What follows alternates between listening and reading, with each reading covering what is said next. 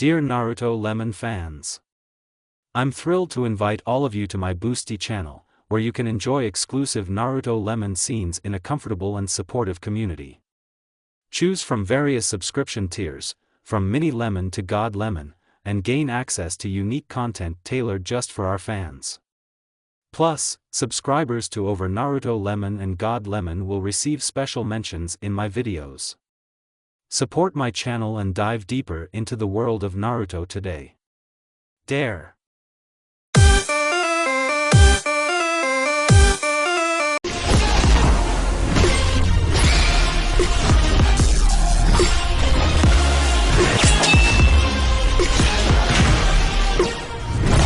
Minato stood on top of Gamabunta holding his child in his arms and looking at the adamantine ceiling chain-restrained Kubi. "I'm sorry son," Minato said, his eyes filled with tears he could not shed as he looked down at his son. "Your life his breathing hitched, "won't be easy, people will doubt you, misjudge you." He bit his lip hard enough to draw blood, "maybe even hate you." He held his son close, hugging him. "You likely won't even know who we were, but never doubt that if there were any other choice I wouldn't hesitate to make it. Your mother and I love you very much." Minato kissed his son's head. "Be good, Minato," Gamabunta called as the Kubi pulled against the chains. "Ninja art, Reaper Death Seal," Minato said, disappearing in a yellow flash. He pressed one palm to the Kubi, and one to his son. He shivered as an intense cold came from behind him. "Shinigami," Minato commanded, "seal the Kubi inside my son." The response wasn't something that Minato could interpret as words, closer to a mix between a breath and metal grinding against metal, yet Minato did understand it. "What is your offer?" "My life," Minato responded, "in exchange for the sealing." The sound came again. "Life, as if you could even stop throwing your lives away. You humans waste the gift my sister gave you every second." "What do you mean?" Minato asked. "War, after this another will be declared. I may be the god of death, but even I grow weary of you shallow creatures throwing your lives away so carelessly. What are you going to do? End it." The Shinigami stuck his arm through Minato and into the fox. "Now let's see how the loss of the Jinchuriki affects the world." All over the elemental nation 7 people screamed in pain as their various seals dissolved before they fell unconscious, and a large amount of red chakra launched out of their bodies, and at the same time a massive turtle-like creature turned into pure chakra and flew upwards. All the chakra converged on the full moon where a goddess waited for her son. "What's this?" she asked as her soul was pulled from the moon and combined with the fragments of her power before she was pulled toward a single location. She was filtered through the fox before being sealed into the baby. "What have you done?" a weakened Minato asked. "Do you know what this will cause?" "No, I do not, but I am aware it will change the fate of this world," the Shinigami said, taking Minato's soul, before laying the boy safely on the ground. Soon Hiruzen Sarutobi would arrive and take the baby to safety, unaware of how the world was shaken in 12 seconds. 13 years later. Naruto-kun, a woman standing outside the forest of death, called. A figure landed on top of the gate. He had long wild white hair as tall as he was, with a fringe that covered his forehead, 2 featureless pale blue eyes, and crude armor made from leaves and wood decorated with various seeds. He carried a large leek like a staff. He looked down at the woman. "Oh heya, Auntie Mickey." He paused, looking away from her into the air. He gave a dreamy smile. "Now that is not the nice Kyukun, she's Auntie." Mikoto Uchiha giggled. "Oh great sage of the forest," she joked, bowing dramatically. "How goes your sacred sagely duties of doom?" Naruto jumped off the fence, impaling his leek staff into the ground and landing on it. Mysteriously, he answered with his hands behind his head. Mikoto frowned. "Naruto-kun, you really should wear armor on your body too, and shoes. What if you stepped on glass?" she pleaded. "Komiai-chan says that won't do anything due to the foxy lady's healing factor," Naruto idly answered, cleaning his ear. "Komiai-chan, who's the foxy lady?" he asked. "All right, I'll find out when I'm older," Naruto pouted. Mikoto's frown deepened. "I'm glad Kushina didn't live to see you become like this, Naruto-kun." She gazed into the forest of death. Though Anko had assured her the beasts inside never attacked Naruto and that they in fact let him ride on their backs, it still worried her that Naruto had refused to live in the village. Now every time I look at you all I see is a crazed child that was born to my dead friends. Mikoto shook her head. Well, today is special, she said, drawing Naruto's attention back to her. Special, He cheered. She nodded. Yes, today is the day you're joining the Shinobi Academy. Naruto raised his hands. Academy, he cheered, smiling his dreamy smile with the same faraway look in his eyes he always had. What's a academy? He asked. A place where you go to learn, she responded, forcing a smile. Naruto nodded. Oh, he said, what's a learn? Mikoto smiled. I'll tell you as we walk. Naruto hopped off his leek and pulled it out of the ground with little effort. A bone arm grew out of his shoulder and took it as he walked on all fours as he followed after her. Mikoto frowned as they walked through the marketplace due to the glaring her nephew received, but she fought back a smile when Naruto crawled up people that tried to stand in his way. You remember my children, don't you? She asked the literal wild boy. Naruto nodded so fast Mikoto wondered if his head would fall off. Taichi-kun is first Kage The first Uchiha Kage. He's actually the fifth to hold the position, Mikoto corrected, but yes. Sasuke-kun is serious all time forever, and Nobu-chan trained like doggy, Naruto stated. She smiled. Okay, he does remember real people. She let out a sigh of relief. Yes, and I've asked Shinobu if she'll keep an eye on you while you're at the academy, so please try to keep near her, okay? Yes, Naruto nodded. Stay near pretty Nobu-chan, can be doing. Good, Mikoto said. Well, we're here, she said, pointing towards the building. That's where you're going, okay? Yes, Naruto nodded. Going in building. As Naruto scampered off to the building, Mikoto called, find Iruka-kun, he knows where you're going.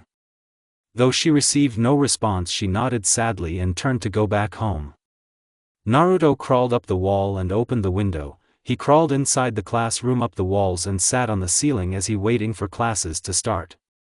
Soon people started filing into the classroom, including three familiar people to the self-proclaimed great sage. The first was the second child of Mikoto and Fugaku Uchiha, being Sasuke, who looked around the classroom. Morning, Sasuke-kun. Most of the girls in the classroom shrieked at him, which was followed by a high-pitched giggle.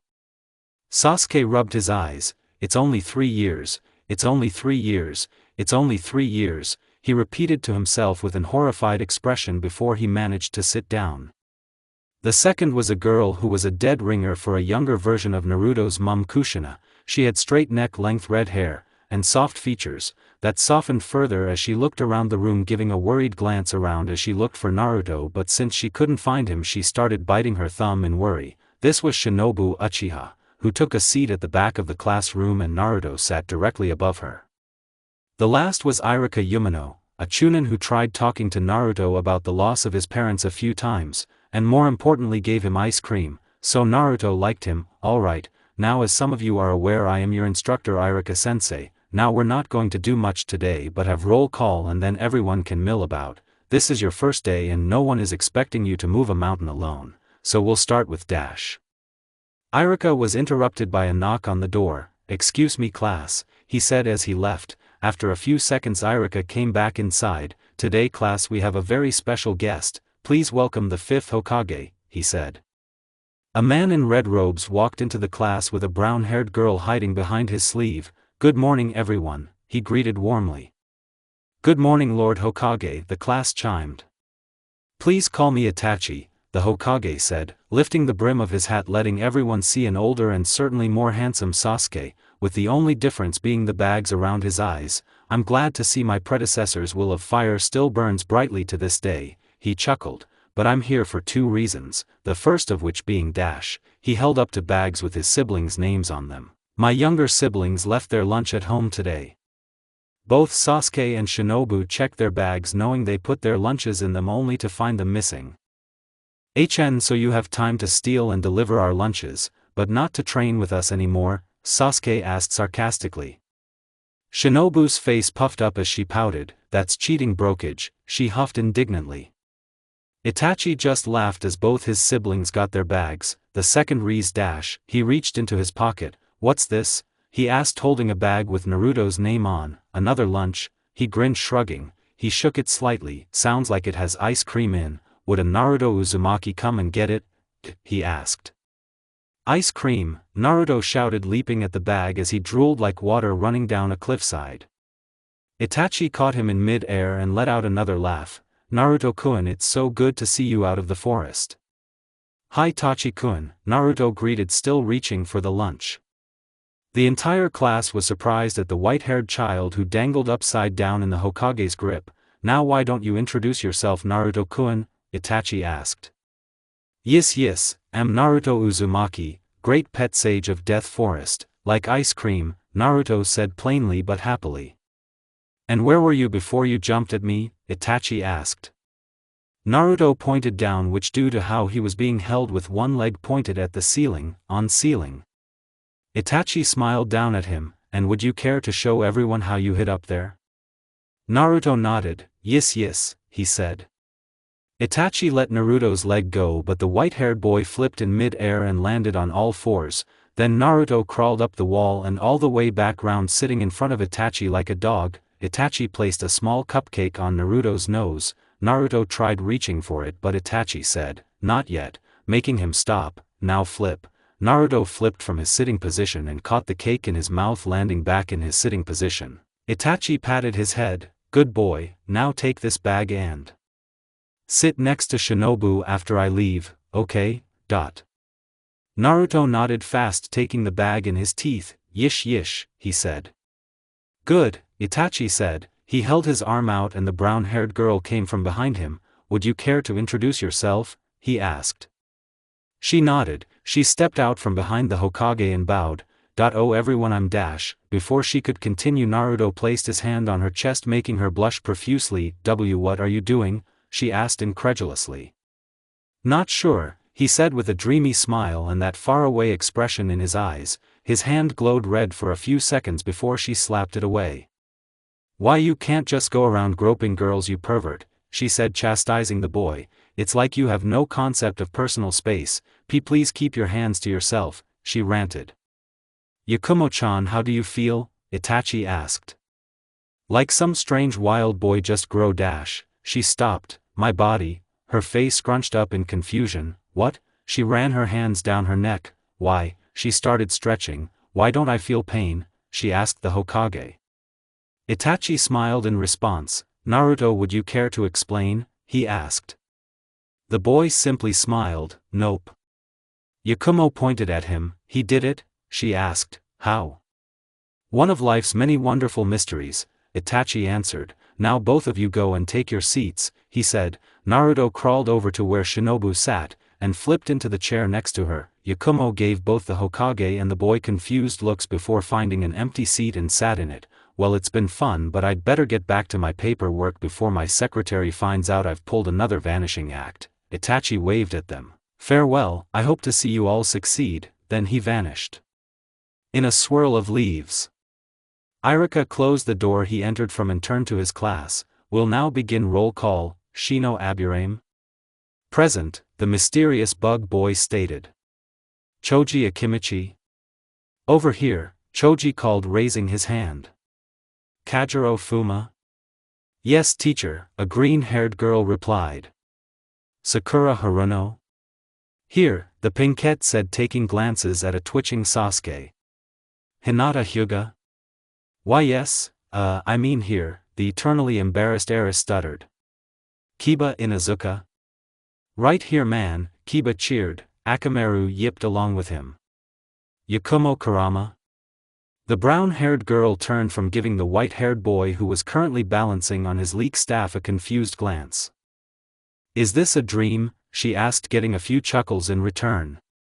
No, but that is how most people who meet Naruto feel, Arika replied. In that case I am in fact present, she said, turning back to watch the boy. Sasuke Uchiha? Wishing I wasn't, Sasuke groaned under his breath. Hang in there, Irika replied. Shinobu Uchiha? Here, the redhead said as she cuffed herself to Naruto. Why are you cuffing yourself to him? Irika asked. So he can't go bouncing off the walls, Shinobu responded. Irika nodded, makes sense. Naruto Uzumaki? Yes. And finally Ino Yamanaka. Irika looked around after a few seconds. Miss Yamanaka? Suddenly the door was pushed open by a heavily breathing red-faced blonde girl. Sorry I'm late, she said in between breaths. Did I make it in time? Irika smiled. Just in time, Miss Yamanaka. There's a free seat next to Sasuke. Irika said. Ino nodded and bowed. Thanks sensei. Then she quietly sat next to the brooding boy, who became a lot stiffer when she sat next to him. Now since this is everyone's first day, your first assignment is to make some friends, Irika said, partially cause I have to find a new lesson plan since we'll have a new taijutsu instructor soon. He pointed to the class. But be aware, we've got our eyes on you all, so behave. And with his parting words Irika left the class. Shinobu turned to Naruto. Where the have you been? She demanded. Everyone was worried sick about you, she stated, pulling his ear. Even Sasuke? Naruto asked. Not even a little, the brooding boy stated. Especially Sasuke, Shinobu said. Who even is he? Sasuke asked, not really caring. The boy who Mum raised until he could walk, Shinobu said. Then she gritted her teeth, pulling Naruto's ear harder. Then he vanished, making everyone worry. Sasuke had a dull recollection of that. Yeah, he said unconvincingly, that's right. Okay fine, maybe not Sasuke, but Mum bro and me were all worried sick, Shinobu said. Where were you? Death Forest, Naruto said simply. Death Forest? Shinobu asked. Death Forest, she cried, shaking him violently. Why were you in Death Forest? Where is Death Forest? Are you okay? You aren't hurt, are you? I am fine, Naruto said, still being shaken. You're lying, Shinobu stated. Then she let out a breath. That doesn't matter anymore, she smiled, since you'll be coming home with us, she stated. Naruto considered her words. What Kokuo think? He asked, looking away from Shinobu. After a few seconds he shook his head. Yes, remember that now, he said, turning back to Shinobu. Sorry, can't go with you. Shinobu sighed. I understand, she said. How did he heal me? Yakumo asked. Sage magic, Naruto said, scratching his neck with his foot. Am powerful sage guy. Yakumo blinked. I guess that makes sense, she said, unconvinced. I got one. How'd he crawl up the wall? Kiba asked. Katra, Naruto cheered. He means chakra, Shinobu stated. Naruto would have gotten more questions, but then Itachi reappeared. Hi Sibs, I need to borrow you, Naruto buddy. By Sibs, he said, picking Naruto up with one arm. Then they were in the Hokage's office. Several people were inside, 4 war robes similar to Itachi's. Naruto, these are the 5 Kaguya, Itachi stated. Then he turned Naruto to the 4 Elder Council. Know anyone here? He asked. Naruto pointed to the 3rd Hokage. That's Gigi, he said. The others are Curly, Mo, and Larry, he said, pointing to Hamura, Danzo, and Koharu respectively. Then Itachi moved behind his desk before putting Naruto on the floor, and he himself took a seat. Right, so you all wanted to discuss something with me and my good buddy Naruto? He asked. Stomped over, return what you stole from us now, Uchiha brat, or things will get dash. It cracked his knuckles, then his neck, then he popped his back, and finally he threw a vase on the floor. Ugly, he said. Naruto snorted. What's so funny, brat? A asked. Son Goku said it wouldn't be uglier than you, Naruto said. A gritted his teeth and stomped over to the brat. Tell Son Goku dash, he started, then he jumped into a corner, that he doesn't have to be so mean, A cried, bawling his eyes out. Case in point, Lord Hokage, Anoki said, we are aware he has the tailed beasts and we just want ours returned to us. I'm sorry Lord Tsuchikage, but what you want comes at the life of a young boy and therefore I'll have to deny your request, Itachi said. Besides, your Jinchuriki are still alive, and they seem no weaker than they were before dash. That is where you are wrong, the Kazekage interjected. My son lost all his power and due to an attempt on his life he is now in critical condition. He leaned over Itachi's desk. We need the Ichibi to save him. Itachi laced his fingers together. When you ask like that dash, he said, shutting his eyes and smiling, it makes me want to gut you like a fish. He opened his eyes showing Sharingan that glared back at the Kazekage. I'm aware that the attempts on your son's life were your own doing. Go join A in the corner, he demanded. He took a few breaths, and with the adults? Itachi, Mei Terumi drawled, your predecessor Hashirama gave the Biju to our predecessors as a peace offering, don't you think that dash? Itachi raised his hand. Naruto, what's your last name? Uzumaki, the boy answered simply.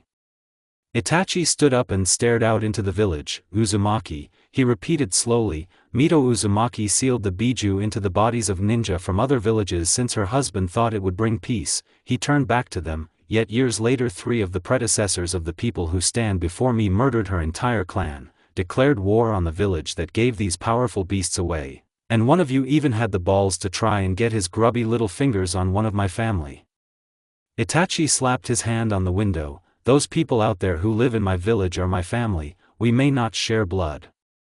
We may not have even shared a single sentence together, but we are family, bound by the will of fire that courses through our souls.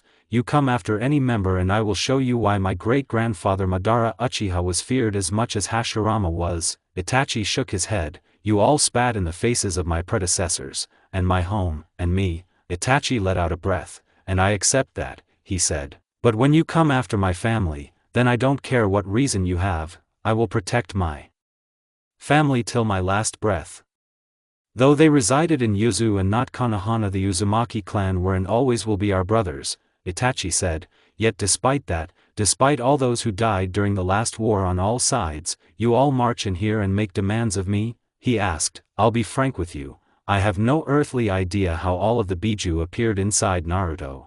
I suspect it has something to do with the seal required to seal the Kubi, but even that is little more than a guess, yet I see this as a time to start. Over dash, he said, pulling a sand timer out from under his desk. What would you all say to a little wager? He asked. The Kage looked to each other. What kind of wager? Mei asked, being the only Kage who seemed not to brass the Uchiha off.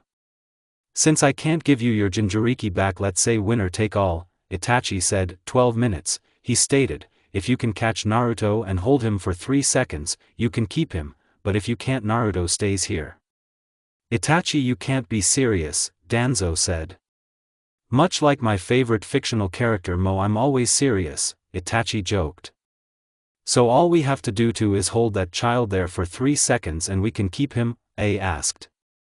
Yep, Itachi said, but there are a few catches. Only one of you 4 can touch him. You can't lure him to you using any method, and you have to hold him and count to 3. If you can't count to 3 before he gets away, then it doesn't count. Oh, and if anyone gets him, feel free to hit them hard to make them let go. And that's it? Anoki asked. Yep, I'll be coming along as an impromptu referee, but be aware if anyone breaks these rules, it'll mean war. Itachi stated. He clapped his hands. Right, everyone to the roof. Nico, could you fetch Naruto's staff for him? He asked, leaving the room before any answer could be given, and they all soon reached the roof. The Kage threw off their robes and took their marks as Nico handed Naruto his giant leek. Naruto, Itachi said, placing his hands on the boy's shoulders, these other Kage want to play tag with you, but nobody wanted to be it. Can you be it for about 12 minuets? Yes, Naruto said. Good, he said before taking his mark near the others. Ready, he called. Set. A used his lightning armor jutsu. The Kazekage made a gold platform to ride on. Mei just stretched to limber herself up. Anoki covered himself in butter and floated above where he had been standing. Itachi activated his Sharingan. Go, he shouted. With how slowed down things were, Itachi smirked as Naruto vanished 6 milliseconds before I even got close to him. Itachi looked up. Game set match, he said, smiling. What? A complained, but I didn't even get him. It's fine, he just jumped too hard and blew his own legs out again, Itachi said. The good news is they'll be healed before he lands. Lands? How far away is he? Mei asked. 470 miles, Itachi pointed skyward, that way. The Kage stared up into the sky, though none of them could see him. The last time he did this it took him about an hour to hit the ground, Itachi said. So we'd never catch him? Mei asked. I have no idea, Itachi said. Maybe if he could control his strength better. Naruto slapped his face as he fell. I used too much strength again. Then he shrugged. Oh well, it's a lovely view, he said, spinning and looking at the village. Naruto laid in a hospital bed, bandages wrapped around his entire body despite the fact he had already healed himself long before he'd even gotten to the hospital, but the nurse told him if he tried to move she'd tell the Hokage that he was bad and that Naruto being bad would break the Kage's heart, so he patiently waited for morning. Okay, maybe not patiently and defiantly, not as still as the nurse wanted. Come on, Mr. Sun, Naruto whined, staring out of the window. Rise faster, else Naruto is bad child, he said with his arms behind his head. If only I had my staff, then I could use sage magic to speed time. Then he pouted, but in great hunger it was lost. He licked his lips, should stop choosing such tasty staffs. A giggle echoed in the mostly quiet room. Someone there? Naruto asked, getting on all fours, being careful to not trigger the weight seal on his bed, else the nurse might believe he was escaping. No, a voice said. Naruto pouted. Oh, he said, then I'm sad. Why are you sad? The person who wasn't there asked. 'Cause I'm all alone and bored. So you actually still believe you're alone? Yes, you said no one here, and why you lie, Naruto said, rolling over annoyedly. A woman stepped out of the wall. Naruto, I actually am here, she said. Really? He asked excitedly. Yes, you just can't tell the Hokage or I may get in trouble, she said. Okay, not tell Taichi-kun, Naruto said. The woman smiled and came closer as she stepped into the dim light. Naruto realized she was one of the Umbu. Who are you? He asked. She chuckled, raising a finger to her mask-covered lips. Silly, I can't tell you that, just call me Leopard. Okay, Leopard, Naruto said. Can you talk to me until Mr. Sun comes up? She took a seat near the bed. I suppose I wouldn't be doing any more harm. She crossed her legs and leaned her head on her hand. What would you like to talk about? Ponies, Naruto said as seriously as one could. Leopard giggled again. They run fast, she said. Like really fast, and they can carry a ton, Naruto said. Ponies are cool. Leopard lifted her head up and quickly jumped into the wall. Then Naruto's door was pushed open by the nurse that bandaged him up. She had a single arm and brown hair. Blah blah blah, Hokage, she said, throwing Itachi in the room. Ow, he said, it's me dash. The nurse hit him on the head. Quiet, patents are resting. He nodded, rubbing his head. Sorry, he whispered. The nurse nodded, walking over to Naruto. She gave him a quick checkup. Haven't been trying to escape, have you? Me escape, you crazy, me love smell of bacteria wipes. Naruto lied, not about not escaping, just about the smell. She smirked. I know, that's why this room is reserved for the only person in Konohana capable of blowing their own legs off. Naruto gulped. Me lied, not actually like smell. The nurse pouted. Ah, really? She patted him on the face. Well, can't unreserve the room now, guess you'll have to deal with it, she said. She checked his equipment was still working and the weight seal was undamaged before turning and leaving. Itachi stood up and walked over to Naruto. She's a peach, isn't she? Naruto nodded. Yes, she really cares for patients. I'm glad we agree on that, he said before his expression darkened. He held up a bottle. So buddy, I was wondering if you know what is in here, he asked. Naruto shook his head and hid under the covers. Really? 'Cause it was found in the clearing you sleep at, in a small wooden pool, Itachi said. Now Naruto was sweating. Nobody told me how to make it, Naruto lied, especially not Q-kun. He chuckled nervously. Who even mentioned Q-kun? 'Cause they lie. Freaking narc, spoke the booming voice of the Kubi no Kitsune. Itachi froze. Q-kun? He came close, his expression turned soft. As in the Kubi? He asked. Naruto shook his head slowly, then he stopped and nodded. Naruto, the Kubi cried. I thought you were a bro. Oh Naruto, Itachi said, patting Naruto's face. I'm not mad at you, just that I wondered who taught you how to make sake. Then Itachi considered what he just learned. The Kubi that tried to destroy our village taught you how to brew sake? He asked. Naruto nodded. He said that since Shikaku-kun can control me while I sleep, he might hurt others, so he taught me to make sake so Shikaku-kun would get too drunk to hurt anyone. Itachi raised an eyebrow. the Kyuubi protected us from a rampaging Shikaku. Why? Curiosity overtook the Uchiha and he asked, did the Kyuubi say why he wanted to stop the Ichibi from hurting others? Naruto nodded, he said. Naruto clamped his mouth shut. Itachi sighed, he wants to kill us himself doesn't he? Naruto nodded, of course he does. Itachi smiled, well he'll have to get through Konohana's greatest hero first. Yes, Taichi-kun is unstoppable, Naruto said. Not me, Itachi booped the white-haired boy on the nose, you. The door opened again and the nurse walked back in. Here's your stuff, she said, throwing the armor onto the boy, you're free to go.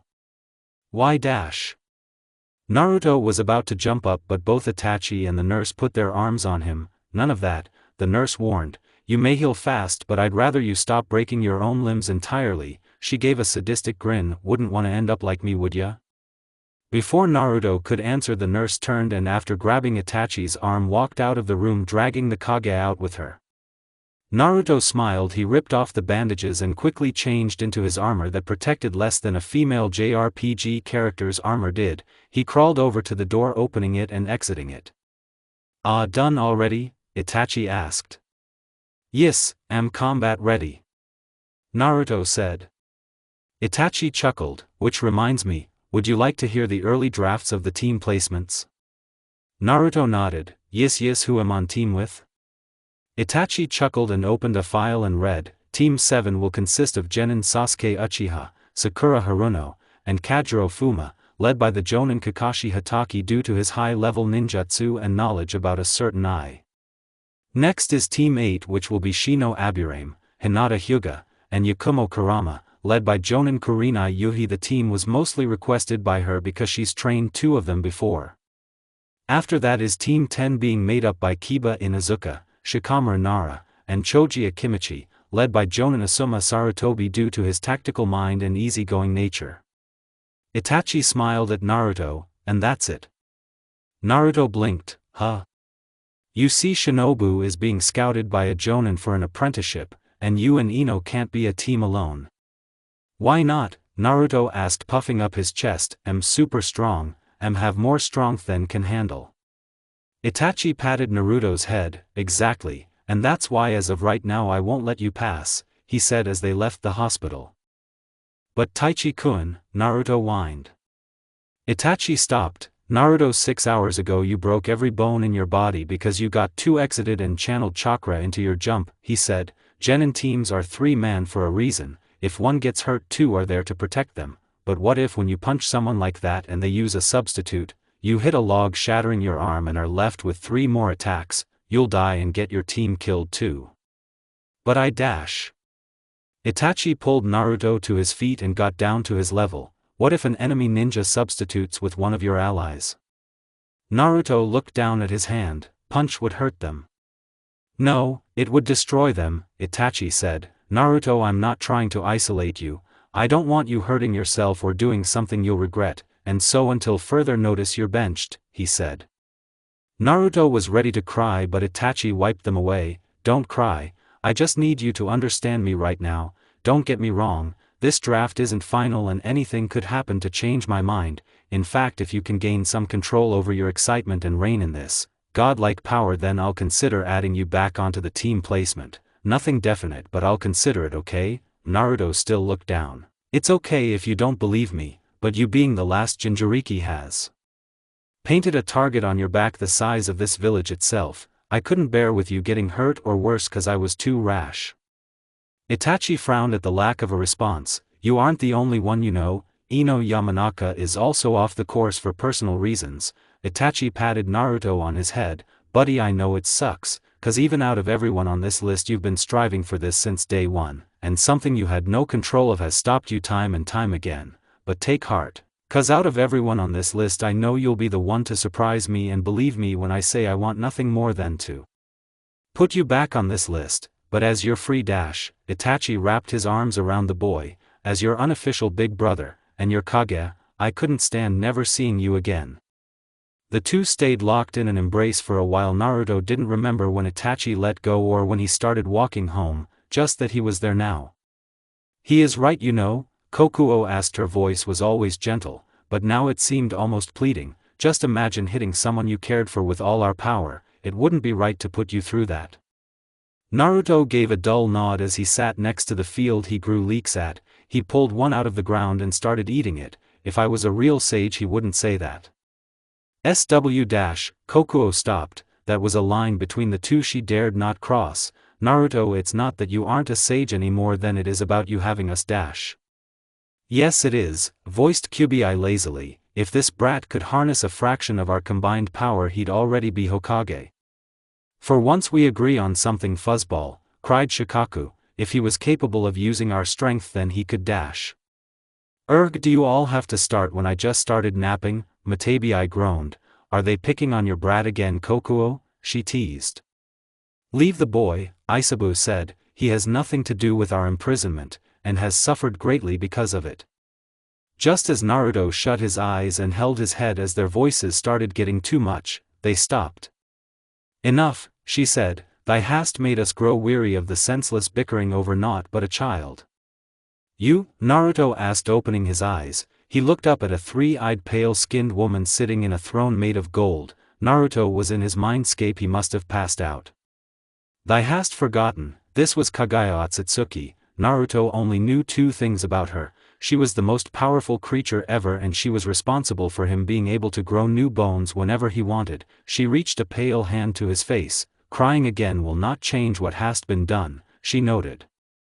I know, he said, wiping the tears away. He was always embarrassed around her and he never knew why. He looked away from her as she gently caressed his face. Did I come here? He asked. No, we brought you before us, she stated. We wanted to hear you say it. Say it? Naruto asked. We want an admission that we were right, then thou must state thy new objective. Kaguya explained. Wrong? Naruto asked. She always used big words so it took him some time to figure out what she wanted, but Naruto did remember when and why he told her before she was wrong.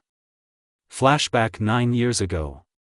Naruto was 4 and at the time he still lived in the village. He'd been so excited for today. Today was the day Itachi was going to address the public after arresting his own father and finally revealing that Fugaku had started coup.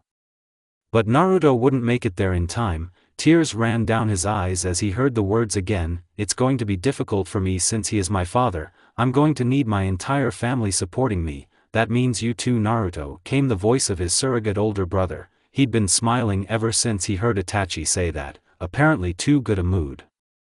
3 villagers had caught him and thrown him into an alleyway. The 3 crowded around him and started stomping him against the wall. They shouted things at him too, but it was the same things they'd always shouted at him. You demon, we'll take revenge for the 4th you monster, and his favorite, you'll wish you were never born.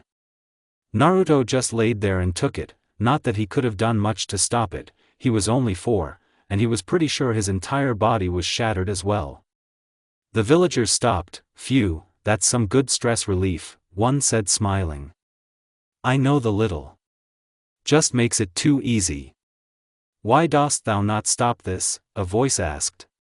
Who dash? Naruto's curiosity was cut off by a boot that stomped on his head. Shut up, demon, the youngest one said, nobody cares to hear it. These vermin have attacked thou, the voice said again, why dost thee allow such insolence? Insolence, Naruto thought. The villagers raised the feet up again ready to crush his body. Thou sees that unless thee acts swiftly these vermin will continue to harm us, correct? I can take it, I'll just heal anyway, Naruto tried to say, but his entire body wouldn't make a sound let alone say anything. So thou would allow vermin to abuse it forever? The voice was at first curious, but now it seemed annoyed.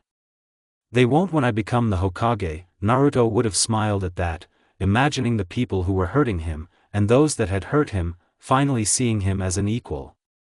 An equal? The voice asked dangerously. Suddenly Naruto's body started emitting white chakra. The villagers backed away in fright. As Naruto's broken body twisted and healed as he stood to his feet, Naruto could see everything, and the pain was gone. Equals?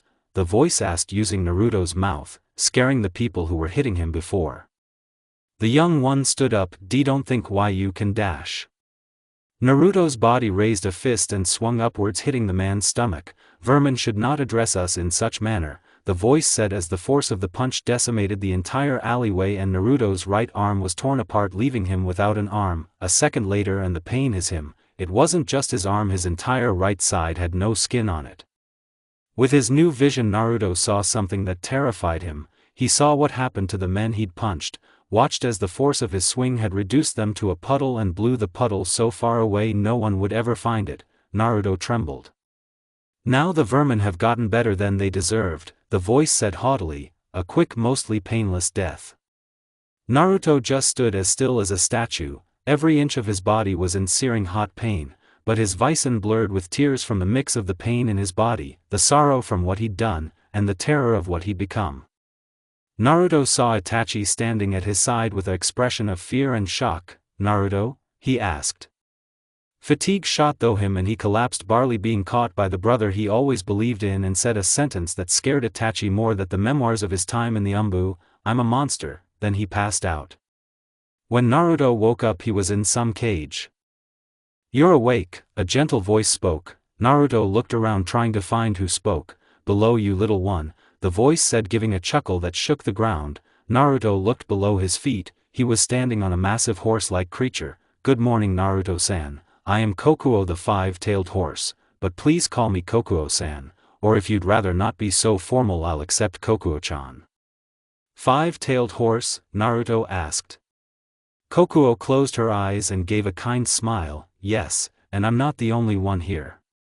Naruto followed her eyes and found two things. Kokuo was laying on the floor, but the others certainly were not. As he looked around he saw more massive creatures that looked down at him, each gazed at him with curiosity. Naruto felt like an ant as he looked around at them all. "Who are you all?" Then he started panicking. "Wait, where am I? Did Tachi-kun throw me in a dungeon with monsters?" he cried.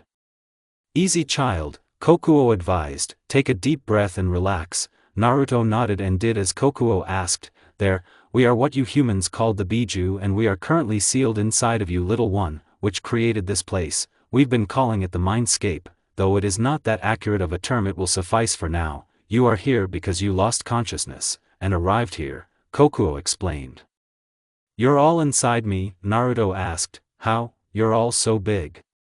"Unfortunately such knowledge is beyond us, since no human has shared their secrets with us and we did not invent the concept," a giant armored turtle said. "Apologies, I am Isabu." Nice to meet you," Naruto said, shaking slightly. The Biju's eyes widened, and they all looked at each other unsure of what to do. They'd never been told it was nice to meet them before. "Is it nice to meet me too?" a large blue rhinoceros beetle asked, buzzing. "I'm the Nanabai, just call me lucky number 7 Komiai-chan." She exclaimed. Naruto scratched the back of his head. "Can I just shorten that to Komiai-chan?" he asked. "Nope, you gotta call me the whole thing." "Alright then, lucky number 7 Komiai-chan," he said. "I'd say it is nice to meet you too." "Why are you acting like this?" a really deep voice asked. Naruto turned to see who spoke and then he was sure his heart stopped. Now that's more like it," grinned Naruto's worst fear. The Kyuubi no Yoko's massive eyes glared back at him. "I guess you just didn't put two and two together." The fox took a step closer, glaring down at him. "Tell me, is it nice to meet me as well?" "You're Dash, I'm Dash." Naruto shook. "Why?" he asked. "Well, human, is it nice to meet me?" the fox asked. Naruto fell back onto Kokuo's head. "Little one, are you alright?" she asked. Naruto just laid on her head. He wasn't sure where he was, or if he could trust anything anymore. "I wanna wake up now," he said. Suddenly Naruto wasn't on Kokuo's head anymore. He was in front of a large golden throne and a giant woman sat on it. "Thou can't wake until thy body does." The voice shook Naruto and slowly he looked up, and his chest felt weird as he saw a beautiful white-haired woman. "Little one?" Kokuo asked frantically, "where did you go?" The woman leaned closer to him. "We are certain thee would rather our company than those of those beasts," she said. "Why you?" Naruto asked. "She was the one who killed those people." She gave a beautiful smile. "Dost thou wish to thank us? Kind but unnecessary after all." Naruto froze as the woman raised her small and circular eyebrow at him. Summoning all his courage, Naruto did something reckless. He turned from the gorgeous woman and ran towards the giant monsters. Kokuo-chan, I'm over here, he screamed, running towards her. Little one, she called, then steam shot into the air and Kokuo shot past the others and was in front of Naruto in an instant. She turned to face him. Are you hurt? She asked. Steam shot out of her horns, making her look far more intimidating. But Naruto smiled and hugged her leg, and no, he stopped. It was kind of embarrassing to say, she scares me, he said, pointing at Kaguya. Do I not frighten you? Kokuo asked. A little at first. But you're like Naruto clutched her leg tightly, like how I imagined my mum would be. An interesting statement, the woman said. You fear me, but the giant horse you liken to a mother, she noted. How odd. Naruto shook his head. It's not odd, you killed those people, and you said they deserved it, Naruto said, but Kokuo-chan's super nice. Of course I'd be scared, you're a monster. Stop, Naruto turned, seeing a giant ape walking over to him. He put his hand on the floor and beckoned for Naruto to get on it. A quick glance at Kokuo's face, she gave him a smile and a nod, and Naruto climbed into the giant hand. The ape raised Naruto to his face. I could crush you, you know, he asked softly, yet one nod from her and you just jump right on. Naruto nodded. Kokuo-chan is nice, she wouldn't nod if you were going to hurt me. You trust her that much? The ape asked, but she's a biju, like us, he noted. You're right, Naruto said, so that means that there must be good in you all. The massive ape smiled, raising a hand to the tiny human. I am Son Goku. Naruto looked at the massive hand. He put his hand on one of the fingers. I'm Naruto Uzumaki, it's nice to meet you, Son Goku. Could you be he? Son said, putting the boy on Kokuo's head, the one we've been waiting for. Who? Naruto asked. Before anyone could answer Naruto, he was again in front of the really pretty woman again. Are you he? She asked. Was this what Hagomoro foretold? She placed a hand on his head. I do not understand, why do you feel regret? You killed people, Naruto said, then he shut his eyes tightly, and because I enjoyed watching them die, he admitted, they hurt me and made me feel so much pain, but I shouldn't enjoy hurting others, it's not right. Do not fret, we killed monsters, and the quick, mostly painless ends are better than the vermin deserved. That is all any who would dare harm us deserve, and what those who would harm a child deserve. She smirked. Enjoying the deaths of those three is nothing to be ashamed of. That's wrong. What? She asked. You're wrong, they were wrong too, but that doesn't make what you did right. Kaguya's cheeks heated up. Wrong? I am not wrong, they enjoyed hurting thee, thus it is only natural to enjoy the inverse of that. No, you should never enjoy killing. Thee should enjoy revenge on those who made thee feel helpless. By making them feel as helpless as I did? If the vermin didn't want to get harmed, they shouldn't have taken such glee in harming others. But it's okay to take glee in their deaths. 'Tis how the vermin acted. That still doesn't make it right. Ist thou thick-headed? If they truly believed thou were a demon, then why harm thee? Kaguya asked. The answer plainly simple, because they knew who thou was, a small frail child, and they were simply evil. Naruto didn't have an answer for that. Even if that's true, you're still wrong. Thou clings to delusion, she smirked. 'Tis fine, one day this village will push thee too far and thou will admit that we are right, she smirked. We bet that when such a time comes thee will want the destruction of this entire evil village by then as well. After she had spoken, Naruto's vision turned white. Flashback end. Now thou see we are right, so thou should tell us. Go on, it is right to enjoy the suffering of evil people, she said. I still not think that, Naruto stated. Her smirk caved in on itself. Surely thou cannot be serious, she asked. Thee distanced thyself from all, loved and cherished friends and hated enemies alike, stayed in this dangerous forest to attempt honing thy power, avoiding human contact, slowly becoming less man and more like a wild beast, getting drunk every single night to keep thy body from being used against those whom care for you. And now one of those people told thee tea was all for nothing. Naruto shook his head. No, Taichi-kun wouldn't say those things less he needed to, and he right. Naruto am too strong for own good, must start learning how punch like normal person, or at least do less damage to own arms when punch. Boil release, Kokuo screamed. Making everyone turn to her. I mean that, if he wanted to I could try teaching Naruto-kun how to use my boil release to power up his regular punches. Naruto grinned, yes, then wouldn't have to use my strength. He gets flight after that, Chomei cried, I get to teach him next. Matabi yawned, rolling over, I'll teach him how to conjure my fire, only because he can use it to cook food which might be necessary for him not to die. But wait, Shikaku called, doesn't he have too much chakra to use jutsu? Yes, and while transforming chakra is no jutsu, nature manipulation is a form of chakra control, which while he is capable of the task will not be easy, but it is still possible, Kaguya stated. Yes, but you will not be able to launch it at others as you cannot preform most ninjutsu, but you could do something so reckless every other ninja would refuse to do it. Naruto scratched his head, what that? He asked. Punch thou opponents and as thy fist connects emit chakra from thy fist and turn it to flame, Kaguya stated. Or boil, Naruto said. Actually that's not how it works. You'd have to make a furnace and manipulate the water and the fire together to manipulate the steam in order to propel yourself toward enemies, Kokuo said. You would need to wear a furnace at all times though. Then had best get started now, Naruto grinned, not want mess up, he waved to all the Biju, bye guys. By Naruto-kun, Kokuo smiled. Hurry up and finish learning steam power so I can teach you how to fly already, Chomei pouted.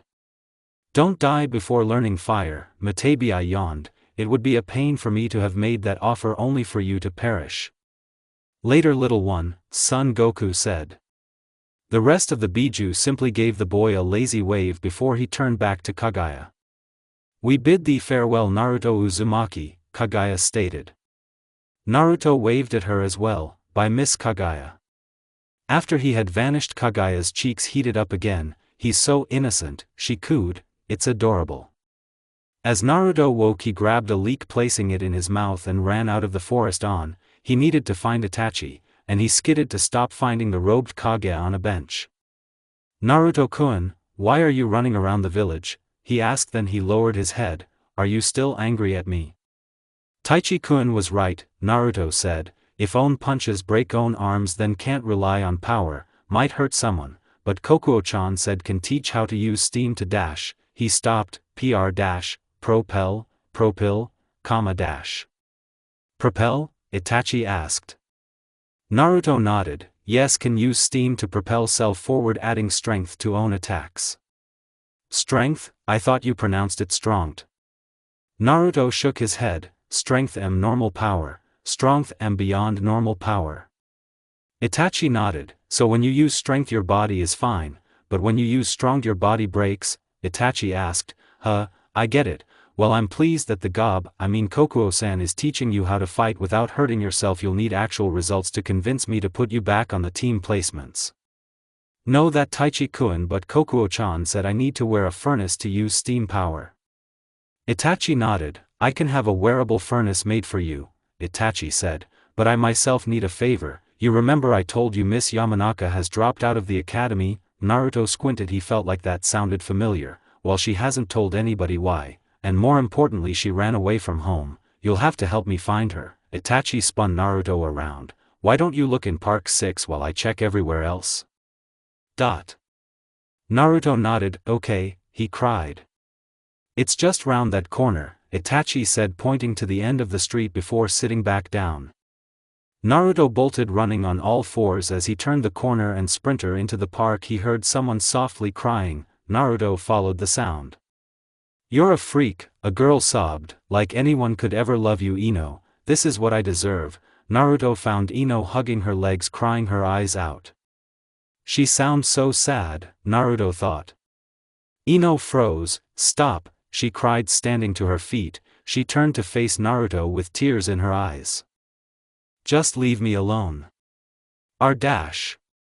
I'm fine, so just leave me alone, she shouted covering her ears, why won't anyone leave me alone? I am here to help, Naruto said. Ino raised an eyebrow at him, help me? Ino winced, you don't even know me. Naruto gave her a big smile, but we're friends. Ino shook her head angrily, you're wrong, and I don't need friends, I need quiet, she screamed, her hands pressed harder against her ears. Quiet? Naruto asked. Poor thing, she seems to be undergoing some sort of mental breakdown, Kokuo said. Not another one, Ino cried, dropping to her knees again. Matabi yawned, what's going on here? Please, I'm begging you all stop, Ino pleaded, crying harder. Everyone stopped talking, and Naruto stopped thinking, Saiken instructed. A few minuets went by and Ino visibly relaxed somewhat. Yellow, Saiken said. Why yellow? Ino questioned. My suspicions were correct after all, Saiken stated. You young lady can peer into the minds of others, can't you? How do you know? I have lived a very long time and seen a great many things, and one of my hosts fought a member of the Yamanaka clan who could read her mind. There was someone before me, Ino asked. There were likely a few before you, though the clan probably dismissed them as crazy. Who are you? Ino asked, looking around. I can't see anyone but this idiot. Naruto, I need you to press your hands to her head, Saiken asked. Okay, Naruto said, holding his hands to Ino's head. Now Naruto's iris vanished.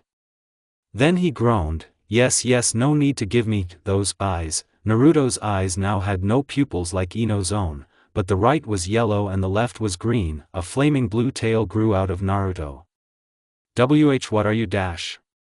Flame bind, Matabi said as flames grew on Naruto's arms. Ankh of reprieve. Then a flaming blue ankh materialized and crashed into Ino's body, engulfing her in blue flames. Ino screamed, then she blinked. Wait, I'm on fire. Ino checked her hands, but it doesn't hurt.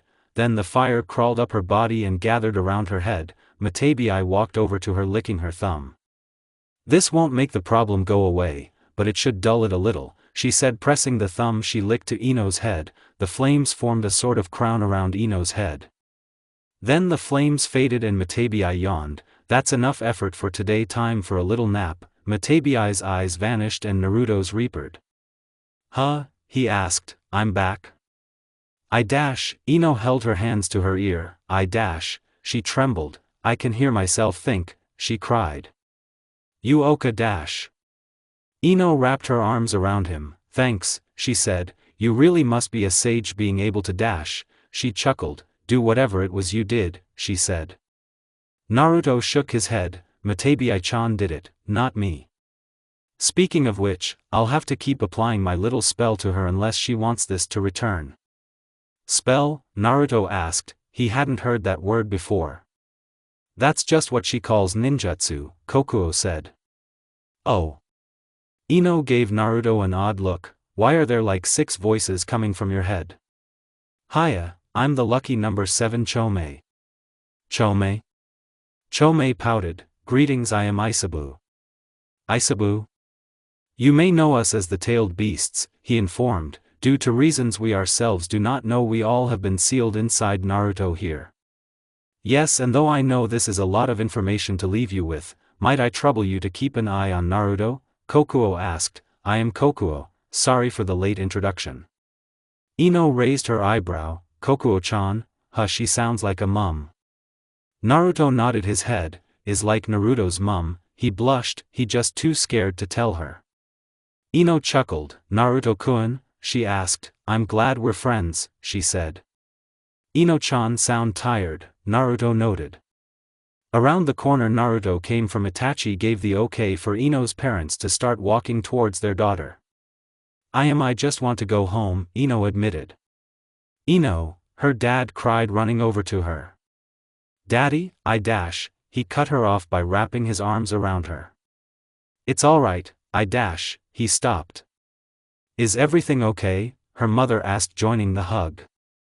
Are you alright? I'm better now, she said. My friend Naruto-kun helped me with everything. Anytime, Naruto smiled.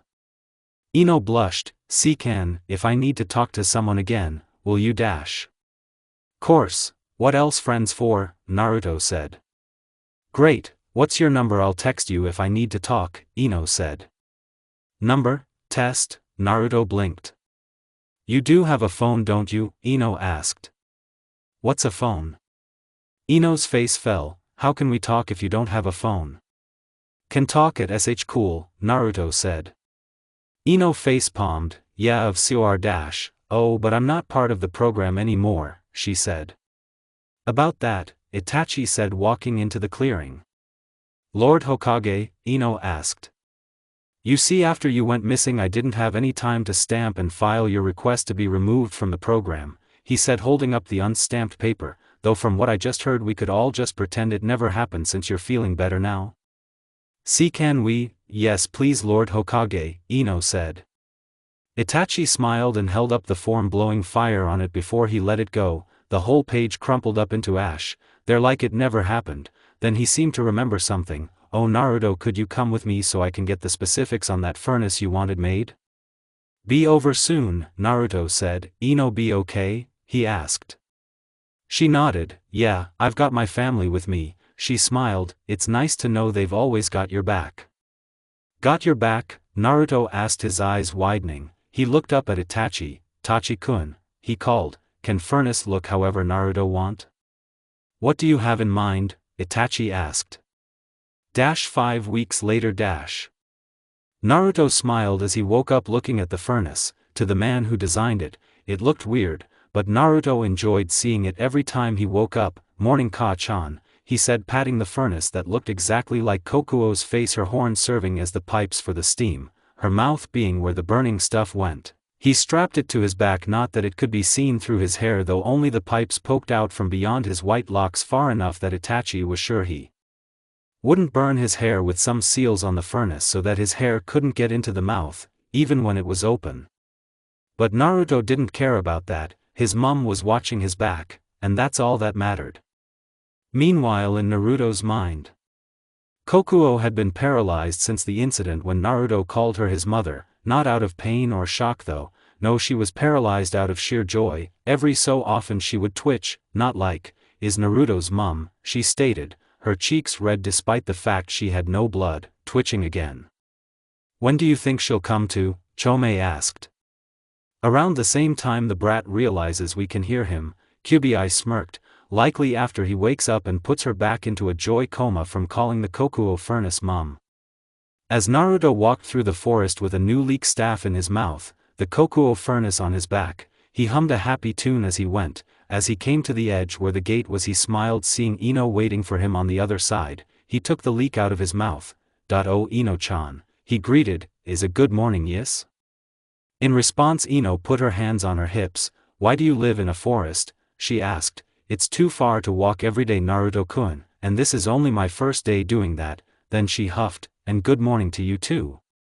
Prefer it to living in the village, Naruto answered as he hopped over the fence. Ino rubbed her shoulder. Lord Hokage showed me the team assignments, we're a man short, she sighed. How are we going to pass? Naruto put a hand to his chin. I am not sure, but is not my focus. Ino shook her head slightly. I'm sorry, did you just say you aren't concerned with us not passing the academy? We'll pass, Naruto stated, just am not sure how. Sides, I prefer think one problem at a time. Naruto looked down at his arm. I need to think of way not to break own limbs while punching. Yeah, you said something about that last night. What have you thought of so far? Naruto smiled. That about it? Ino buried her face in her hands. My new friend is a moron. Then she took a breath. Okay, how do you break your limbs? Like this, Naruto said, punching upwards with his left arm, the force of his swing making an upwards gust and a sickening crack. Ino shut her eyes and held her skirt down until the gust was gone. Ino's mouth hung open as she saw the state of Naruto's left arm. The skin of the arm had turned purple and had several burns on it, his shoulder had gone black, and the limb hung uselessly at his side. Naruto, your arm, she screamed. Naruto gave her a pained smile. Is fine, will heal in 5 minuets. How are you so calm? Have broken my own limbs so many times, pain is natural to me, Naruto said, that or feeling too much pain that I only feel numb. Okay, have you tried not breaking your arm when you punch? Ino asked. Yes, though it didn't work. Ino swallowed the saliva that was building up in her mouth. Suddenly she realized how different Naruto was to everyone else she'd met. His arm was broken, yet he was just standing there as if there were nothing wrong, well, that and the fact that he broke his arm and made a strong gust just by punching upwards. Okay, maybe you shouldn't punch, she asked, or kick. But that all I have, and it only happened when I used chakra. Ino's mouth hung wider now. When you use chakra it breaks your body, she asked. Yes, Naruto used the ram sign, can show dash. Nope, Ino said, pushing his fingers down, trust me, I believe you. Naruto looked as dejected as a kicked puppy. Guess we'll not become ninja. And not necessarily, you would just need a fighting style less focused on punches and kicks. Oh, make that direct strikes in general, maybe something that uses grapples and holds like wrestling. Naruto tilted his head. What's wrestling? I'll show you later, for now we need to get to school, Ino said, pulling the boy with her. Also you should work on your speaking. Am will do be the capamabul of, G. She mock glared at him. You did that on purpose, didn't you? Naruto nodded, smiling, used humor to diffuse situation. Ino sighed. You do know that if you weren't somewhat intelligent you'd be insufferable, right? Yes, Ino-chan. Ino and Naruto happily walked/got dragged to the academy. Soon they arrived outside the school. The trip had mostly healed the boy's arm, but Ino refused to let him jump over the fence. She dragged him through the doors, like a normal person, Ino said, smiling. Then she realized he was crawling over the wall. Yes, feel like normal boy, Naruto said. Ignoring that, Ino said, dragging him into the classroom. Sorry I'm late, I had to drag Naruto here. Ino walked inside to see that apart from Irika and Shikamaru, who were working and sleeping respectively, they were the only ones here. Feeling better today, Miss Yamanaka? Irika asked. Ino twitched. Yeah, how are we the first ones here? She asked. Irika shrugged. Must have gotten out of bed early today. Anyway, find your seats and try not to wake Shikamaru. Ino nodded. I did. Since Naruto lives super far out of town and I wanted to meet him, I got up an hour earlier. Funny you arrived an hour earlier too. Then Irika put a hand on his chin, though I'll admit I'm not sure when Naruto got here yesterday. Auntie Miko-chan brought me here, so not sure, but nobody else here in class at time, Naruto said.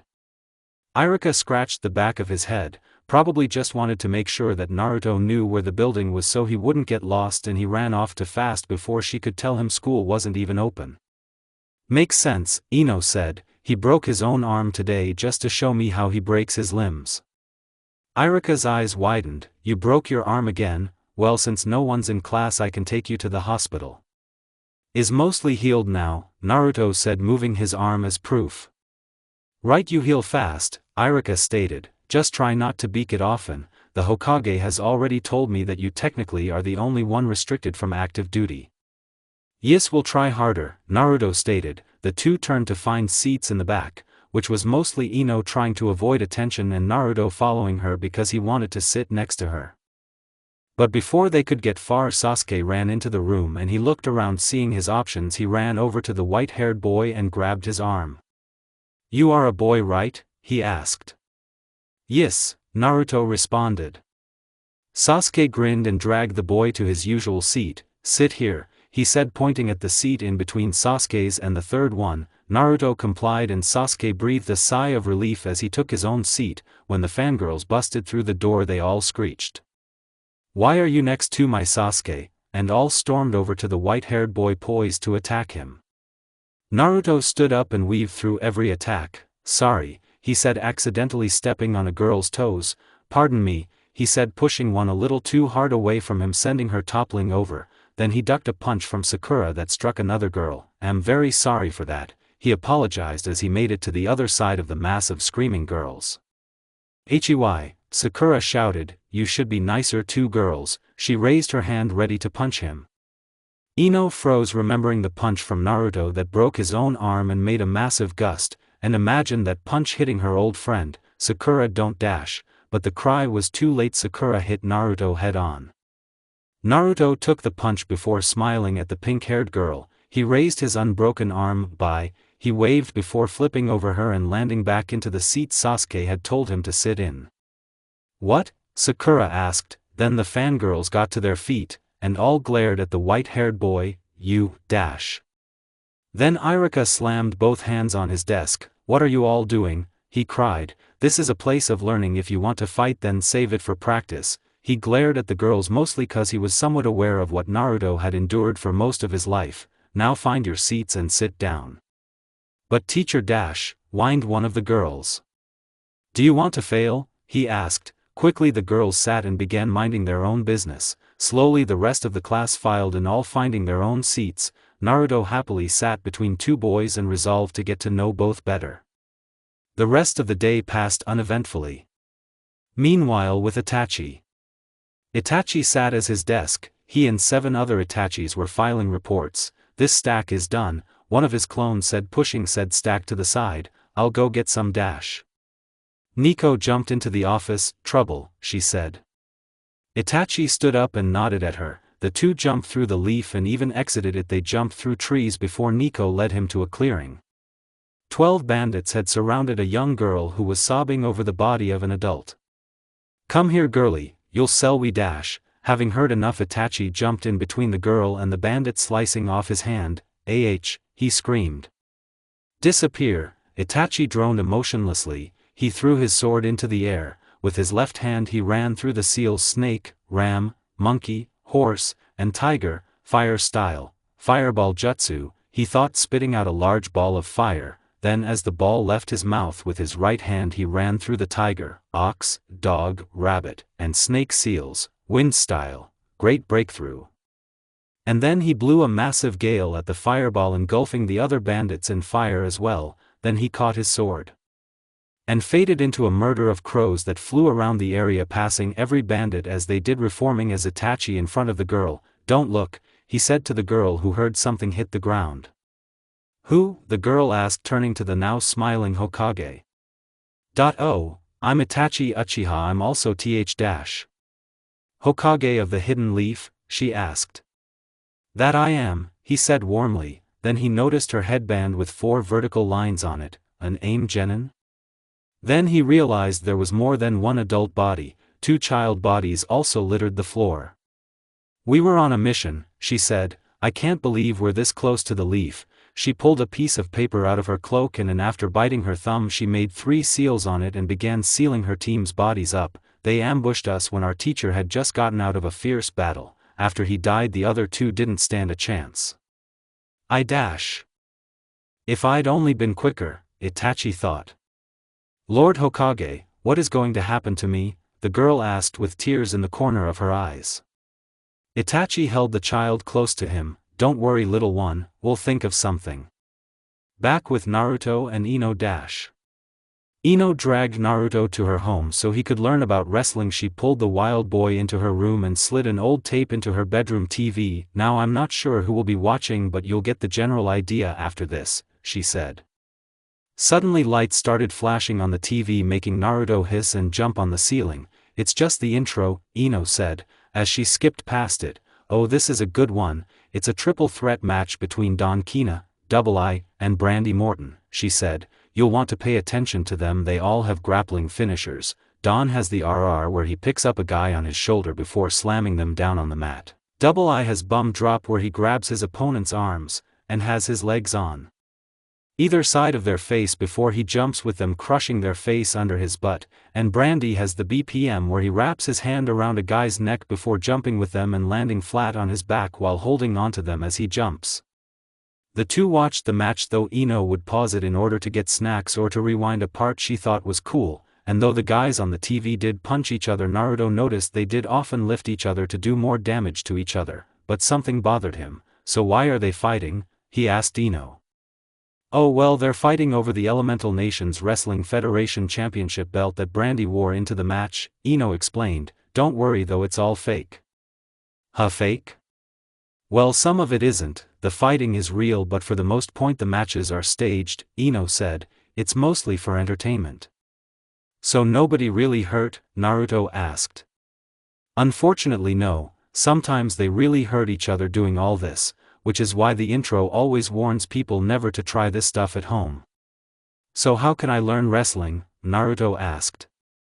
Honestly, I have no idea, but I've heard that one of Konohana's top ninja is a master of all types of taijutsu. Since you and the Hokage seem to know each other pretty well, maybe you can convince him to see if that guy could give you some pointers. That a good idea, Naruto said, not moving, but we should go after this match, might learn something good. Dude, I'm not leaving this room till that tape stops, Ino said, offering him some cereal she'd poured into a bowl. They ended up watching every tape Ino had before they left to find the Hokage. Naruto scampered into the Hokage manor. "I'm here to see Taichi-kun," he said to the receptionist. "Please Naruto-sama, go right on in," she said. "Naruto-sama?" Ino asked. The receptionist took a step away from the wall, showing a board with pictures on it. "This is a board of people who are always allowed into the Hokage's personal office at any time of day." The board had Naruto's picture, the third Hokage Hiruzen Sarutobi, Mikoto, and her two children Sasuke and Shinobu. Everyone in these pictures are always treated with the utmost respect. "Let's go, Ino-chan," Naruto said as he crawled upstairs. Ino bowed to the receptionist and chased after Naruto. She caught up with him outside the Kage's door. Ino felt incredibly nervous as Naruto pushed open the door and shouted, "Good morning, Taichi-kun." Ino's embarrassment shot through the roof. She grabbed the blonde. "Don't shout so loud in public places, Naruto." Then she turned, seeing the amused Hokage, the annoyed council, and a lavender-haired girl who looked like she'd nearly had a heart attack. Itachi chuckled. "Good morning, Naruto." He smiled at Ino. "Oh, and Miss Yamanaka, what brings you both to my office?" "Ino-chan helped me find a fight style that not involve punching," Naruto explained, "but not able to learn it without help." "I might know someone that can help," Itachi said before gesturing to the girl in front of them, "but there's a situation that needs my attention right now. This is Clara-san. She's a fresh genin from Amigakure. Her team was sent to deliver a message from the Amikage, but they were attacked by bandits. I am the only one left," Clara stated sadly. "At least the bodies were sent with the letters, so I don't have to carry them." Itachi nodded. "And because of AIM's lockdown we likely won't get a response for a while. I've sent one of my personal summons to AIM, but no word has returned yet. Thus they are trying to decide what to do with me," Clara stated. "We should send the girl back to AIM with one of our best ninja," Danzo said. "Amekagure is one of our allies." "Who to send though?" Jiraiya and Kakashi are still on their respective missions. Guy is training his genin, Kurenai is preparing to train hers, and Asuma is still recovering, Kohara said. "The only available jonin are Rin Noara Hataru said before being interrupted. "Who openly refuses missions now?" Hiruzen reminded his old teammate. "Obito Uchiha, Shizuku Kurama, and Hayate Gecko," Hataru finished. "Obito has similarly refused to leave the village, and Hayate isn't in the best health, which would leave us with Shizuku-san," Itachi said, "if she weren't notoriously terrible with children." "If I may," Clara said, "the Amikage has ordered that everyone should be turned away at the gate. Since Hanzo the salamander is still hiding in the village somewhere, it may take him a while, but I would recommend waiting for his response." "I see," Itachi said. "Well, it's not really like we can do much at this point anyway." He raised his hand and summoned an umbu. "Would you go reserve a hotel for Clara and fetch Might Guy?" The umbu bowed. "Yes, Lord Hokage." Then they disappeared.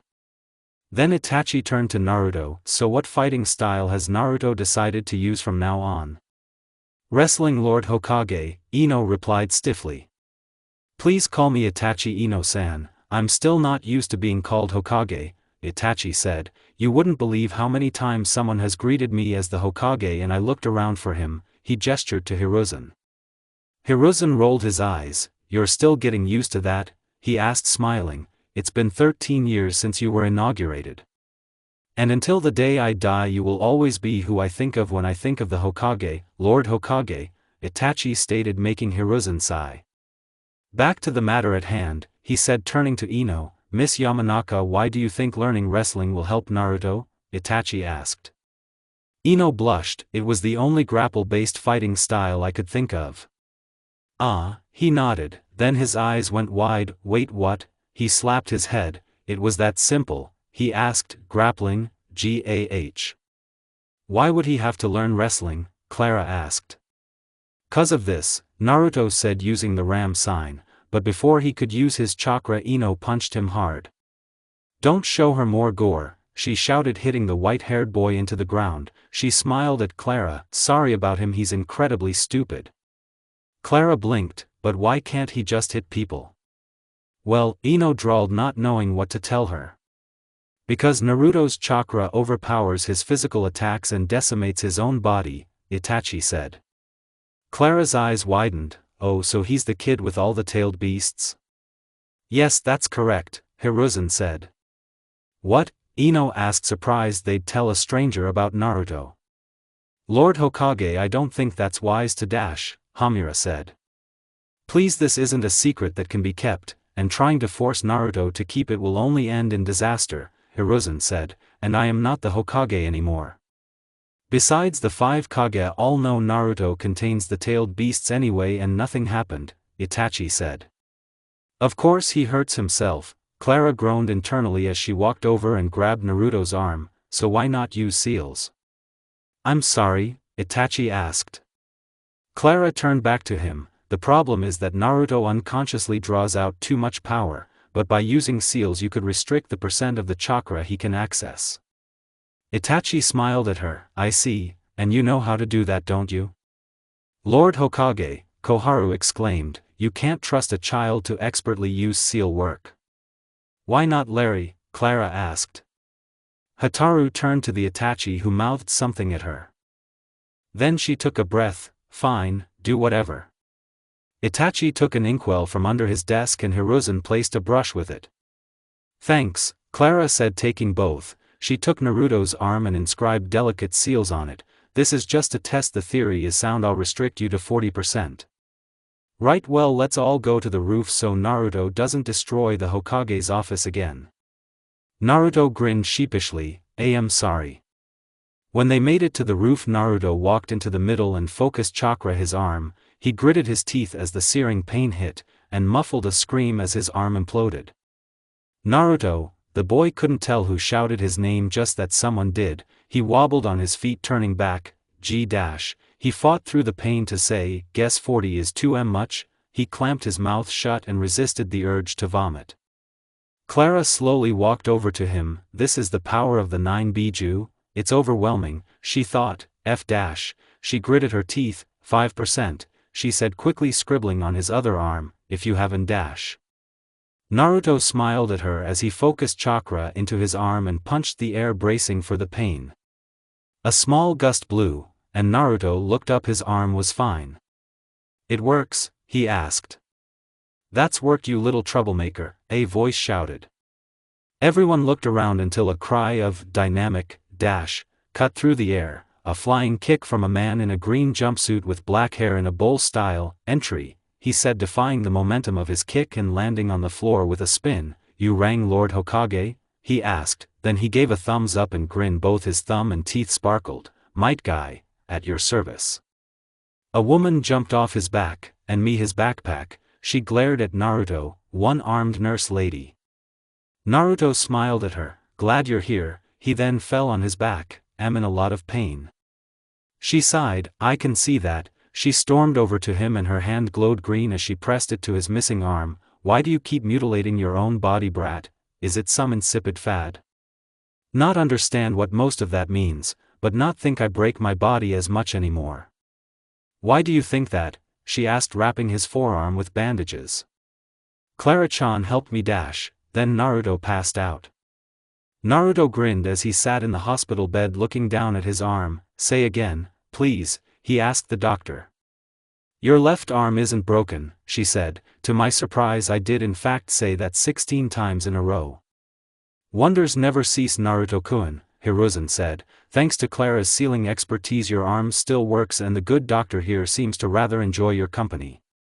Let's not go crazy with assumptions, Lord Sarutobi, the doctor said, bandaging up Naruto's broken arm. I just don't want the little punk to shatter his remaining bones and hurting himself further. Fair enough, Hiruzen said. The doctor checked his broken arm. Well, your body is fine and it's getting pretty close to night, so you'll be released early, she said, helping him up, but you're to go straight home, understand? Yes, go straight home, Naruto nodded. He ran over to the door and grabbed his leek staff. By Gigi, by Miss Doctor, he cheered, running out the door. The doctor sighed. Poor boy, she said, sitting down on the now empty bed. Does he know who he is? She asked the older man.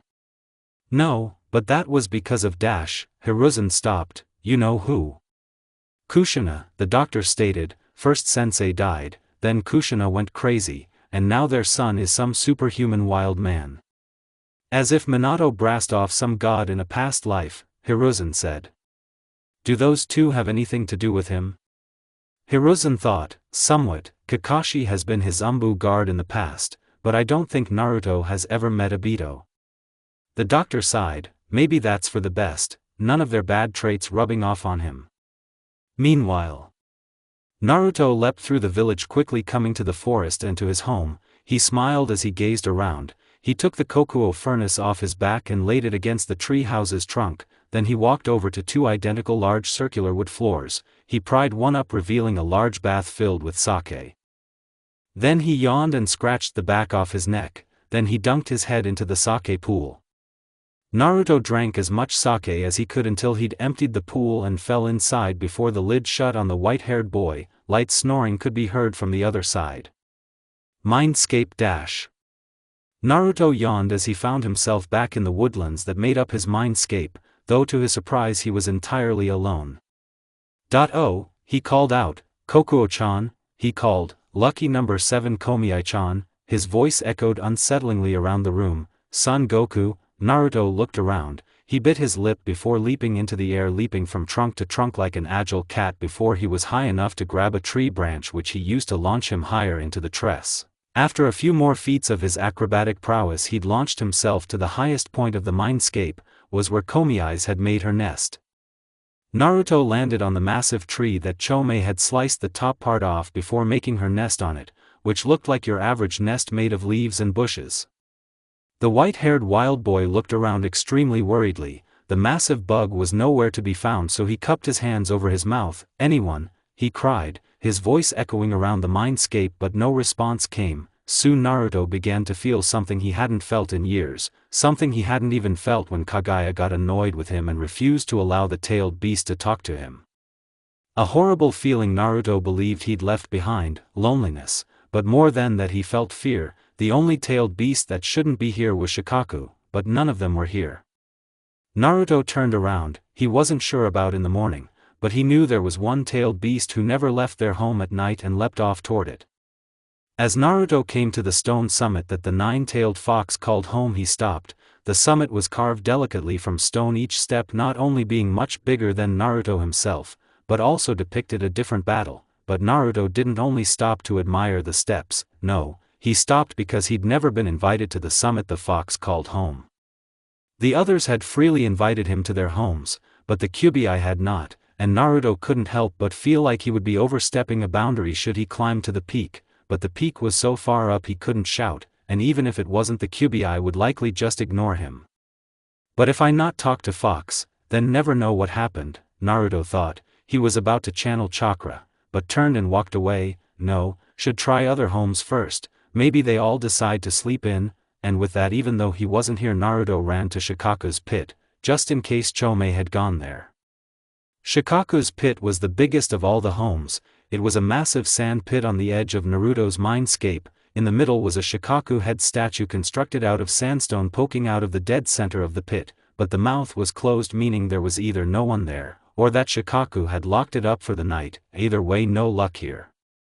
Next was Matabiai's tree. Being rather lazy, Matabiai had simply found a large tree and carved holes on it she could fit through, though Naruto knew from experience that it was a cat's dream. So many places to laze about, close to the water to get a drink, but far enough away that she wouldn't get splashed, and it doubled as a scratching post. Also the inside was like a tunnel system, but he wasn't allowed to explore that without Matabiai around, since one night he'd nearly gotten himself lost in it. But judging by the lack of a blue fire lighting the inside of the tree holes, Matabiai wasn't here. Naruto groaned. He couldn't get to Isabu's cove or Son Goku's nest, and he was starting to think something really was up, so he decided to skip the others' homes and ran full speed to Kaguya's palace. The outside was made of some white shiny material that Isabu had told him was found underwater. Naruto pushed open the doors that depicted Kaguya crushing the moon. The inside was exactly what you'd expect from the egomaniacal Kaguya, many statues of herself destroying her enemies. One even had him in it. He was bent over with her foot on his back while she held someone else in her grip. He ignored it like he always did, partially so he didn't get that weird stomach feeling when he focused on the statue's face. He came to her throne room, and his face fell. It was empty. He turned and immediately bumped into someone. He realized someone was here. He looked up into the three-eyed goddess's face and smiled. Kaguya, he cheered. Thou is pleased to see me? How odd, she stated. Shouldn't thee be playing with the insect or horse by now? Naruto pouted. That's Komi-chan and Kokuo-chan, he said. Regardless, it is unlike thee to be here, she said, uninterested in the entire topic. Can't find anyone, Naruto said. You know where they are? I do, she said. They are attending a party. Naruto gave her a curious look. Huh? Kaguya sighed. I am not good at lying. Their absence is due to the creatures planning a secret party for thee, but thou are supposed to be unaware of it. Naruto let out a breath. That good? Thou does not care that a party is being planned? What is party? The naive boy asked. Please do not ask, I barely understood myself, Kaguya groaned. Well, if everyone okay, maybe I should go, Naruto said. As Naruto turned, he missed Kaguya's dark expression. She schooled her features and asked, "Thee must enjoy the creature's company." Naruto turned back and saw the fake sad expression Kaguya gave. In my weaker moments I myself wonder what that must feel like, companionship, trust, enjoyment. You wanna play together? He asked. Kaguya adopted a surprised expression. Thee wishes that I would accompany him? Naruto smiled at her. Yes. The goddess cupped her chin. I suppose since I am not doing anything, I will take you up on your offer. Naruto smiled, but he himself was hiding his true feelings. As he led Kaguya outside, he felt her eyes on him, which made him feel like his stomach was empty. Kaguya was in a way the source of everything bad in his life. Even his isolation from people in general was her fault. And yet, he knew it wasn't anger he felt. Anger wasn't what twisted his stomach whenever he saw her face. It wasn't hate that made him feel like he'd swallowed butterflies again. It was something else. But what? He wondered. Something troubles thee, Kaguya stated. Huh? Naruto asked, turning back to the floating goddess. What is on thy mind? She asked. Naruto blinked. Oh, he said, getting what she meant. I just dash. He rubbed his stomach. You make me feel weird, he said. She raised her brow. Oh, pray tell, how do thee feel? Naruto explained his feeling to the goddess, who simply floated in place.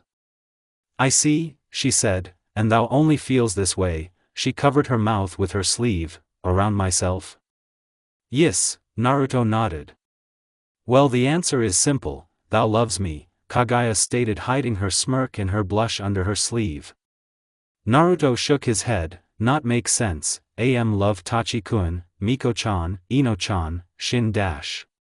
Not exactly, Kaguya stated, raising her other arm. Love comes in many forms. You feel the same way around Mikoto Uchiha as you do the horse because you love them maternally, like one would a mother, the elder Uchiha son, the red-haired one, and the insect's love is closer to that of a sibling. Thy feelings for me is romantic in nature. As for the mind reader, you feel a general sense of love for her. Mind reader? Naruto asked. He thought for a second. Oh, he said, you mean Ino-chan? Naruto nodded at himself. Though the action made Kaguya frown. Why do thou cover it? She asked gently. Naruto turned away from her. People dash. Are fools, they wouldn't accept thy friend either. Why would thee hold thyself to the standards of vermin? Is not that, people seeing it makes me weak. Weak? Kaguya shifted his fringe, showing a third pale eye. She smiled. I think it's rather adorable. Naruto blushed. Adorable? Yes. Kaguya gritted her teeth. Perhaps showing it to the blonde will somewhat comfort her about her situation. Maybe, Naruto agreed, might freak her out. That is exactly how I dash. She cut herself off before she could refer to the girl as an it. She referred to everyone but herself and her children as an it, but she didn't want to aggravate the albino wild boy. I mean, she feels about her ability, thus it may help her identify with thee, Kaguya advised. Maybe I should. Kaguya wished she could will a comet to fall on the Yamanaka heir, and one on the young Kage, and one on the old Kage as well. This adorable boy should ignore all but myself, she thought. The two appeared inside Kaguya's castle's garden. The most notable of her garden's plants was a massive tree towering over them. With a wave of her hands, Kaguya made the bright morning sky turn to an orange midday sky, then she floated over to and sat on a large bench. Naruto walked over and flipped onto the back of the bench, though he couldn't focus on Kaguya because every time he turned he swore the tree shifted. It's a part of myself, Kaguya stated bitterly. Naruto turned to her. It's what I would become should I return to the world outside of your mind. Is it actually moving? Naruto asked. His answer came when the tree's bark opened, revealing an eye much like Kaguya's third own eye. The lone pupil stared back at him. Does my staring bother thee? Kaguya asked. Not really, Naruto said, but is a little dash. Naruto turned back to her. You're staring? I am the tree, Kaguya explained plainly. I am both here and there at the same time. How are you both? Perhaps I'll tell thee later, she said, but for now, let us simply enjoy each other's company. The rest of the night passed by uneventfully. The two simply sat and talked about whatever was on their mind. As morning approached, Naruto vanished as he fell into his dreams. Kaguya frowned and vanished from her garden. She reappeared on the fake moon in Naruto's mind and cracked it open. All of the tailed beasts fell out, except for Shikaku and Kurama. Each of them were caught by Chome, who helped them to the ground. Kokuo glared at the goddess. If you've hurt a single hair on his head dash. Steam blew out of Kokuo's horns as she glared at the goddess. The boy is fine, he believes they are planning him a party, so thou all best get on that so as not to disappoint him, and with that Kaguya vanished. Meanwhile, with the ivory-haired idiot, Naruto yawned before crawling out of his kinda sorta bed. His arm was healed and he flexed it, good as new. He smiled, then he walked over to the other wood-covered circle and lifted the top off it. He poured some stuff Itachi had given him inside before stripping off his armor and diving inside. He washed himself thoroughly. Eep! Naruto turned to see a wide-eyed blushing Clara who was covering her cheeks and mouth with both hands. I'm sorry, she said, turning around. I didn't think you'd be naked, or taking a bath. She closed her eyes. This is so awkward. Is fine, Naruto said as he washed his hair. The two stayed silent. After a while Naruto crawled out of his bath and shook himself off. 1 second, I'll change, Naruto said before scrambling up into his tree. He found his clean armor and after quickly getting dressed he leapt outside the tree, and landed a foot away from Clara, who still had her back to him. I am dressed now, he stated.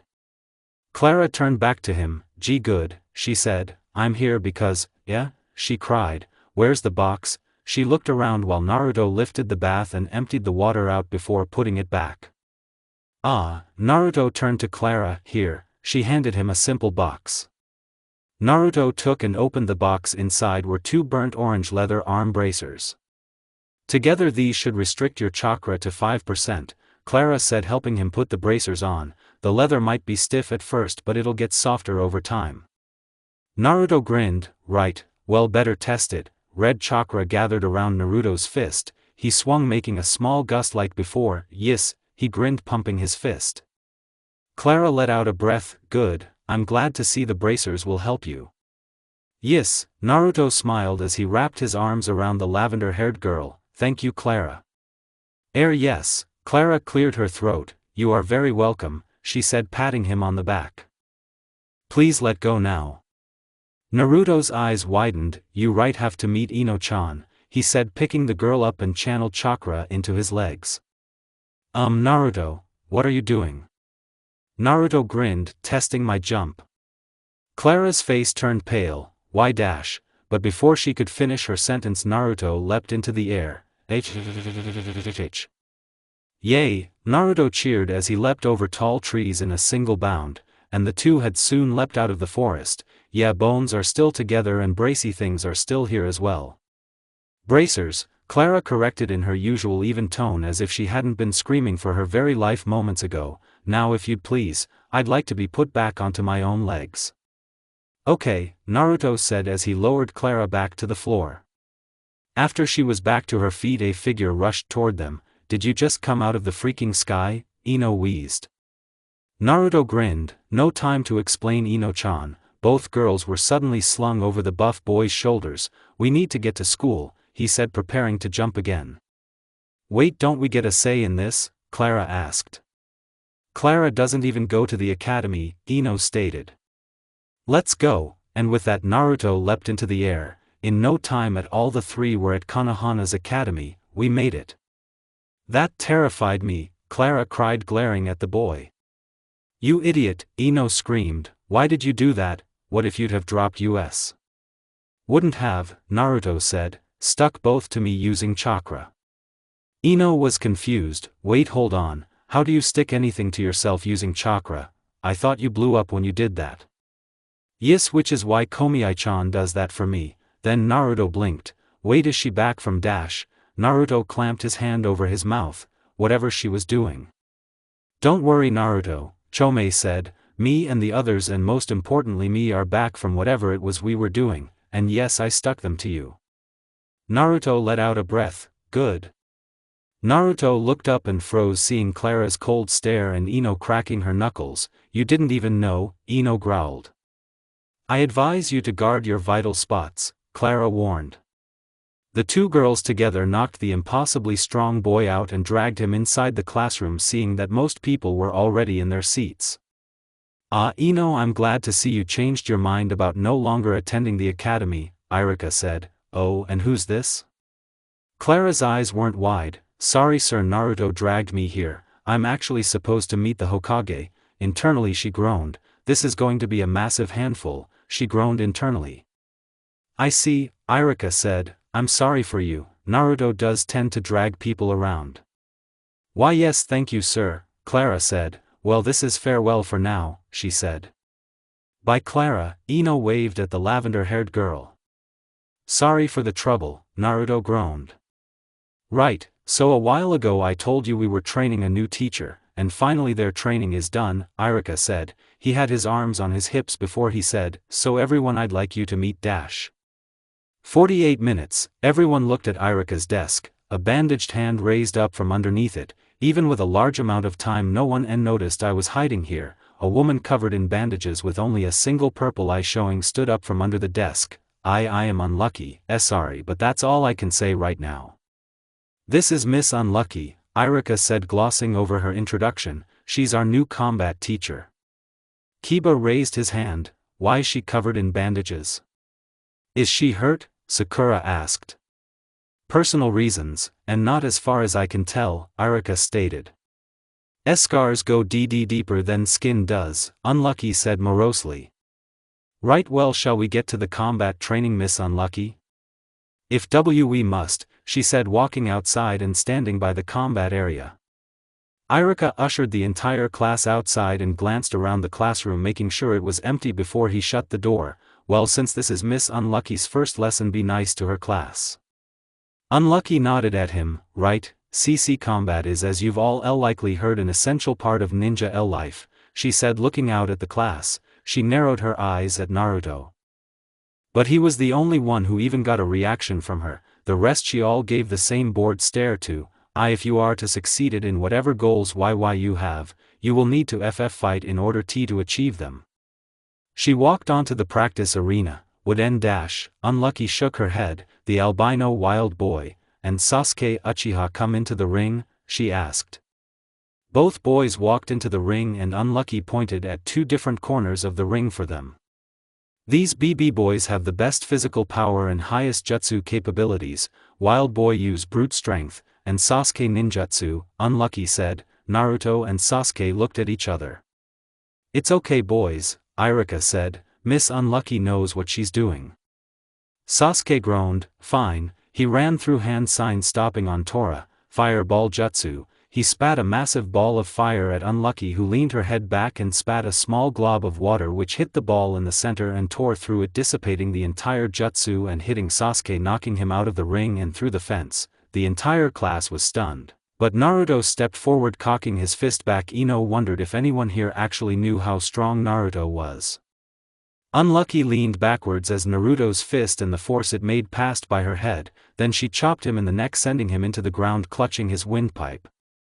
Both of these boys rely heavily on the abilities I easily defeated. She pointed to a soaked Sasuke as he tried to regain his footing, Sasuke on his jutsu, and to Naruto who clutched his throat while he tried to get out of the him-shaped hole in the ring's floor, Wild Boy on his strength, Unlucky said stepping over the defeated boy to address the stunned class, and since both of their abilities are far beyond anything you all could do, we have a new system, Unlucky pointed to Irika, who nodded.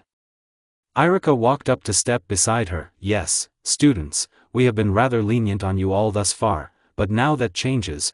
We have 3 years to mold you all into strong ninja. For some of you this means confidence. He looked at Hinata who seemed to shrink away. For others they simply need to start taking things seriously. He looked at Sakura, Shikamaru, and Ino, and some of you even need speech classes. He said, helping Naruto out of the floor, with Miss Unlucky's help, and by the Hokage's orders, we have little choice but to step up your training. Thus we have been given permission to allow certain temporary instructors you'll all meet soon enough to assist us in training you all, and then he frowned, but there is a catch, you'll all have to start training seriously to actually pass, he said.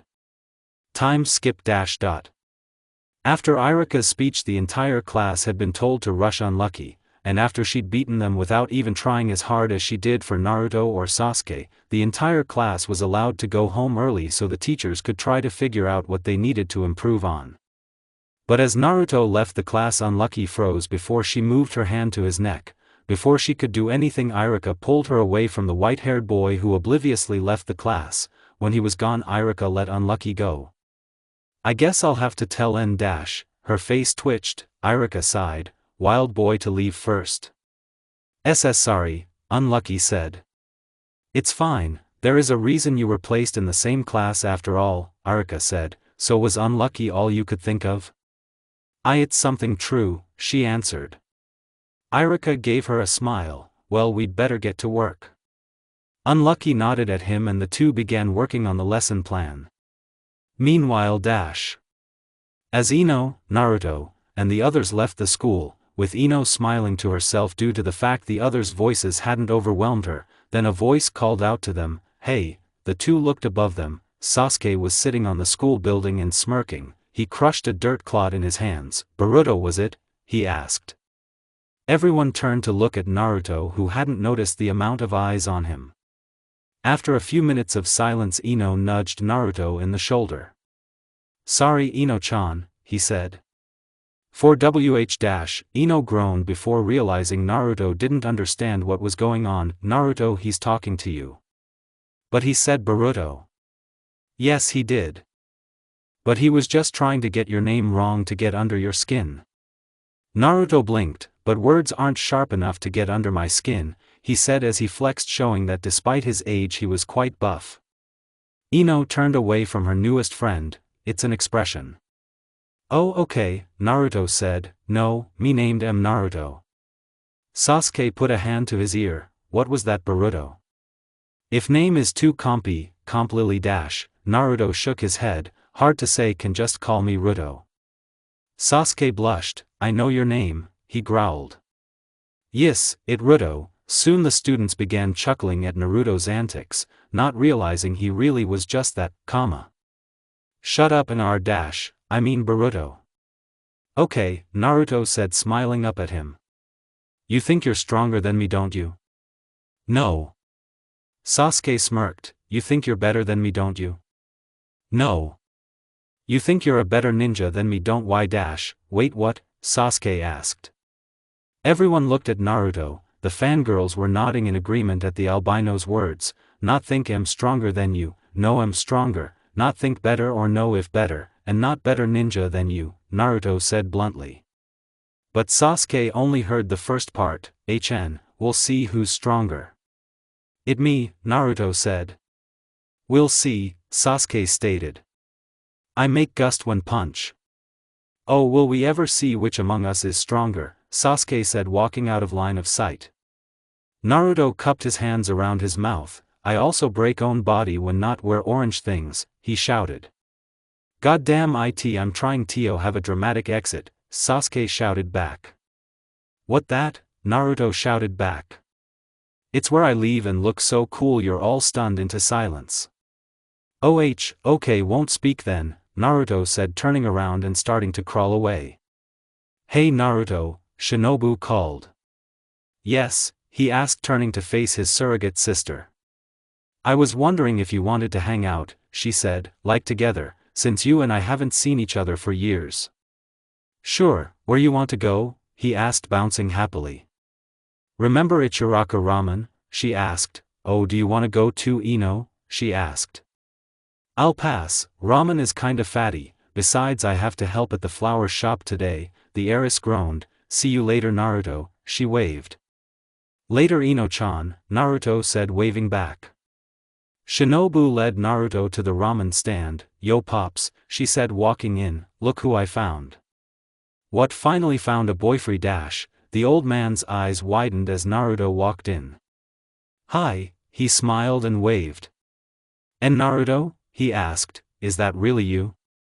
Yes, am Naruto Uzumaki, Shinobu whispered. That too, Naruto nodded. The man let out a breath and smiled. It's good to see you after so long, though I doubt you'll remember me. I'm Tucci. The man's eyes widened. Hey, I am, look who Shinobu brought. A teenage girl walked out of the kitchen. What's up, Dad? I am blinked, seeing the white-haired boy. Naruto? She asked, stumbling over to the boy. She wrapped her arms around him. It's been so long. Where have you been? Why is your hair so long? Who dresses you? Has it? Death Forest. I like it L-. Death Forest? Both Tucci and I am screamed. The two bombarded the wild boy with so many questions he couldn't even answer them all, and I am forced him into a shirt during the bombardment. Soon after, Naruto told them what was essentially his life in the jungle up to current events, and think that's everything, Naruto said. Wait, so that white fluffy thing that attacked me in the park that I trained like a dog was you? Shinobu asked. Why didn't you just say, hi Shinobu at me, Naruto? Couldn't speak back then, Naruto said, hurt head by jumping and lost some of head. It healed, but some stuff inside was gone. When I woke up, had to fight out of cave of giant bears. That's awful, I am said. How much did you lose? Words, some memories, how to speak. Kokuo-chan and others reminded me of everything I forgot, he said. Noodles ready yet? How are you so calm about losing your memory and possibly your life? Shinobu asked. Naruto shrugged, not good at thinking, so not bother to think about much. Well, that checks out, I am teased, putting a ramen bowl in front of him. Yay, Naruto cheered, gotta eat something before I get to my training. Meanwhile, a tiger-masked Umbu dropped into the Hokage office. You wished to see me, Lord Hokage? Itachi stared out of his window, lost in thought. Lord Hokage? The Umbu asked again. Itachi turned to see him. Tiger, I'm glad to see you in good health.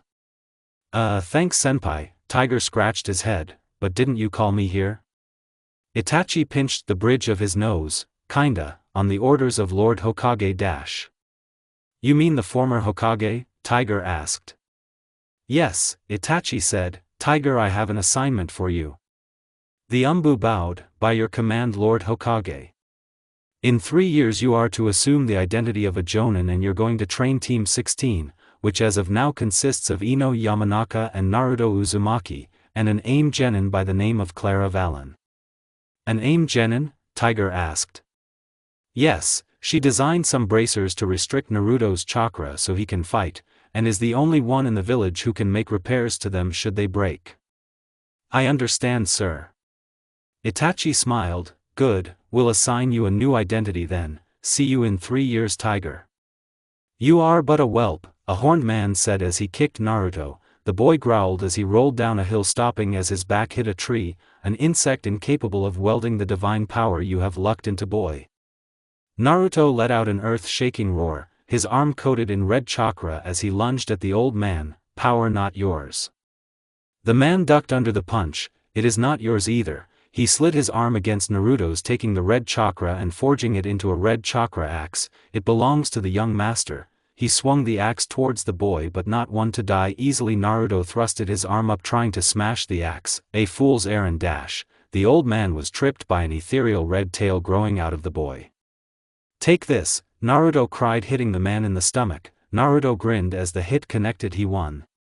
Victory turned to fear as the man slid back a foot. Pathetic, he spoke, his voice rich with disappointment. Quickly he sliced off Naruto's arm and used his boot to press the boy's back against the tree. I had hoped my final battle to at least be an enjoyable one. Whelp. I'm not Whelp, I'm Naruto. The axe blade rubbed against Naruto's shoulder making him scream. Whelps do not need names, only the strong do. The man raised his axe. Now Naruto, he said with a mad glint in his eyes, wake up.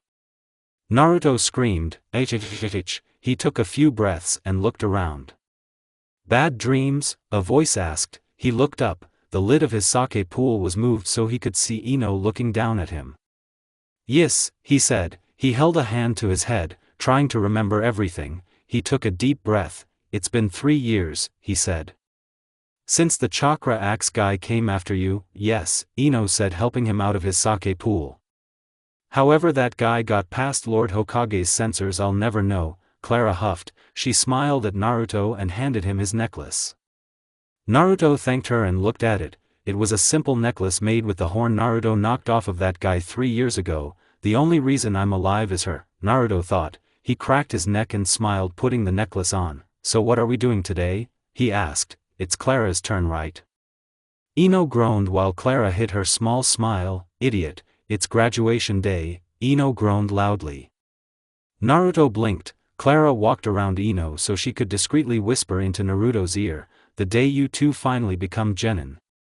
Oh, Naruto smiled, it's ninja day. Ino nodded. Fine, it's ninja day, are you ready or not? Ino, you have an hour to get to the academy. Why all the rush? Clara asked. Cause when we get there Sasuke and Naruto will be itching to toss each other around, and despite being just outside the classroom we'll be late, and I'm not getting in trouble a 4th time cause you both like hitting each other too much to use your brains. Naruto smiled as he pulled on his power bracers and strapped the Kokuo furnace to his back. He frowned for a second, then he slapped his face and gave a big smile. Right, let's go, he cheered, running toward the academy. Wait up, Ino called, running after him. Clara just shook her head and followed them both. Getting to the academy, Naruto, and only Naruto, was shocked to see Sasuke had been waiting on the roof of the building for them. Good morning, Naruto, Sasuke said, leaping off the building. Today we'll finally settle who is the better out of the two of us, he smirked. Wow, what a surprise. Naruto, look, Sasuke Uchiha himself was waiting for us, Ino snarked. This time dash. Well, you two enjoy being late, I'm going to class, Ino stated, walking inside. See you after class, Clara. I'll get the celebration ready for you both, Clara said. Why is she acting like that? Sasuke asked. It's not like we've fought every day for 3 years. You two have done exactly that, Shikamaru groaned, walking past them. Shall we get started? Sasuke asked.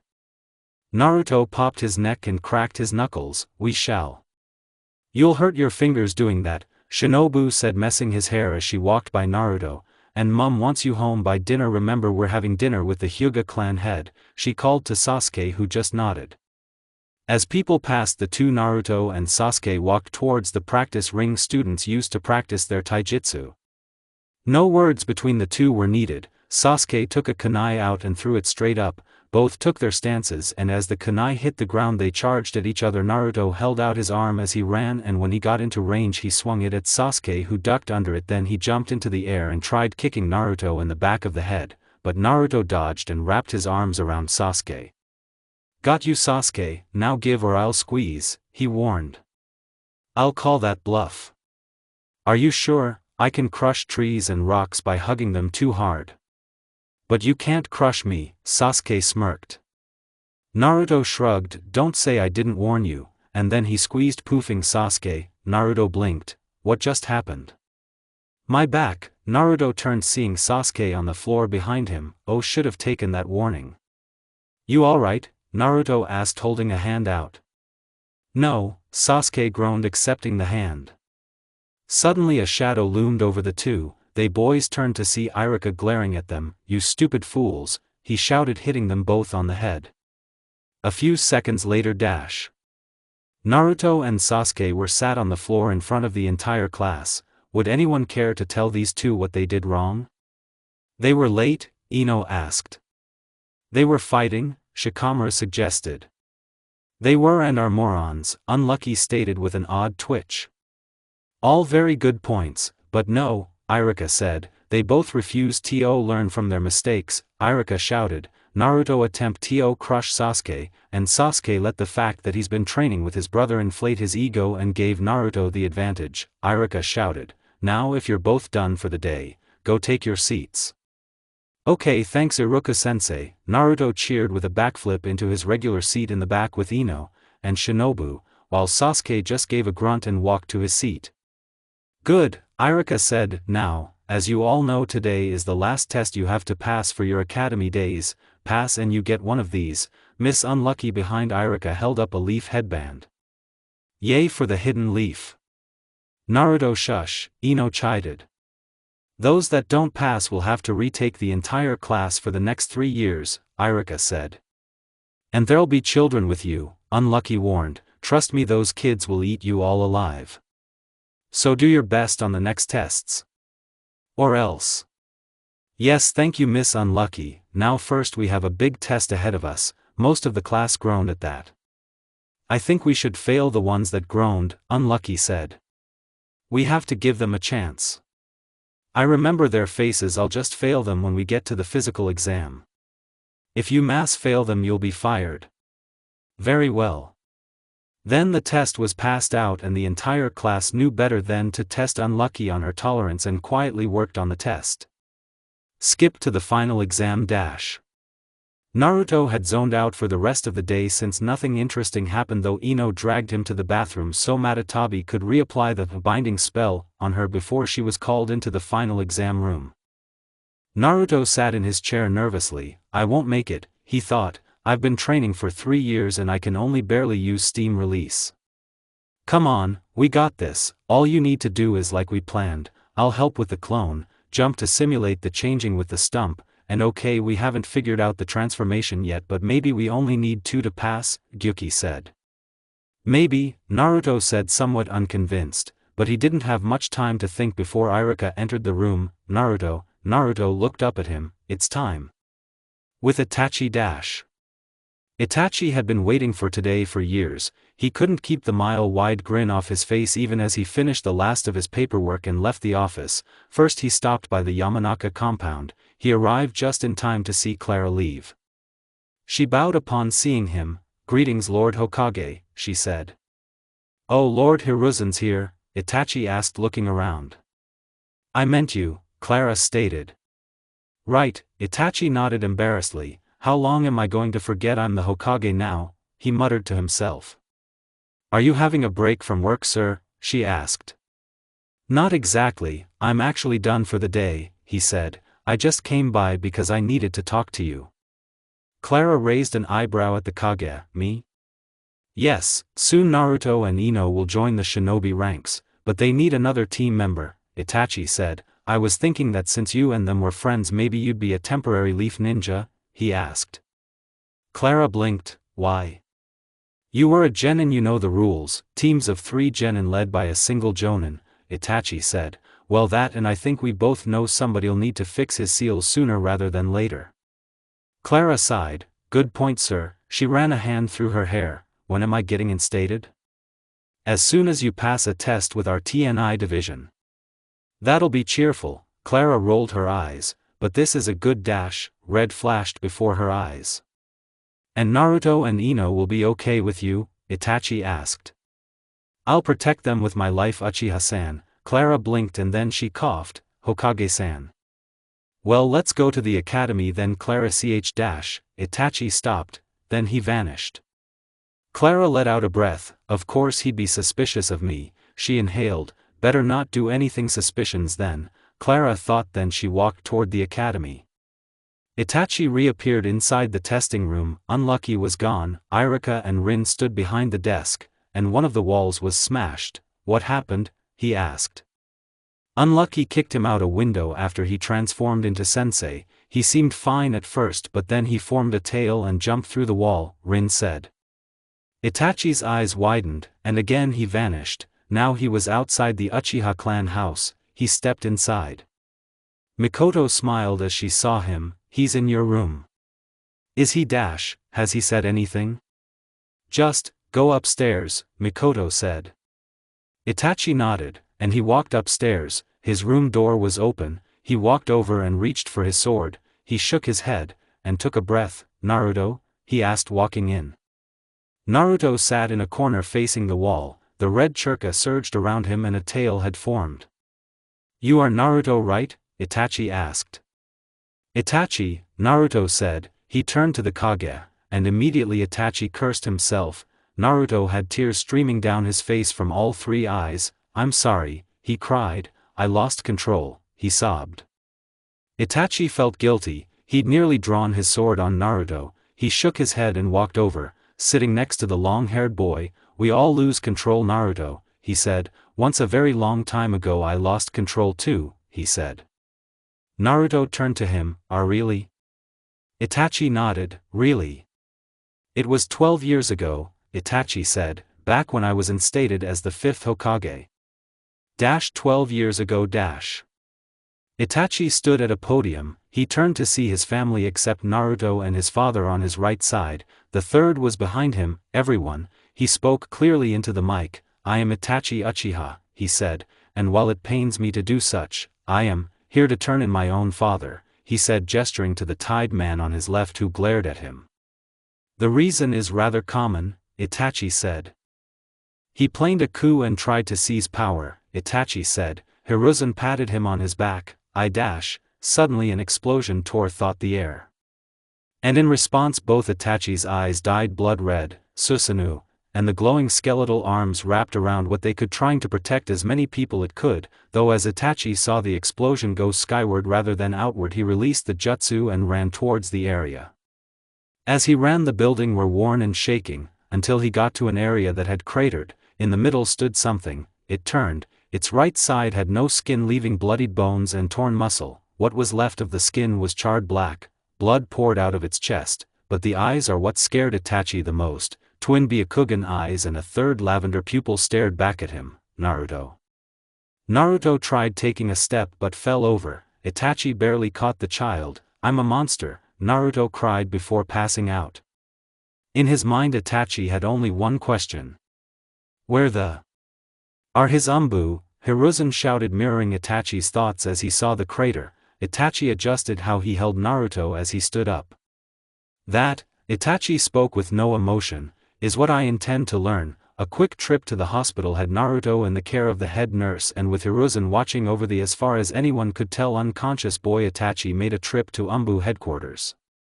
They were already at attention as he walked through the door. I want the names of the Umbu who were guarding Naruto, and I want them now. No inflection, no expression, no glare, neither heat nor cold were in Itachi's tone. 3 Umbu stepped forward. Bat, owl, tiger, Itachi noted. You all look well considering the size of the area that was destroyed. Sir, we can dash. Itachi raised a hand. Can you? He asked. It had best be a good one. We dash. The Umbu wearing the owl mask burst into black flames which quickly consumed his body. Don't lie, Itachi said. He turned to Tiger. We figured no one was dash. Tiger held her head as her eyes went wide, then she fell back. Last one, Itachi said, drawing his sword. I want the truth. We weren't there, we haven't watched him for dash. A large glowing arm grabbed Bat and pulled him close to Itachi. I said, don't lie. I dash. Itachi gestured with his sword to Tiger. She's going through everything she's ever seen someone do to him, Itachi said. Is that what you want? Why should we care about a dem dash? A cracking sound was heard, followed by a scream. Itachi took the masks of the 3 Umbu. He looked around at the others. What are the Umbu supposed to do when someone attacks our village? He asked. Kill them and dispose of the body, they answered in unison. Remember that, Itachi said, and do your jobs. Itachi walked back to the hospital slowly. When he entered Naruto's room, he found Hiruzen staring down at the head nurse. What happened? He asked. She was going to poison him, Hiruzen said. He deserves it, he's a dash. Itachi threw the 3 masks in front of the nurse. What are dash? The masks of the Umbu who were supposed to protect him, Itachi stated, "You're fired, go tell the villagers that if they ever even think of hurting a single hair on Naruto Uzumaki's head then I will show them a demon," Itachi warned. "Why you dash? I am going to be Hokage?" "Yes I am," Itachi pointed to Naruto, "that is my teacher Kushina Uzumaki's son, the grandson of my surrogate father, the boy my mother has tried her hardest to raise," Itachi said. "He's my brother, and what Kage would dare allow family to be attacked?" he asked, then he stood aside. The nurse ran out of the room. "Itachi, you should get changed," Hiruzen said. Itachi saw his clothes were covered in Naruto's blood. He nodded. "When he wakes up I've got a smile," Itachi said. He turned to his unconscious brother, "And I swear I'll make this up to you," he said kneeling, "even if it takes me my entire life." Itachi cried, "I'll make you happy." Present day dash. Itachi could still feel the blood on him. Just thinking about that day made him angry. He'd never been so angry before, and never since either. "I found out that I failed to look into something enough and it ended up biting me," Itachi said vaguely. "When I found out though I was so mad I fired 3 people before I was even named 5th Hokage." "Did you regret it?" Naruto asked. Itachi smiled. "After I calmed down a little I was, but then I realized that if I hadn't done anything nothing would have changed, so no, not really." "Now why don't you tell me what happened?" Naruto nodded. "So I was taking the test, right?" Itachi nodded. "Not long ago dash." Naruto found himself in a room with Iruka, Miss Unlucky, and Rin. A log was on the table next to him. Now Naruto used the substitution jutsu to change with the log. Naruto nodded. "Right," he slapped his cheeks trying to erase his doubts. "Come on Naruto, this is what that week training with Guy and Lee Sensei was for." Naruto crouched. "Substitution jutsu," he shouted as he dived toward the log and serving it towards the ceiling as if it were a volleyball. He sat in the chair before dashing to the wall. He ricocheted off it and slide kicked the log to the floor. He did a little handstand and spin, before he flipped to the other wall and cartwheeled to the log, grabbing it with his feet and placing it back on the desk. Then he flipped off it onto his knees. "Tada," Naruto grinned. Iruka had his head in his hands. Rin pinched the bridge of her nose, and Miss Unlucky twitched more than usual. "I dash, you," Iruka stammered. Miss Unlucky reached for Naruto. "I guess it was fast enough to be a substitution jutsu," Rin groaned. Iruka nodded. "We really should have expected something like that, more so considering he can't use any actual jutsu." Unlucky forced her arm down. "Next is clone jutsu." "Unlucky, we just dash." Naruto's eyes changed. "Yes ma'am." Gyuki using Naruto's body flipped and formed one of his own tails. "Wah!" he cried, splitting the tail, and a clone of Naruto formed. "How'd I get dash?" Gyuki cleared his throat. "Oh right, I'm a clone." "How?" "Gyuki can create clones from his tails," Naruto informed. Iruka gave an exasperated shrug. "Right, so if you could dash." Iruka stopped, his mouth hung open. Rin bit her lip and turned from Naruto. Miss Unlucky stopped twitching. "Why is everyone dash?" Unlucky kicked Naruto out the classroom. "I'm turning in for the day," she said, walking out the room shaking like a leaf. Rin ran out of the room and found Naruto confused, laying on a floor covered in broken glass. "You alright?" "Very confused, but not really hurt."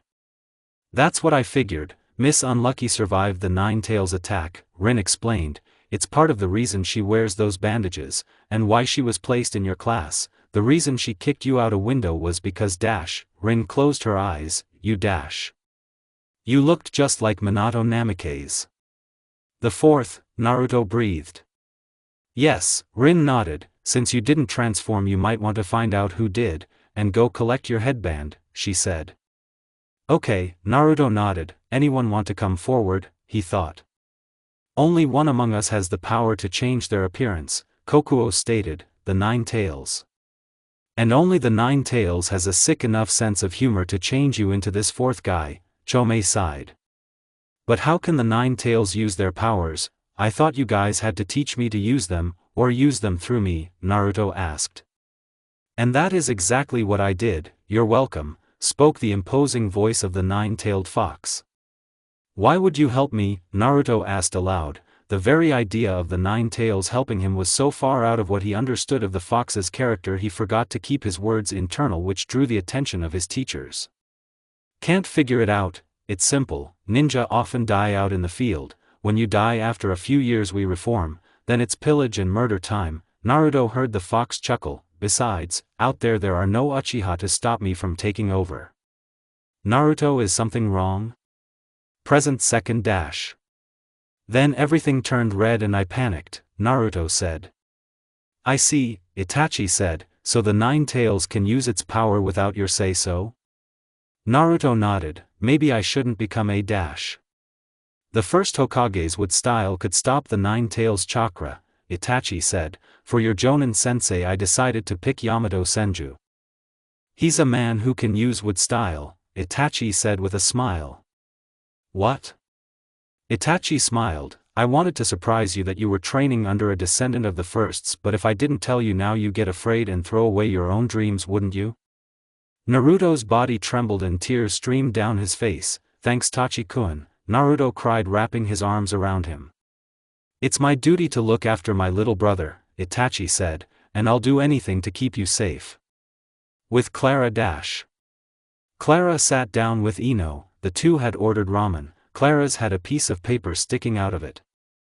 What's this? She opened it. Even Nagato won't protect you from me, Conan. Clara turned around, no one was there. Clara, you okay?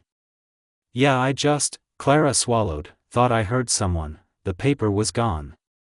A man stood on a building overlooking the village. He was Nagato, or as the villagers called him, Lord Pain. To the outside world he was the Amikage. 3 years ago his friend had vanished, though he knew exactly where she'd gone and why. He was not in a position to do anything about it, and he was currently shaking. Why? Due to her most recent letter. It was a cipher they'd invented with their old teacher Jiraiya, only the three could decode it. The message was supposed to look like a report on her time in the Leaf, how she found the lack of constant rain weird, and that she was temporarily inducted into the Leaf Ninja Corps to help a friend she'd made. Boring stuff, though Nagato could tell she'd put a little of her true feelings in it, such as how she'd made friends and that she liked being there, to make it more believable to anyone who inspected the letter. The real message was incredibly more bone-chilling. He looked at it once more. Itachi knows who I am. The message was short and to the point, and it left him considering his options. He shut his eyes and cursed himself for his failure 3 years ago. Flashback, 3 years ago dash. Pain and Conan watched AIM citizens from above. I assume you have chosen someone? Pain asked. Conan shook her head exasperatedly. You know who I've chosen, she stated. It's too dangerous, he droned. I won't risk you like that. No AIM ninja besides myself is capable of sneaking past Konohana's security, let alone Itachi Uchiha, she retorted, especially not a genin like you asked. Then we will send someone capable. That list starts and ends with me, Nagato, Conan argued. I have scoured our ranks, inspected everyone carefully, and no one but me qualifies. They're either too inexperienced with espionage, incapable of treating the last Jinchuriki as a person, hold a grudge against the hidden leaf which Itachi would surely notice, or unable to deal with the Sharingan, she noted. The only one in the entire village who passes the qualifications is me. Then you will train someone else, Pain ordered. Nagato dash. I have spoken, Conan. Very well, and then she turned into paper and blew away. A few days later Conan had told him she'd found someone capable, a genin named Clara Vallon, who after a quick inspection he found that she actually was a member of their corps, but unbeknownst to him she had been dead for a week. He learned the truth upon her first message back to AIM. Since she used the cipher nobody but he, Conan, and Jiraiya knew. Present day dash. Conan, he stated, trying to think what he should do. Quickly he composed himself as the door to the roof he was on opened. Lord Pain, an AIM ninja bowed. A doctor is here to speak with you. He says it is of the utmost urgency. How urgent? Pain asked. He said it had to do with Subject Zero. Pain hid his surprise, since Subject Zero was the code name for his real body. Most AIM citizens believed it was someone Pain kept in the tower for their own safety, which he supposed in a way was true, so he wondered what this doctor wanted. Pain nodded, let him in. The doctor walked past the ninja and bowed, Lord Pain, as you requested, the blood sample you gave us has been ran by our entire village to see if any relative of theirs lived here. At first our search came up empty. The doctor shuffled papers and handed Pain a stack. Pain raised an eyebrow. How does this relate to Subject 0? He asked, quickly looked over it and confirmed what the doctor had said. He nodded when he was done.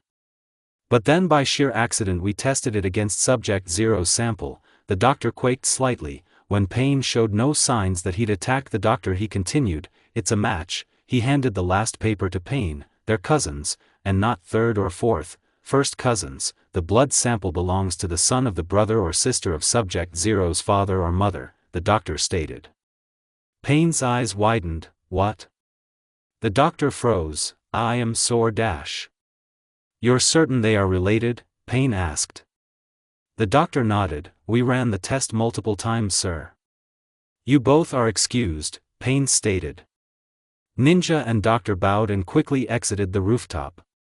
Cousins? Pain thought. He rubbed his head. He had no idea how to feel about this. Subject 0 was the code name for his real body. Most Ames citizens believed it was someone Pain kept in the tower for their own safety, which he supposed in a way was true, and the blood sample belonged to Naruto Uzumaki.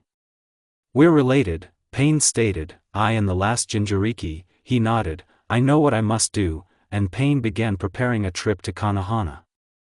With Yamato Senju dash. The ex-umbu, now currently Jonin, found his faceplate with the leaf insignia on the top. He ran his fingers over it. Jonin leader, huh? He asked. As was expected, he already knew his charges. Clara Vallon, Aim Genin, had her team slaughtered just outside the walls of the Leaf Village, made a seal for another teammate and was needed to maintain the seal. Second member was Ino Yamanaka, heiress to the Yamanaka clan. She reportedly had some special mental jutsu, but he wasn't able to confirm or deny that, and from what he did know, she seemed to be the de facto leader of the group. And finally Naruto Uzumaki, unofficially Naruto Namikaze Uzumaki Uchiha, since the clan had pretty much raised him until Itachi Uchiha became Hokage and the boy vanished, but that was what the official story was. In truth, Naruto was still being watched, by the umbu, and by one Anko Mitarashi, though that was more so since he'd essentially moved in and lived on the territory she claimed as her own, and later actually gained the deed to. Yamato knew much more about him than the other two. Strength beyond Tsunade, speed beyond A, healed so fast entire limbs took mere minutes to grow back, and the intelligence of a stump. Yamato sighed as he put on his Jonin jacket, and left for the academy. He found his three quickly. They were at the back. Naruto had given his seat to Clara while he sat on the wall. His headband was loosely tied around his neck. He was also shirtless and still wearing the armor he'd made out of a log. His new staff was a spring onion. Ino was next to his seat. Her headband was modified into a belt. Clara had both headbands on. Ames was around her neck, and Konoha's was on her head. As soon as the academy's teacher had finished speaking, Yamato cleared his throat. Would Ino, Naruto, and Clara come over here, please? The three stood up and walked over to him. Good. He pushed Ino into Naruto. Hey, Ino cried as she bounced off Naruto, who quickly held her. Yamato grabbed Clara's arm and Naruto's head. We're off, he said. As he took the three away with a flicker, he let them go after they fell. Sorry for the rough landing, Yamato said, walking away from the Sorta Genin. Now then, we're supposed to do a meet and greet, but I'm a little different than most Jonin, he said. You see, the three of you aren't Leaf Genin yet, he stated. Before that happens, I need to test the three of you, and then I decide whether you all become Genin or not, he stated. There are many different ways to test you, Yamato said as the three stood up. Here's mine. Mud tendrils shot past the three, taking 2 leaf and 1 aim headbands. These are the symbols of your villages. Their importance in our world of ninja cannot be overstated, he said, holding them between his fingers.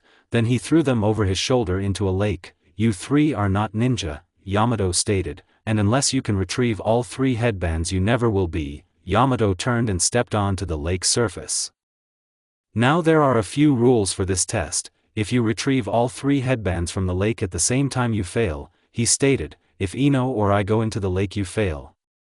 Yamato smiled. That's it for now. Jigo, Ino shouted. Naruto and Clara nodded. Naruto leaped into the air. Remember what Kokuo-chan said. Naruto shut his eyes and focused his chakra into his furnace. Boil the water with you chakra, he thought, aiming his fist toward Yamato, who held a kunai out. Now let's see. Hearing the pitter-patter of feet running straight for him, made Yamato turn to see Clara as she threw 2 kunai at him. Really, Clara? He asked, dodging both. Kunai against a jonin? She smirked, just a distraction. Here's hoping he understands restraint, Yamato said. A stray puff of steam added to gravity as it pushed Naruto toward Yamato. It wasn't much, but Naruto was falling faster. Now guys, just as we planned, Ino thought, as she did. A seal on her neck glowed yellow, while similar seals above Naruto's third eye and on Clara's forehead glowed green. Clara nodded, and jumped into the air. Ninja substitution, she thought, switching places with Naruto, who quickly grabbed Yamato's arm. Gotcha, he grinned the second his feet touched the water. It exploded, launching him and Yamato upwards. Yamato took note of how much water launched up and the bracers on Naruto's arms. Even 5% is so much, he thought. Teaching him basic chakra control would be pointless, and the complex methods will go right over his head, he thought, as Clara sailed by them. Whoa, Yamato gasped. Naruto had launched them so high he could see the entire village. What a view, he smiled. Suddenly the whole village flipped upside down. What? He looked up. Naruto had his arms around Yamato's waist, his legs on either side of his arms and his head pointed straight down. You wouldn't, he stated, looking down. They were aiming at rock-solid ground. You're a jonin, Naruto said as they started falling. We both know you'll avoid dying. This is crazy. Actually, it's a tombstone piledriver, Naruto stated as he and Yamato approached the ground rapidly. As Clara dived under the water, she narrowed her eyes. Of course, she thought, staring back at what must have been hundreds of thousands of what she assumed were once headbands of aspiring leaf shinobi and kunoichi, all sunk at the bottom of the lake. Most were rusted, but due to the lack of light she couldn't tell which ones were theirs. I hope Naruto and Ino can keep that guy busy for a while. Ino watched as Naruto and Yamato barreled toward the ground. Then the jonin broke Naruto's hold on him and planted both of his feet in the white-haired boy's face, kicking off of him and landing on a nearby tree. Yamato clasped his hands in the snake sign and said, wood style, leafy emergence. A tree sprouted underneath Naruto and grew, stopping him from falling. Naruto, Yamato said, that was far too risky. What if I had left you to fall? He asked. How many bones would you have had left?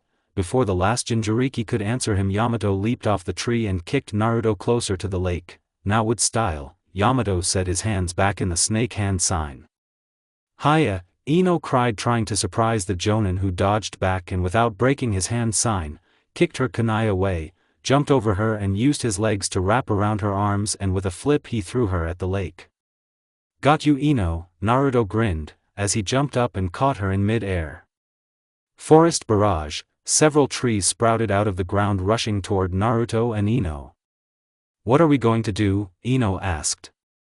Naruto put Ino behind him. I know what to do, he said. He ran forward and pulled the closest tree out of the ground. Naruto held the tree over his head and jumped back. When he landed, he smashed the tree toward the ground, digging a slight incline. Follow me, Ino, he said, pushing the tree against the underside of the grass, making a makeshift shield. Ino pressed her back against his as Naruto used his strength, makeshift weapon, and shield, to hold off the attack. When Ino felt the attack stop, she pulled several kunai out of her weapon pouch. She ran around the makeshift shield, and threw her kunai at Yamato, who retaliated by grabbing one and using it to deflect the others. Kunai? He asked, again, really, Miss Yamanaka? Ino smirked. Naruto Plan 21, she called. Okay, Naruto called back, and then Ino flopped over. Yamato was on immediate guard when that happened. He couldn't feel her trying to force control over his body though. Then a fist from underneath the ground hit his cheek. Surprise.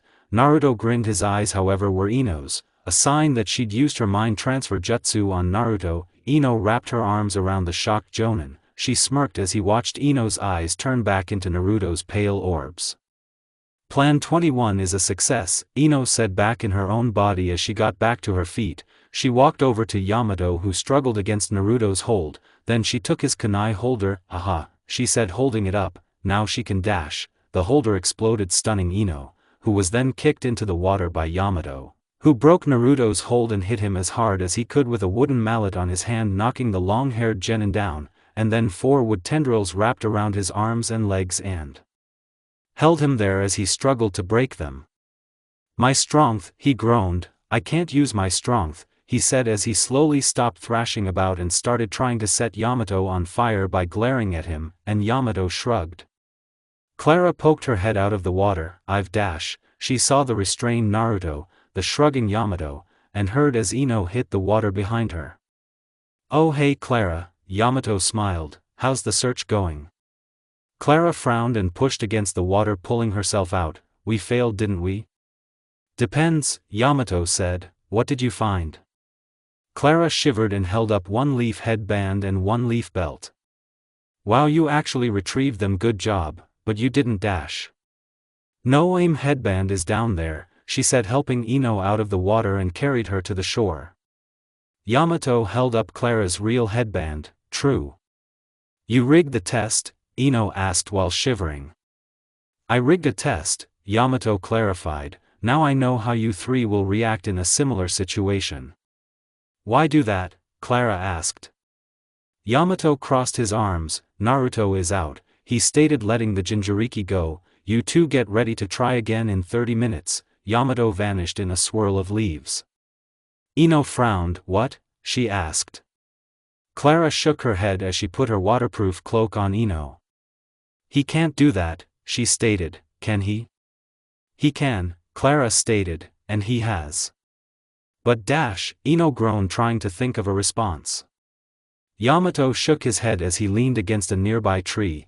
"If she thinks that's not fair, she'd have been better dropping the class anyway," he thought. Flashback. Yamato stood in Itachi's office. "Listen Yamato," Itachi said, "these 3 are very important," he said. "Clara could be anyone's family from AIM, and I don't doubt they'll say she's the sole heir to an important clan there. If anything happens to her, then there's Ino the Yamanaka clan heir." Itachi nodded. "And Naruto," he stated, "if you aren't sure about them, if you think they can't make it, I order you to fail them." "Sir?" "Naruto is a target on many people's radars for what he is. It will draw attention to him and the team. Especially to other villages. I'm sure they all have orders." He held a picture of Naruto. "If you see him, capture him for our village." Yamato nodded. "I understand." Flashback end. Yamato groaned. "This group would survive with a little training, and I do want to try my hand at being someone's sensei, but It's fine," Naruto said, putting his arms behind his head. "It's not fine," Ino said, running over to him. "Why would you say that?" Naruto looked up at her. He held his fist up. "Do you know what I can do to people if I can't control my strength?" he asked. "Even to someone like Taichi-kun?" Yamato froze. He'd honestly never imagined what Naruto's punch could do to people like Itachi, but he'd seen what Naruto could do, and now that he thought about it, he winced slightly as he imagined the sound of the punch, the force of the gale, needed to kill Itachi. And he knew Naruto was capable of such an attack. "Naruto?" Ino asked. "I'm so strong I break my own body. Today I got so excited about that new thing you 2 thought up that I screwed up," Naruto said. "If I had just picked him up like we planned, maybe we'd have won." "That isn't your fault," Clara stated. "He's a jonin, the plan wouldn't have worked for very long anyway." "But I deviated from it anyway," Naruto said. "In battle that could hurt my team. I'm sorry," he said. "Don't be," Ino sat next to him. "It's my fault. If I was stronger I wouldn't have tried to rely on you 2. I think there are areas we 3 could all improve on," Clara stated, sitting near the 2 of them. "Today we failed." Ino nodded. "Yeah." Then she laid down. "So 3 more years of the academy, eh?" "Yeah." Ino groaned. "That's gonna suck." "Yes, another 3 years I'll have to wait," Clara sighed. "Huh?" Naruto asked. "What?" Yamato thought. "Well, I'm not joining a genin team if you aren't there," Ino stated. "Friends do that," she said, slapping Naruto's arm. "I feel the same way. Besides, who's going to protect you from the horned guy if not us?" Clara asked. Or more likely others from him, Ino joked, gesturing at Naruto. Yamato crossed his arms. They all intend to go back to the academy. He hopped out of the tree and walked towards them. Huh? Oh, it's him, Ino said. Well, you can send us all back, cause I refuse to let anyone else suffer having to deal with him. Seconded, Clara said. Yamato stopped a foot away from the group. He took a deep breath. My name is Yamato Senju, he stated, sitting down. I like scaring people, studying and reading, he said. I don't like reckless people, or people who try to get by on others' hard work. Both descriptions were aimed at Naruto and Ino. Then he smiled, but then shadows covered everything but his eyes. When I'm done with you two, you'll improve. Ino hid behind Clara and Naruto tried hiding behind his hair. Wait, does that mean that you'll be our teacher? Clara asked. Yamato turned the torch he was holding off. Yeah, my hobbies are actually I don't really have any, he said. My dreams for the future are, for you three to become great ninja, he said, but I reserve the right to throw you three back into the academy at any point you all fall beneath my standards, he said. First, I want promises from you all. Naruto, you will not do anything so recklessly stupid unless it's necessary for the team. Ino, you will train. Clara, you'll. Clara blinked. Yes, sir. Yamato crossed his arms. You'll learn how to hold your breath. I promise, the three students said. Good, Yamato said. Now who wants to continue where I left off? Ino raised her hand. My name is Ino Yamanaka. I like reading, watching stuff with these two, and flowers. I don't like being in crowds, she said. My hobby is working for my parents in the family flower shop, and my dream for the future is to master a secret power I have. Okay, Clara, you're next, Yamato said. Clara nodded. I'm Clara Valen. I like training, knives, learning jutsu, and practicing my kenjutsu, she said. I don't like sitting around and doing nothing. My hobbies are training and making origami, Clara said, taking a kunai out of her holder and checking it was sharp. My dream for the future is to become an aim jonin. Clara, you sound like you work too much as it is, Yamato said. Naruto, you're next.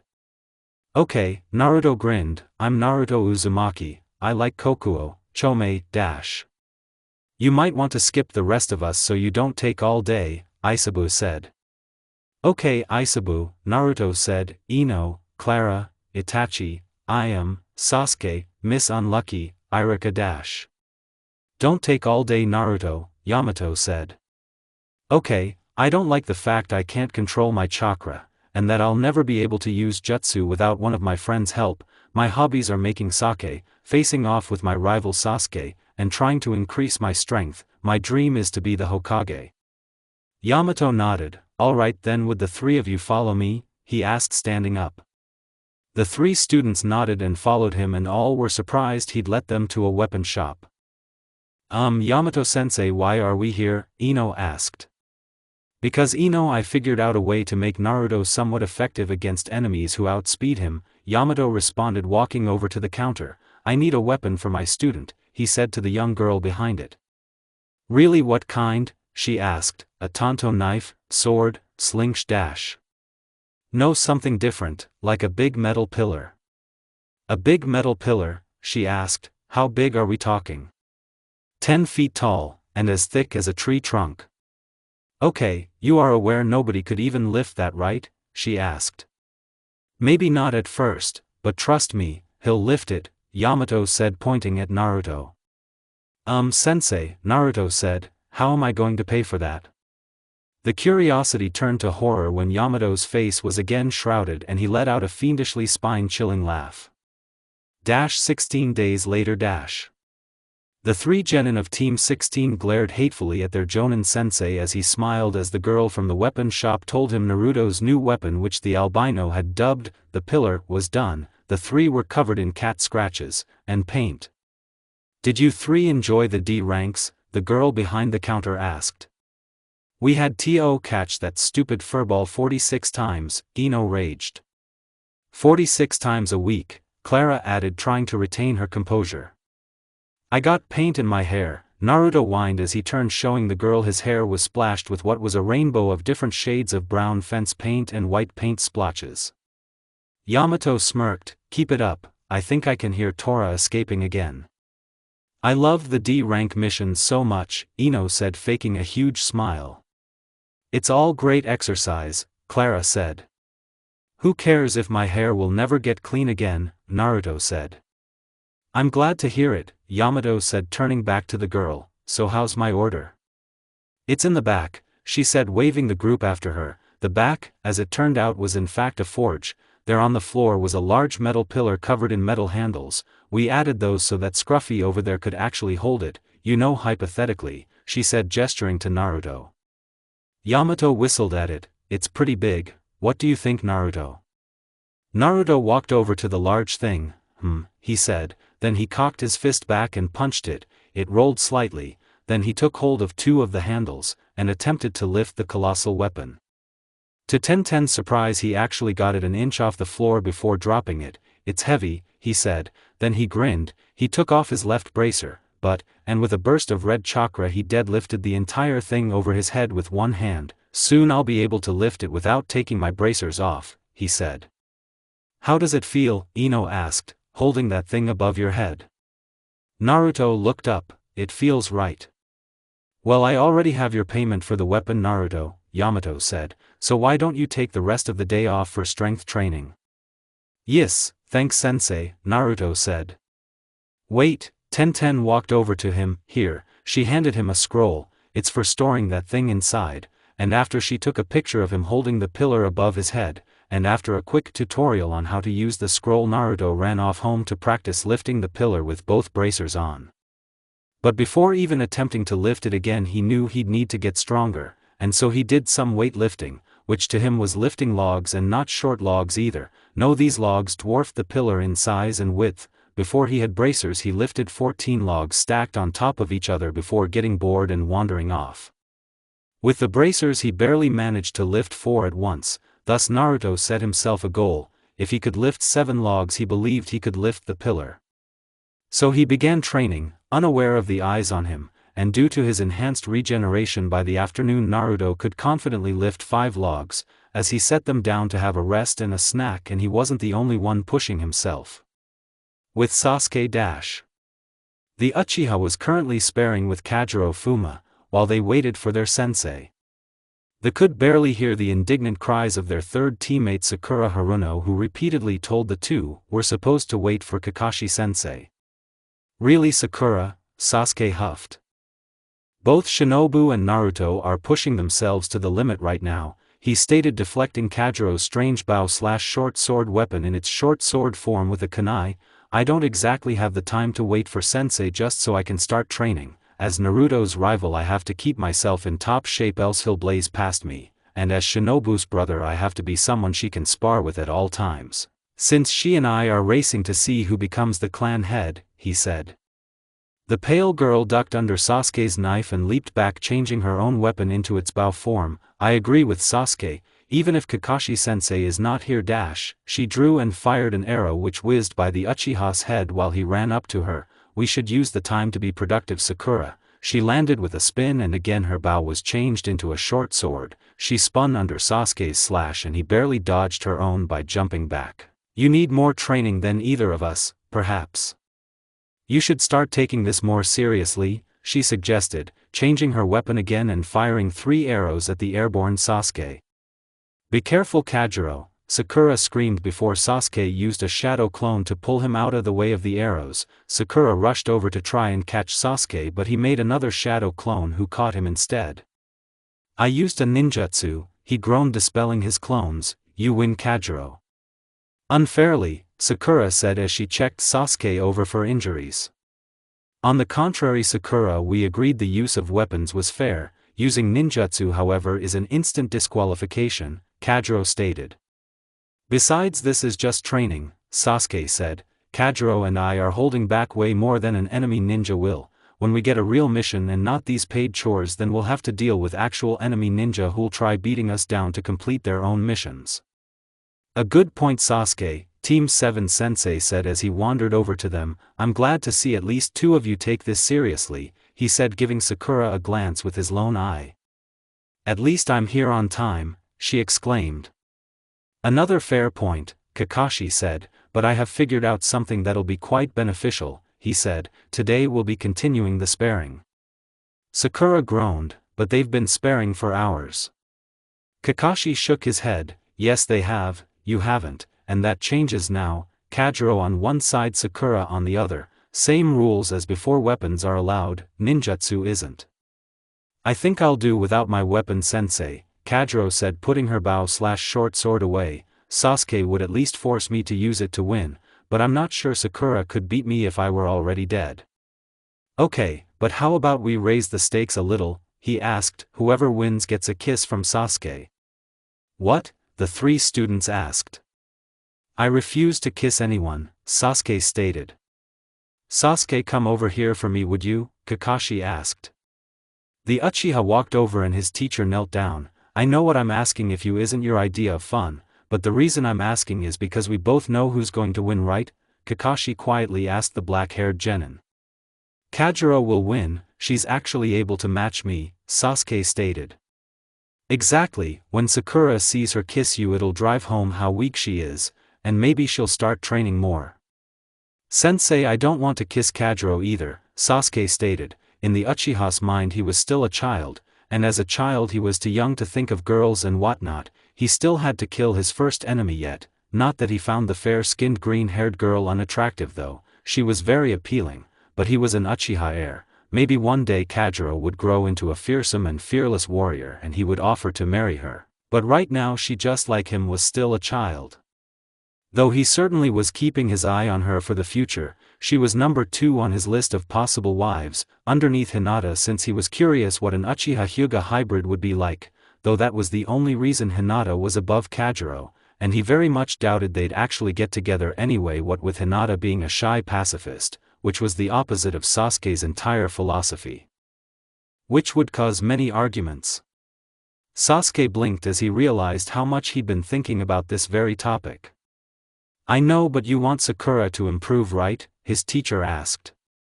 Of course I do, she's likely to get herself hurt at this rate, Sasuke stated. He didn't like Sakura, but he didn't want her hurt either. He crossed his arms. Fine, I'll kiss whoever wins, he said. Thanks Sasuke, Kakashi said. Ladies, he said he'll do it. A KK kiss, from Sasuke? Sakura asked with a blush on her cheeks. I don't want a kiss, Kajiro stated. Regardless Kajiro, that's the prize. If you don't want it maybe you should lose? Kajiro's expression became one of disgust at the idea of throwing a match, and she turned to face the determined expression of Sakura. Begin, Kakashi said. After a short battle with Sakura sprinting faster than expected at Kajiro, the green-haired girl easily caught her hand and threw her over her shoulder, before restraining an arm behind her back. I win, Kajiro said as cheerfully as someone who'd just been told they had to have an arm amputated. Sasuke walked over to her. Well, you win, Kajiro nodded, and the two stared at each other for an awkward moment before Kajiro pecked the Uchiha's lips. There, she stated, I've claimed my prize, Sasuke's first kiss. She rolled her eyes. Can we train yet? I'm itching for something to do. Kakashi sighed, but he smiled under his mask when he noticed the determined expression on Sakura's face. Here's hoping taking Rin's advice will work. With Team 16 Yamato frowned. Come on Ino, you need more jutsu in your arsenal, he said, watching the heiress panting as she tried and failed to learn AD rank lightning jutsu while Clara stood away from the two practicing a wind jutsu with a wood clone of Yamato's. Sensei, she panted, you have me trying to learn 3 different jutsu, none of which are my affinity. Yamato nodded. Yes, I know that, but the reason I'm having you learn them is because each are useful. Lightning style. Brilliant spark creates a bright flash which will make getting away from enemies easier. Fire style. Phoenix flower jutsu is good for a wide variety of reasons. And finally ninja art. Camouflage jutsu will make you harder to find. Why am I on 3 and Clara has 1? Ino asked.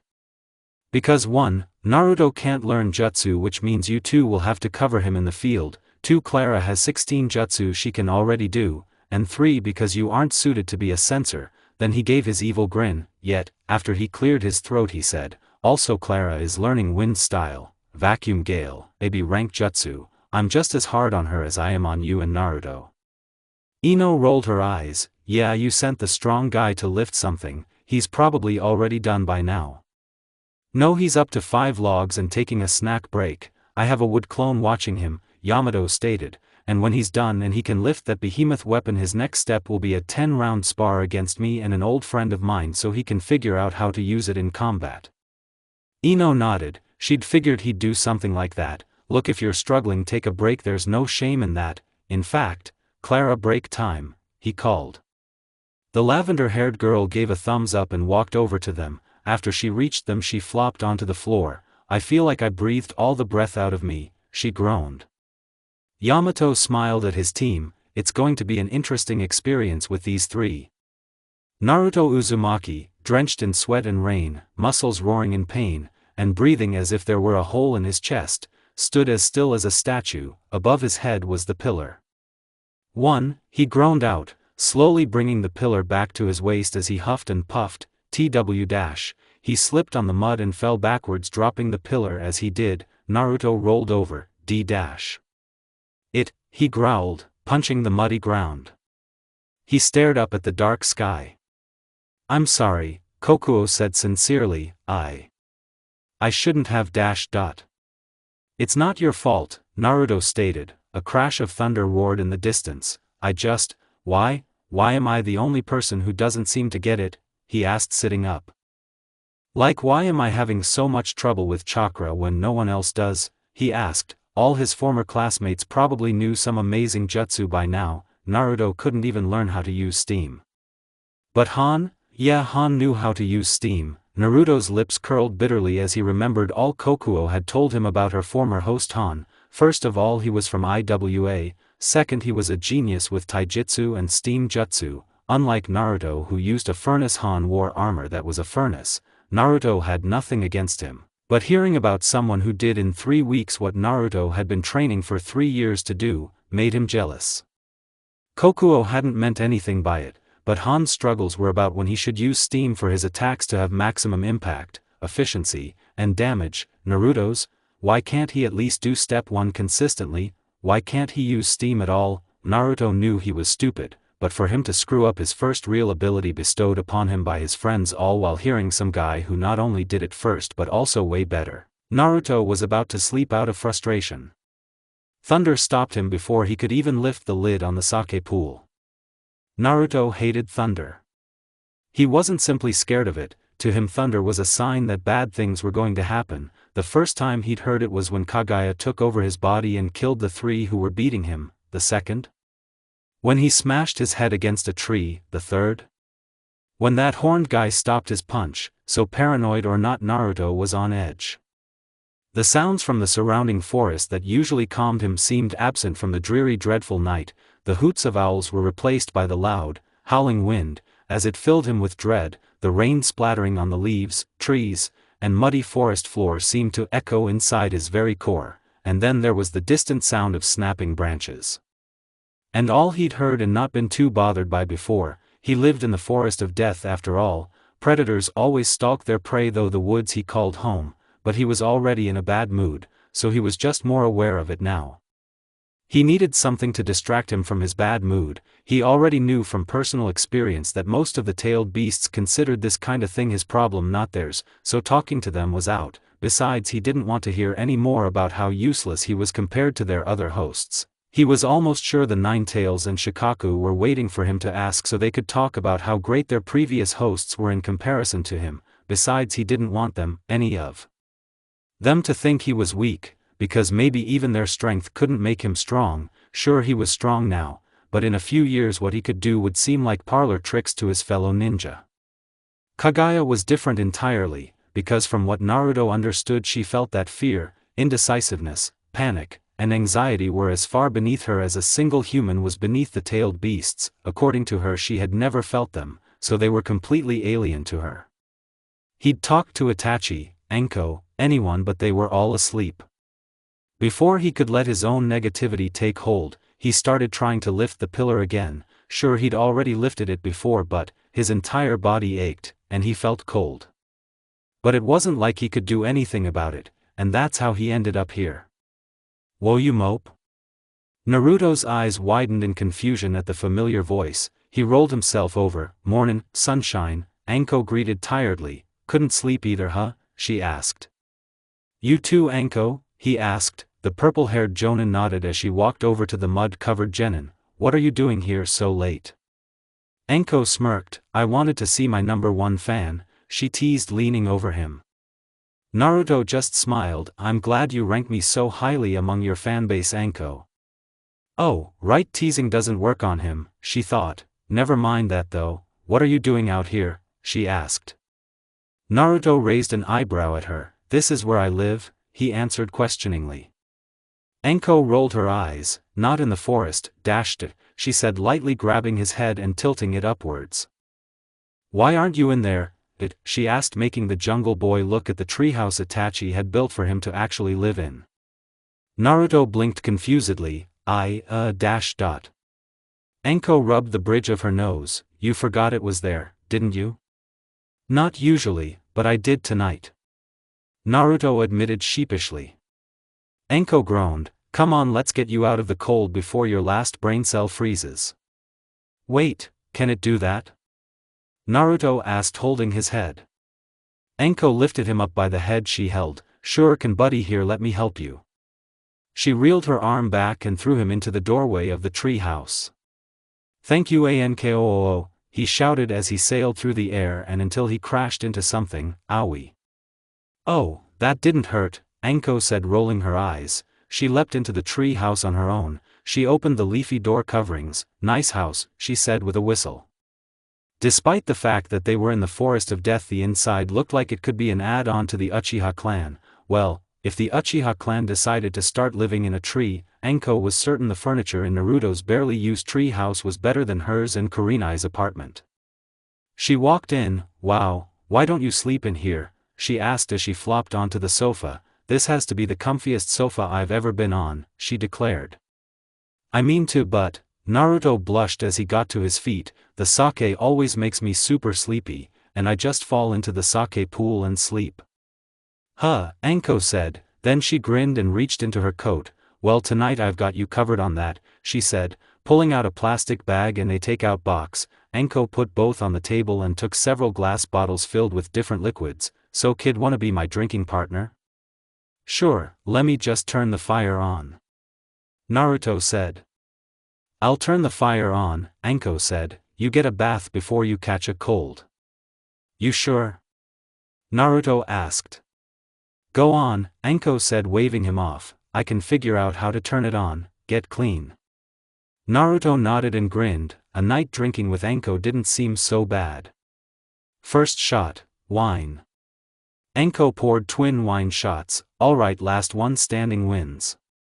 Naruto nodded. "Okay." The two downed the shot glasses. Anko grinned. "Well, still got a bottle left." Sixth shot, bitter. "Well, there goes the wine," Anko said. "Figured we'd make it through that," she said, took one of the cans and opened it. "Next is bitter," she said, pouring 2 shots. "Sounds refreshing." Naruto smiled.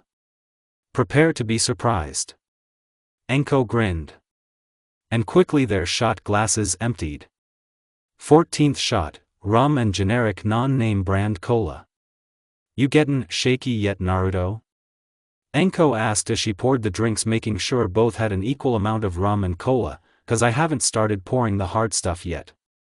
Naruto looked at his hand. "Not yet, Anko, are you?" "I poured these drinks, didn't I?" Naruto nodded. "Like a boss, as you told me to say. Everything you did was straight." Anko nodded and downed her shot glass. Like a boss." 26th shot, tequila. "So then," Anko slightly slurred as she poured the first shot of tequila, "I find Kurenai and Asuma in my bed kissing each other," she said. "No," Naruto gasped and hiccuped slightly. "Not kissing," he spelt out. He tilted his head and squinted. "How do you spell your bed again?" he asked. "It's not even that they were doing it in my bed, while I wanted to sleep off the worst day ever with my good friends rum and strawberry ice cream," Anko stated as she slid the drink over to Naruto. "But the fact that they were just kissing, she asked. Naruto tried thinking about it, but all he could hear was someone pretty ski, so he shrugged. Sounds about right, he slurred. Enko shook her head, down the hatch. They both swallowed the drink. Naruto smiled. I swallowed mine first. I'll swallow yours first. Enko grumbled. 38th shot, sake. Naruto downed his shot quickly. Hey, Enko said accusingly, we didn't make a cheers, you can't drink without a cheers, she slurred. We haven't cheersed at all tonight, Naruto stated as he swayed like a first-time sailor. Course we have, we've drank the drinks ain't we? Enko poured 2 more shots of sake, remember we gotta cheers before we drink. Okay, Naruto said accepting the drink. Enko drank her shot. Hey, I thought we had to make a cheers. Enko shook her head. Really? Who told you that? Naruto blinked, he couldn't quite remember who told him what anymore. No you, he said. 51st shot, whiskey. I got it one piece at a time and it didn't cost me a dime dash. They sang completely out of tune before downing the next shot. 59th shot, sarsaparilla. Naruto sobbed into Enko's shoulder. I'm never gonna be good enough, he slurred. I can't make the jutsu stuff happen, he cried. Everyone's better than me. You, Enko started, you're perfect, as you dash, you are, she hiccuped. I'm not good enough, she slurred. I made one little mistake, she said. I trusted someone that everyone else trusted and now I have her in hickey haunting me forever, she said. And I came back home and everyone treats me like rubbish, except you, Nai-chan, and Yugao. Hey Enko, Naruto raised his shot glass, to us failures. Enko nodded, tea to us failures brickhead, and the two drank. 68th shot, bourbon. Enko drunkenly opened the bottle and sloppily poured 2 shots, spilling quite a bit of it on the table. She and Naruto raised it to their lips before both fell over asleep. After they started snoring, Itachi entered the tree house with a smile. Come here, he said, carrying his little brother and putting him in bed. Seems I'm not the only one looking out for you, brother? He asked as he tucked Naruto into bed. He pulled a spare quilt out of the cupboard and covered Enko with it. Then he wiped the spilt drink up. He looked outside one of the windows. Outside the thunderstorm is still raging on. But in here it's lovely and warm, he smiled. He picked up Naruto's abandoned shot glass that still had some bourbon in it. To the success of Naruto and Enko, he said, downing the small amount of alcohol left, and instantly regretted it. Oh, that strong stuff, he groaned, coughing slightly. He put the fire in the fireplace out and pulled the hidden sliding door to the tree house close, locking it as he did. Itachi stood outside the door and stared out into the dark forest. After a while he leapt away. Next day dash. For the first time in his life Naruto woke up inside his warm comfy bed, in his warm comfy treehouse. What happened last night? That's what I'm wondering, Enko groaned from on the sofa. I'm gonna guess we were drinking though. Must have been, Naruto said. It only made sense. Wait, what time is it? He asked in a panic. Enko looked out the window. Morning? I'm late. Naruto cried, jumping though the locked door. Enko poked her head out and watched as he picked up the pillar and ran out of the clearing. Naruto ran though the leaf as he held the pillar to his other training session. Somehow, he was actually still there before Kakashi, but before him was Ino, Clara, Sasuke, and 2 girls Naruto didn't remember the names of and Yamato. Hi everyone, Naruto shouted. Hey Naru dash, Sasuke greeted with a grin as he turned to his greatest rival and froze upon seeing the massive weight on his shoulders. That's, Kajiro stated, rather impressive. So, you can lift it, Yamato said as he walked over to him, but can you swing it? Naruto shifted the pillar into both of his hands like a baseball bat. He tried swinging it but lost his footing and fell over. I'll work on it. Best way to learn is in combat, Yamato said as Naruto picked himself up. So, when do we dash? Naruto was cut off as wood wrapped round his legs. Huh? He asked. Before he could even attempt pulling his legs free, Yamato made his hand into a wooden mallet and swung it at the trapped Naruto, who wasn't prepared and took the shot to the cheek since he couldn't block in time. Faster Naruto! Yamato shouted before he leapt back. Try blocking this. he said, doing some hand signs in mid-air before launching several wooden beams at Naruto, who raised the pillar to block. The force of the attack broke Naruto's guard, and Yamato took advantage by dashing at the shocked Uzumaki, slicing through his wooden armor and cutting his chest. Naruto cried in pain, as Yamato passed him. "How will you block this?" he asked, throwing a volley of shuriken at his back, which elicited another cry of pain from the Uzumaki, "My back." As blood ran down Naruto's back, the white-haired teen placed his hands on either side of the pillar and raised it up before slamming it down, obliterating the wood that held him, and digging the pillar into the ground underneath his feet. Naruto did a handstand so he could see Yamato. "Finally free, are you?"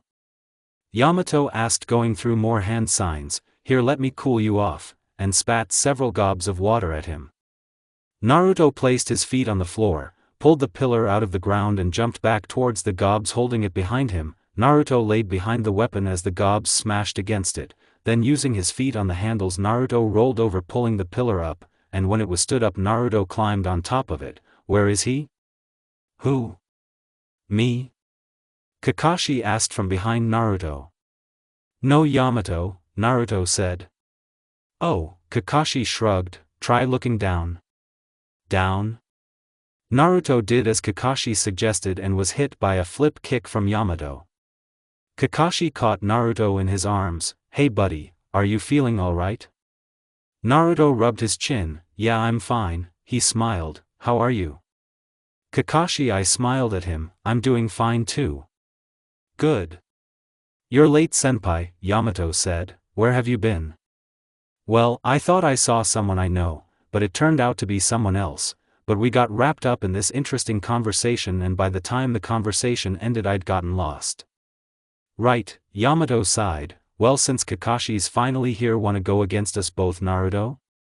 "Sure," Naruto said as Kakashi put him down. He reached behind him. "I could use more practice, Naruto," he said with a groan as he pulled a shuriken out of his back.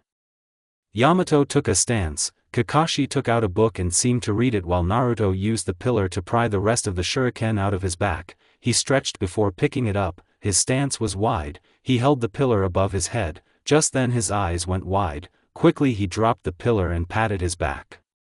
When he'd rushed to get here, he'd forgotten the Kokuo furnace back home. Then he looked down at the pillar. He pressed his foot against it. It rolled slightly. It was too heavy for the Kokuo furnace to move.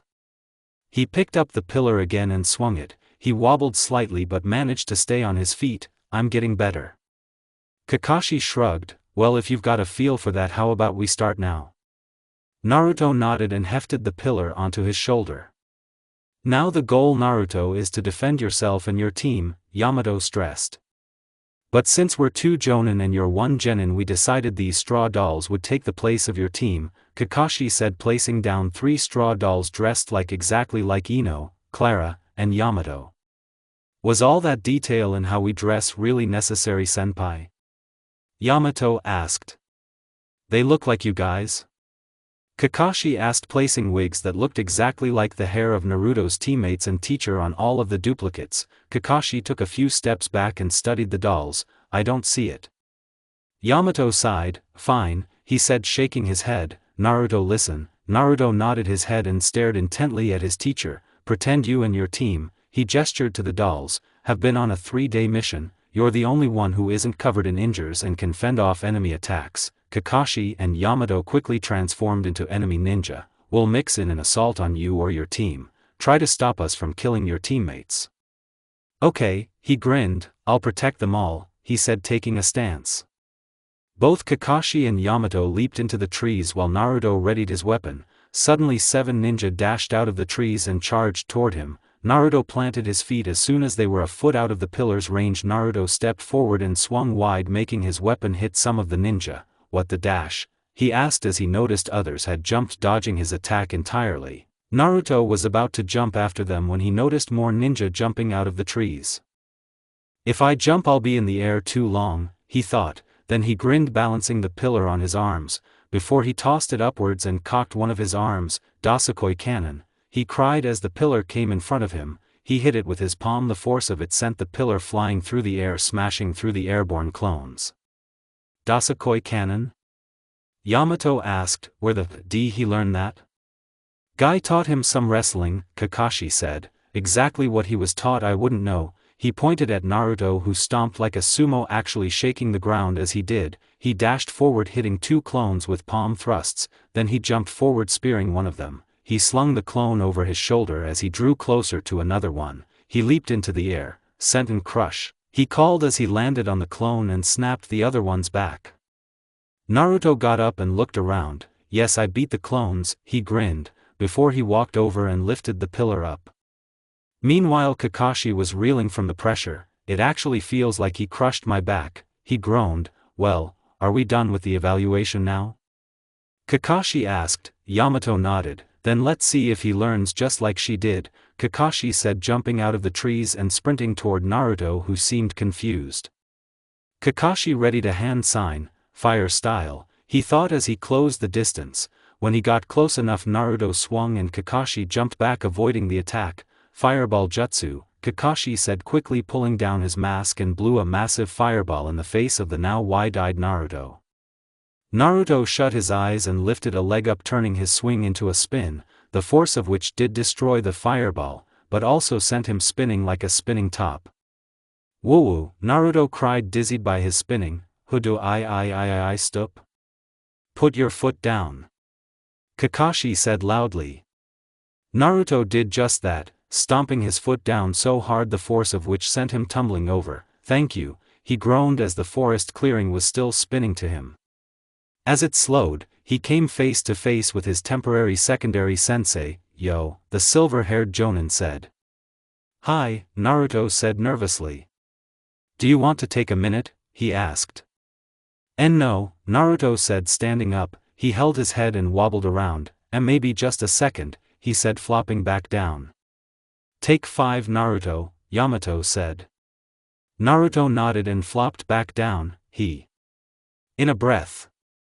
You should have waited till he was closer, Saiken advised. Perhaps I should put some sticky mucus on your weapon, it would stop them from running. Wouldn't he die if he was stuck by a swing from Naruto? Isabu stated, more than asked. I'm all for that. Shikaku chuckled madly. Imagine the mess, the splatter, the chunks of flesh. It would be the fastest path to victory, Saiken mused. If Naruto killed someone intentionally, he and us would likely be thrown into prison. Metabii yawned as she again had been pulled from her nap. Naruto exhaled. It was just another day to him, but he had noticed somebody who was usually at the front of his mind was entirely silent. Right, he'd forgotten to apologize to Kokuo. She was probably really sad right now. Something troubling you, kid? Son Goku asked. You aren't normally this quiet. I'm fine, Son Goku, just feeling a little off is all, Naruto lied. Kid, just from the tone Naruto knew Son had his arms crossed, that wouldn't work on your teacher. Do you think we'd buy it? I just don't want to worry anyone, he said. Talking to the tailed beasts? Kakashi asked. Naruto opened his eyes. Yeah, does that bother you? He asked. Kakashi chuckled, shaking his head. He really is just dash. Hey, he said suddenly, wanna hear about the tale of someone who used to be one of the Leaf's greatest heroes? Naruto sat up. Who? Who? Is it you? Nope. Tachi-kun? No, but she did train Itachi at some point, Kakashi said. He gave a nod to Yamato, who nodded back and walked towards the others. This is the story about, he thought for a second, trying to remember her bingo book entry from Kumo, the Whirlpool Demon. Naruto grinned and sat up. The Whirlpool Demon was one of our greatest heroes, Kakashi said. She possessed 3 traits which made her feared by all who encountered her. The first was her strength, he said. The second was her bloodline limit, which allowed her to attack from range and disrupt certain types of chakras, and the third was her extreme affinity for water jutsu. Kakashi noticed he had Naruto's vested interest. You see, when she was a little girl people made fun of her because of her red hair and her dream. She like you wanted to be the Hokage, and she insisted to everyone she met that she would be the first female Hokage. Kakashi smiled, lost in his memories. She was sick of hearing about how Boys are stronger than girls, and one day, as if to prove her right, one day a woman named Tsunade became the physically strongest person in the entire Leaf Village, and the Whirlpool Demon bugged her every day until Tsunade told the young demon the secret of her strength. So, Tsunade trained the Whirlpool Demon? Naruto asked. Kakashi laughed. Not exactly. You see, Tsunade's strength wasn't all muscle, it was chakra, and the demon thought that anyone who knew would still think that boys were stronger than girls, so the Whirlpool Demon stomped off and decided to prove herself right. She would show the world how strong she was and claim the title of Hokage through raw power, he stated. So she trained, and trained, and trained. The Whirlpool Demon grew so strong so quickly that by the time she was a Chunin, she could tear earth out of the ground with her bare hands. At that point she could lift her classmates above her head with one hand. She was nearly unstoppable. She gained fame for being reckless, literally tanking S-class ninjutsu to her self-proclaimed bedrock hard abs before delivering viscous counter-attacks with her mace. He corrected himself, her big honking mace. He nodded. When she made Jonin, she declared that she would be the Hokage, and was very close to achieving her dream, but she lost in the last round to the fourth. Really? Kakashi nodded. She was disheartened, but that loss lit a flame inside her, and she went off to continue her training, by taking down S-class criminals and dragging them back to their villages alive, a feat she holds the highest record for doing, surpassing the previous record of 5 with her awe-inspiring 46. Wow, Naruto said. Wait, but the only person I've seen with red hair is Nobu-chan. Well, Kakashi frowned. She's lost right now, he said. You see, she fell in love with a Leaf Village bigshot who she used to challenge daily and had a child with him. Then the Kubi attacked. Kakashi's eye radiated sadness. She fought the beast alone despite being fatigued from the recent birth and injured. She brought enough time for 30% of the ninja there to evacuate and live to see their families, though the rest weren't as lucky, and she was eventually knocked away by the fox. The fourth arrived to defeat the fox and lost his own life in the process, Kakashi said. So, she was knocked away? Naruto asked. Kakashi hesitated before nodding. Wow, that's so sad. What happened to her family? Her son and the father? Kakashi asked. After Naruto nodded, he said, well, they eagerly await her return. She was too strong to beat after all, so they hold hope that one day she'll find her way home again. That's a sad story, Naruto noted. Kakashi ruffled his hair. Don't worry about it. The green-haired girl on Sasuke's team walked over to the two. Excuse me, she said. After the two looked at her, she drew her bow out of her top. The others are paired off together. Would you mind battling me? She asked. Sure, Naruto said soberly. It'll help me forget my sadness. He stood at his full height and smiled. Let's battle, he cried, ducking as an arrow passed through his head. Naruto checked his head for arrow wounds. I'm alive?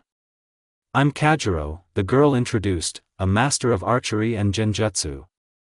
Naruto smiled. Oh, okay Kajuro, I'm Naruto. It's nice to meet you. Naruto put the pillar behind his back, did the sumo stomp and put his fist against the ground. Let's Dasakoi, he said with a grin. You have no idea what Dasakoi means, do you? She asked. Lee-sensei said it's how sumo say, fight with honor, Naruto said. Also it's fun to say.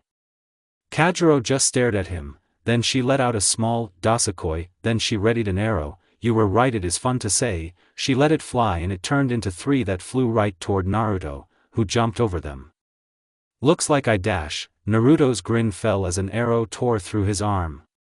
Surprised? Kajuro asked as he hit the floor. The problem with fighting genjutsu is figuring out what is real and what isn't. Naruto pulled the arrow out of his arm and tossed it at her feet. I see, he said. The problem with fighting me is, he pointed to his arm as the wounds started closing, I heal really fast. Kajuro dashed forward and her bow changed into a short sword. Naruto shook his head. Even I'm not enough to think a bow changes into a sword, he said, charging forward swinging a palm at her. Kajuro dodged his strike and slashed Naruto where his armor had been cut from before, flipped past him changing her sword back into a bow. She knocked an arrow with an explosive tag. Yeah, mine does, she stated, before pulling the string back and letting it fly. Seeing it coming at him, Naruto decided to do something unexpected. He crouched, and bear crawled out of the arrow's path, but when it exploded making his hair and his armor catch fire, Naruto tore off his armor and rolled around in the mud. "Sorry about your armor," she said, noticing him stare at the still burning wood armor.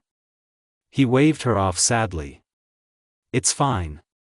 Kajuro walked over and tapped him with her short sword. "I win," she said, before hiding it in her jacket and sitting next to him. They sat and watched the armor burn. "So you're Sasuke's brother, right?" she asked.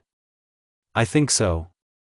Naruto scratched his head. "I'm Taichi-kun's brother and Auntie Miko did take care of me, so I must be Sasuke's brother, right?" "And his rival, yes?" she asked. "Yes, that's me," he grinned. "What does he like?" She turned away. "For a gift." Naruto thought hard about what Sasuke might want. "Steamed buns?" "Ah, he likes buns?" she asked. "What kind?" "Beef." Kajuro pulled a notebook out of her coat. "Steamed beef buns," she said as she wrote down the info, "and I should make them myself?" Kajuro nodded to herself. "Of course I should, that way they're more special." Thanks Naruto," she said staring blankly at him. Naruto nodded and grinned. "You're welcome." "Well, you two are getting along." Naruto turned and saw Ino and the pink-haired girl walking over to them. Both had bruises on their cheeks. "Yes we are," he said. "What about you two?"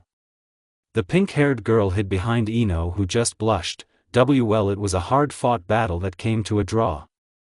"That's one way of putting it," Yamato said sitting next to them. "It's just Clara and Sasuke now." He gestured over to where the other two were. The field around them was singed. Both were armed with kunai and carefully observed their opponent. They were 5 feet away from each other. Clara charged forward and thrusted her weapon forward. Sasuke parried it and tried trapping her leg with his as he slashed at her. Clara spun her kunai on her finger and used the force of it to block his slash. As she did, her other leg raised and her knee connected to his stomach. Then she grabbed his arm and threw him behind her. Before Sasuke could even regain his footing, Clara laid on his back and the sound of something sizzling filled his ear. "I give," he frowned. It hurt to do so, but he knew a paper bomb would hurt more. The weight lifted from him, and a loud bang came from far above him. He turned and stood up. "You win this round, Clara." She nodded. "Only because I took the initiative, Uchiha-san. Had you done so you'd have won," she lied. "Well, that was a good match," Yamato congratulated the gathered students. "Unfortunately now we have no winner," Kakashi groaned. "Winner?" Sakura asked. "What do you mean, sensei?" Yamato glared at Kakashi, who shrugged. "Well, since you're all so skilled, we had a bet going between us and the Hokage. The team that won this match would get a C rank mission," Itachi stated. "Really, that was the prize?" a woman complained. Everyone turned to see Itachi, and a woman Naruto had seen before. "Lord Hokage," Yamato said, "and Lady Mizukage?" "That's the Mizukage?" Ino asked. "What's she doing in the leaf?" Sakura asked suspiciously. Clara shrugged. "I doubt she'd be standing so close to the Hokage and his umbu if she had bad intentions." "Well, we're here because the bet is off anyway," Itachi informed the group. "Lady Mizukage needs an escort back to her village, and I've already volunteered Team 12 for the job." "And I'm happy to have the escort," Mei grinned, "but what will you do with that C rank?" "Well." Itachi scratched his chin. "I suppose while Team 7 didn't win, they didn't lose either," he hummed, before smiling. "Well, I'll bet they can handle it." Sasuke ran forward. "We get a C rank?" he asked. "What's the mission?" Itachi laughed. "It's a simple retrieval mission, nothing should go wrong, but I'll tell you all more back at my office in an hour. That should give you time to pack the essentials. As for the rest of you," Mei grinned, "we're leaving right now," she stated. "Your bags have already been packed, and I had my 2 bodyguards get that weird furnace of yours, Naruto," she said with a smile, "so let's go to the village's west entrance." Clara raised her hand. Mei blinked. Did you want something? Can Team 12 drag our friend here off to get some pants?" Clara asked, pointing at Naruto, whose only clothing was some old cloth shorts. Who are we dragging? Naruto asked, lifting the pillar over his back. Mei stared in shock at him, casually lifting something twice her size and heavier than anything she'd ever seen lifted. Itachi lightly shook her shoulder. Mei? He asked. Why, yeah, sure, I need time to process what I just saw, she said, turning on her heel and walking away. Who are we? Clara pulled a rag out of her pocket and quickly covered Naruto's mouth with it. He fell over after a few seconds. Clara grabbed his arms and Ino grabbed his legs. We figured this would be faster than trying to convince him to get new clothes, Ino stated. Itachi walked over to the pillar and pulled out a sealing scroll. He sealed it away and placed it on Naruto's stomach. Get him a bunch of pears, his favorite color is orange. Will do, they said as they dragged him away. Later. Naruto yawned as he woke up. I don't remember sleeping, he stated, standing up. He found himself at the west gate. With him was his team, Mei, and two guys. One was an angry-looking older man with an eye patch, the other was a nervous-looking shark-like toothed teen with a big sword on his back. How do you feel, Naruto? Ino asked. Naruto itched his chest. Fine, I guess. Really? There's no discomfort at all? Clara asked. Well, my legs feel a little warm, Naruto said, looking down. Ah, he cried, where are my shorts? He asked, pulling the orange hakama pants he was now wearing. Well, we wanted to skip the arguing and just get to the mission, Clara stated. It's fine though, Ino smiled, you look really cool. But my shorts, Naruto whined. Naruto, you have 3 pairs of shorts, and while I'll admit you keep them clean despite that, you still need more clothes, Ino insisted. Well, you're finally awake, so can we start going? Mei asked, tapping her foot. Yes, both Ino and Clara said. Boo dash. Naruto, Yamato started. He turned the flashlight on. Don't upset the client, he said terrifyingly. Naruto hid behind Mei's skirt. Yes, sensei. Yamato turned the torch's light off. Good, shall we go? Wait, an old man called as he ran over to them. He took a few sharp breaths. Are you all ninja? Not dash, Yamato was interrupted by Mei. Yes, we are. The old man smiled. Great, can I pay you all for a mission? He asked. That depends on the mission, she stated. Well, I need an escort back to my village, it's in the land of waves. An escort, she asked, rubbing her chin in thought. An angry man with an eye patch stepped forward. This is the Mizukage, we have no time to dash. Mei grinned, spreading her arms wide, accidentally slapping the man with the eye patch as she said, sure, it's on the way to Mizu after all. Really? The old man asked hopefully. How much do you dash? Why are you all back there? Mei shouted from further down the road, I want to be back home this year. The ninja grabbed their bags. Naruto put the Kokuo furnace on his back and they all ran to catch up to the Mizukage. When they finally got to her, she insisted they all take certain positions. Yamato was at the back. Chojuro, who was the nervous teen, was in front of Yamato. In front of him was Tazuna, who was the old man who apparently liked booze. Then Naruto, and Mei, who'd insisted he stay by her side. Then Ino and Clara, who were behind Aoi, who was the man with the eye patch. Miss Mizukage, I must ask that you reconsider the order we're standing in. We're completely open on either side, Aoi complained for like the 6th time. Please Aoi, I have Naruto here to protect me, I'll be fine, she stated. Why is he always like this? She wondered internally. I'm the freaking Mizukage, I make lava and can boil a ninja's insides from 13 feet away. The whole ninja bodyguard thing is just so another Kaguya thinks twice about trying to kill me, she sighed to herself. Naruto bounced excitedly as he walked, looking all around as they walked further and further from the path of the Leaf Village. Mei smiled at this. Never been outside the village before? She asked. Naruto shook his head quickly. No, but I have seen it before. Mei blanched as she remembered how her first meeting with the boy had ended. Just how Itachi spoke about the boy breaking his bones worried her.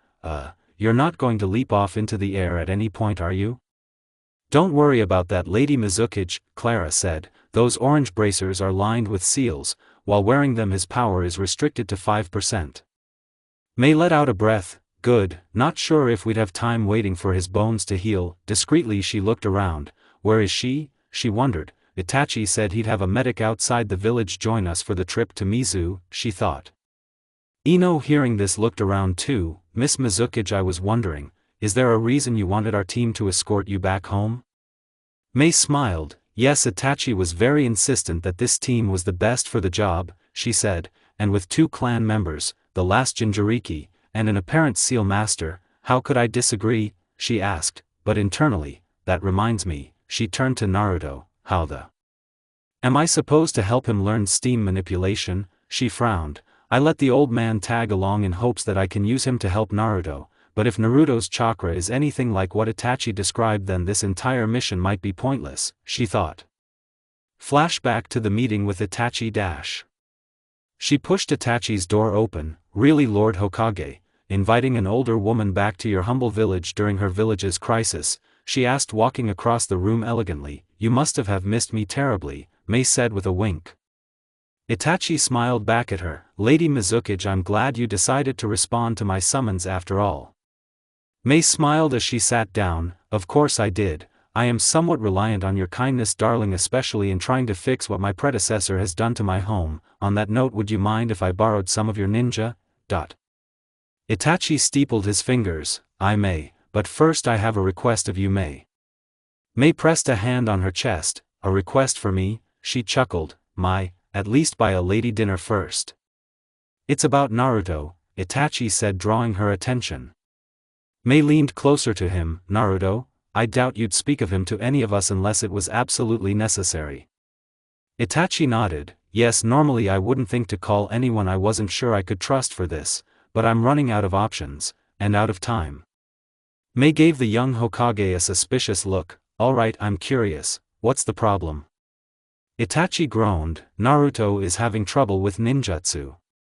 Mei blinked. Is that all? She was a little flabbergasted since she doubted Itachi would call her for something so trivial. All Jinchuriki had problems controlling their chakra, it was only natural.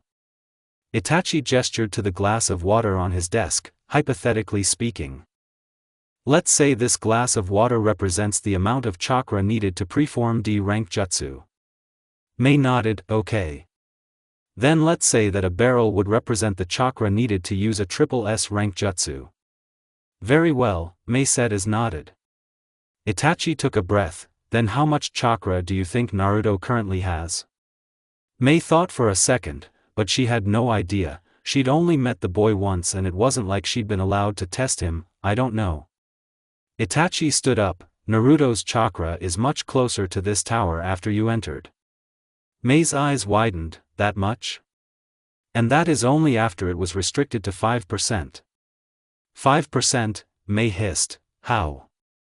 The Reaper Death Seal, Itachi said. The fourth's notes I found explain that he intended to use the Reaper Death Seal to seal not only the 9 tails into Naruto, but to convert 1% of the chakra of the 9-tailed fox into Naruto's chakra coils every year.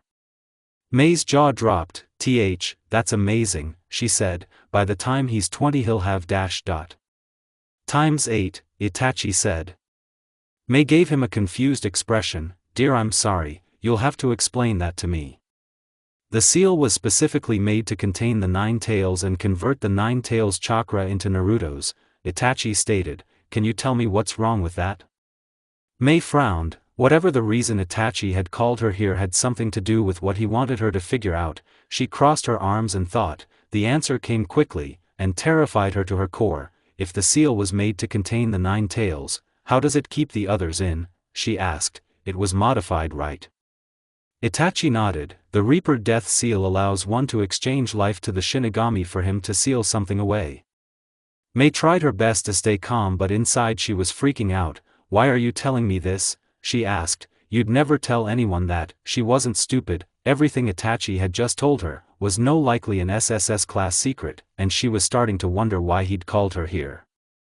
Naruto isn't taking 1% of one-tailed beast, Mei, Itachi stated. He's taking 1% of all 9-tailed beasts.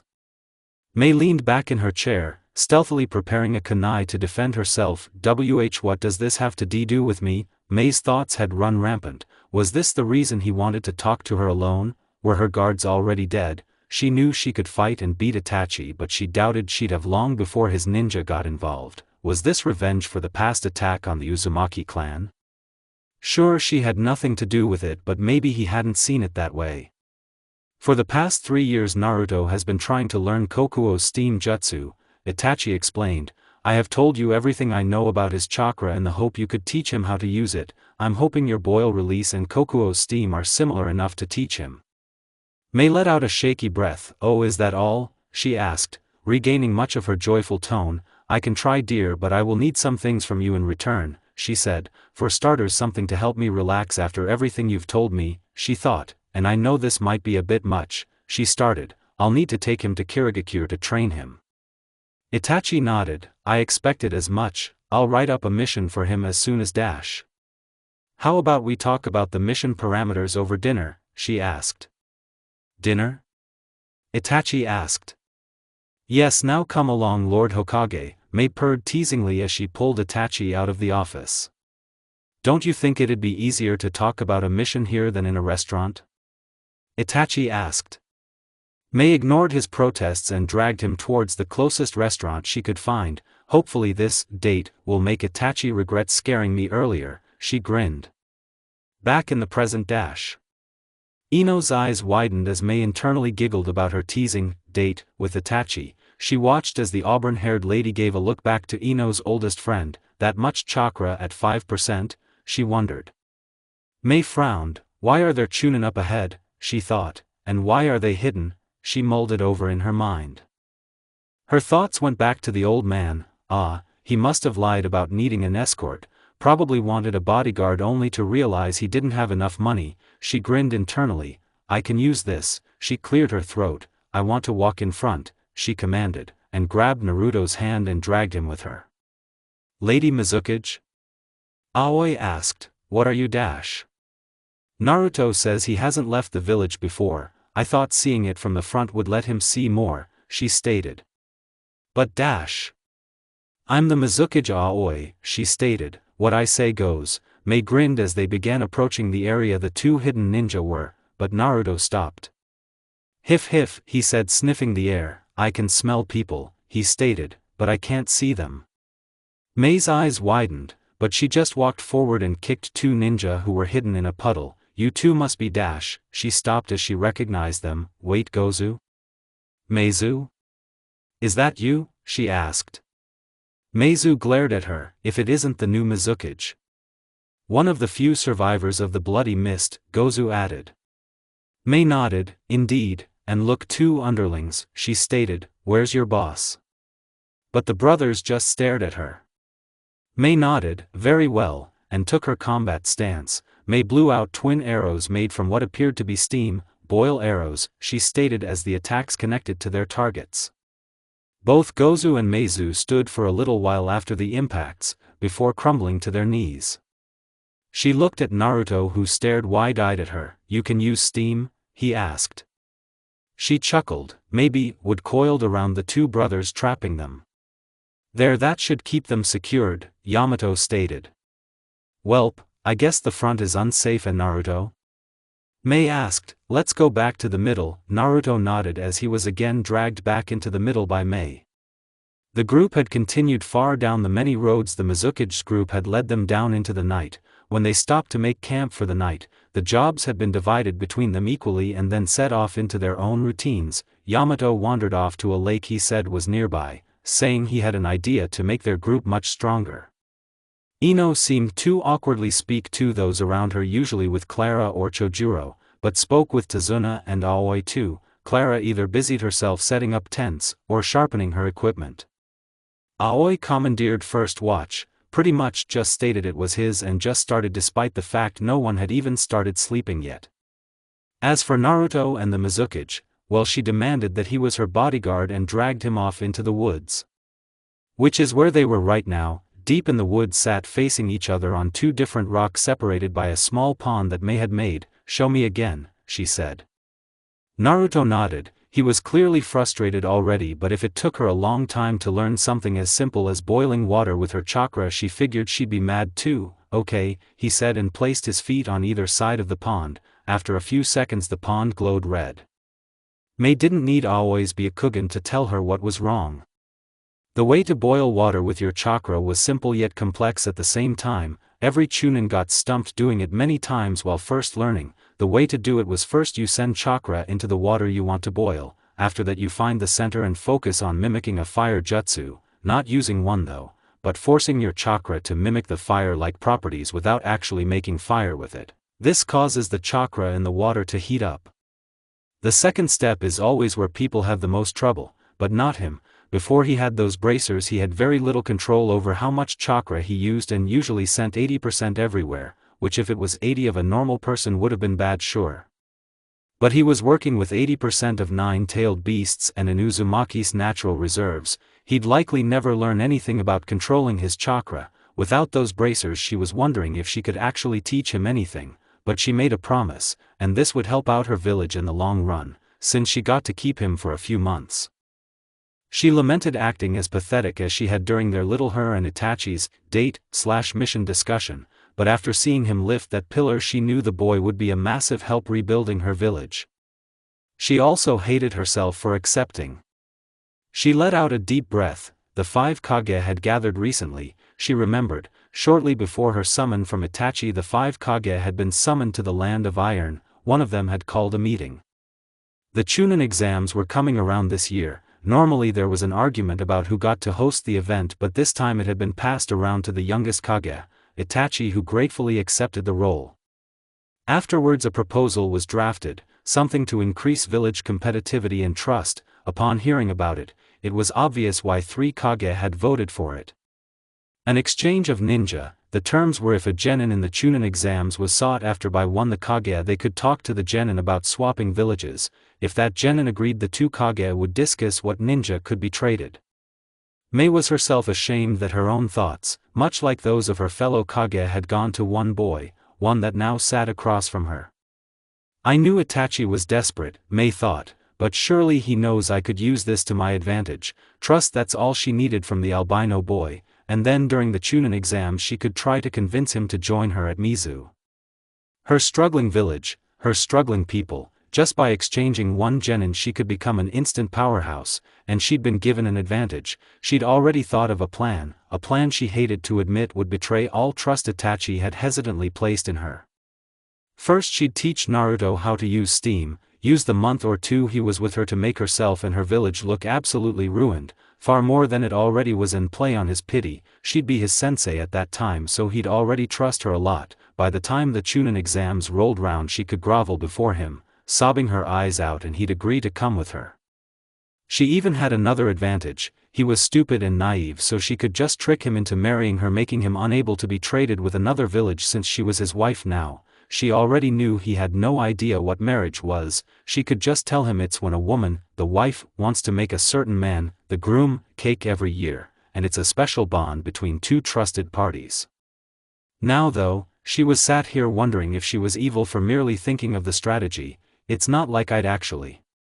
Mei bit her lip as her village came to mind. Even now it was struggling without her, because she'd left. Why? Because Itachi had requested her. She'd planned on asking him for some ninja to borrow, making the trip worthwhile in the first place, but he drops the solution right in her lap. She felt like scum.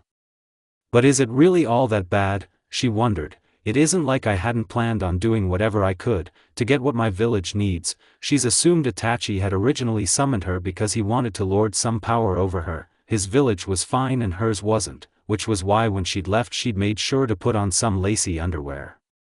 She was a kunoichi first and her body was a weapon. She expected their meeting to end with her on her knees and naked telling him whatever he wanted to hear, just for even the promise of even a few ninja. That was simply what she was willing to do as Kage. She was just glad at first it was Itachi. He was pretty handsome, so she wouldn't have minded it as much as she should have.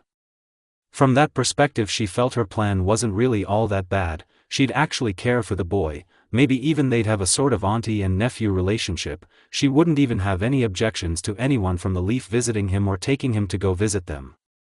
Her village would of course treat him with the utmost respect too, since he'd have a massive part in saving it. He was an orphan too, so maybe he'd even start a family. She wouldn't be against that, even if he didn't start one with her. though she supposed she probably wouldn't mind siring his children either. Though she hoped he'd choose someone his own age. My thoughts only confirm one thing, she noted, I'm desperate, I need him to help my village, and I'd give him anything he wanted in return, so why do I feel horrible for even considering it? She took a deep breath and shook her head. Way to get off topic, May, she chided herself. She opened her eyes and stared deep into the red glowing pool, considering Naruto likely couldn't make jutsu considering what Itachi said about him. I can't just teach him a fire jutsu and have him learn that way. She imagined him burning a hole on his stomach with the massive flames his chakra would inevitably make. But Itachi's Umbu had said they'd seen him actually use a steam jutsu before at least once or twice, so he somehow managed to do it by accident, so there must be a way to explain it to him, she concluded. Okay, she smiled gently at him, that's the first step to boiling water down, she said, now we just have to bring it to a boil. She rubbed her head, we're only on the first step and I already want to take a break. You've boiled water before, right? She asked. Yes, he said with a nod, but I can never get it done every time. That's great, and what were you feeling then? She asked. Maybe his emotions are the key to this, she thought. Naruto tilted his head and crossed his arms. What was I feeling? His eyes lit up. I'll bet K-. Then his expression fell. Oh. May raised her brow at him. Is something wrong? She asked. Naruto nodded. Miss May-. He covered his mouth. I mean, Miss May is fine, she said. Naruto smiled sadly at her. Thanks, and then he clasped his hands together nervously. You seem really smart and all, and I just wanted to know, how do you apologize to someone really important? Like, is there anything you can say to make them forgive you? May thought about what Naruto was asking, and quickly came to one conclusion that made sense in her mind. Now I get it, she thought. This is the real reason you asked me to take him. Itachi, Naruto made the fire daimyo or his wife angry, didn't he? That's the real reason for this mission. You want to wait a few months so it all blows over. Then she smirked. But I'll make him love mist by then, so you'll . She shook her head. No, May. She took a breath. Oh, well, it all depends on who you're trying to apologize to. Naruto looked up at her, eyes brimming with hope. Really? He asked. Please, Miss May. How do I apologize to Ka-chan? He asked. Oh, it's his mother? May frowned. Isn't he an orphan? Does he mean the Uchiha clan head? Kokuo-chan hasn't spoken to me since I got mad the other night and I'm getting really worried, he stated. Kokuo-chan? May asked with a cry. You mean the 5 tails? Naruto nodded. Yes, he said so seriously May almost laughed. May rubbed her chin mostly just to hide her mouth from the young boy. Previous users of the 5 tails did agree that it was nice and friendly. He looked over at the boy, but, could he really have ? May's eyes widened. No, it couldn't be, could it? She moved her hand. Naruto, do you like the tailed beasts? They're my family, he said happily.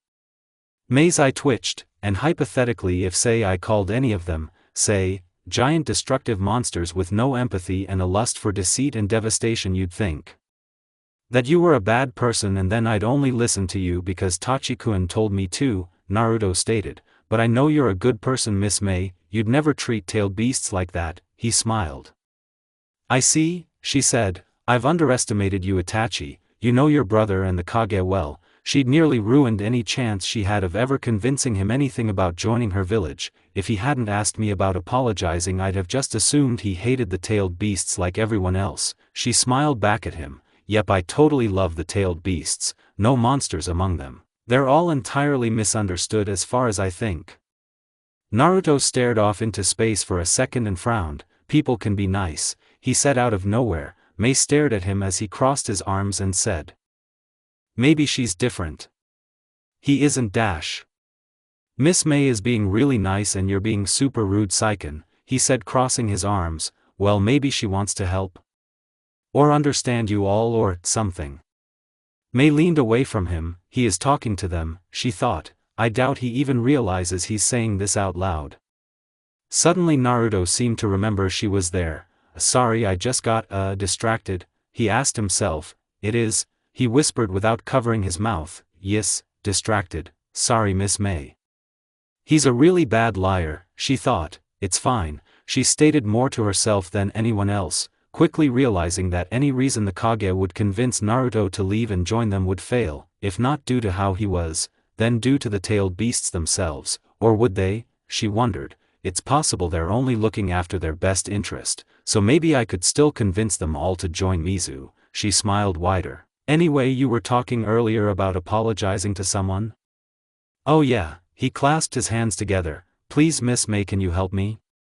May asked him what happened before Kokuo stopped talking to them, and Naruto told her about Han, Kokuo's former host, about how she gushed on and on about his skill and strategy, how Han completing what Naruto was still learning before Naruto was even capable of coherent speech. Again, she was also horrified to learn that Naruto had actually smashed his head against a tree and lost his memories, and possibly some of his higher thought process.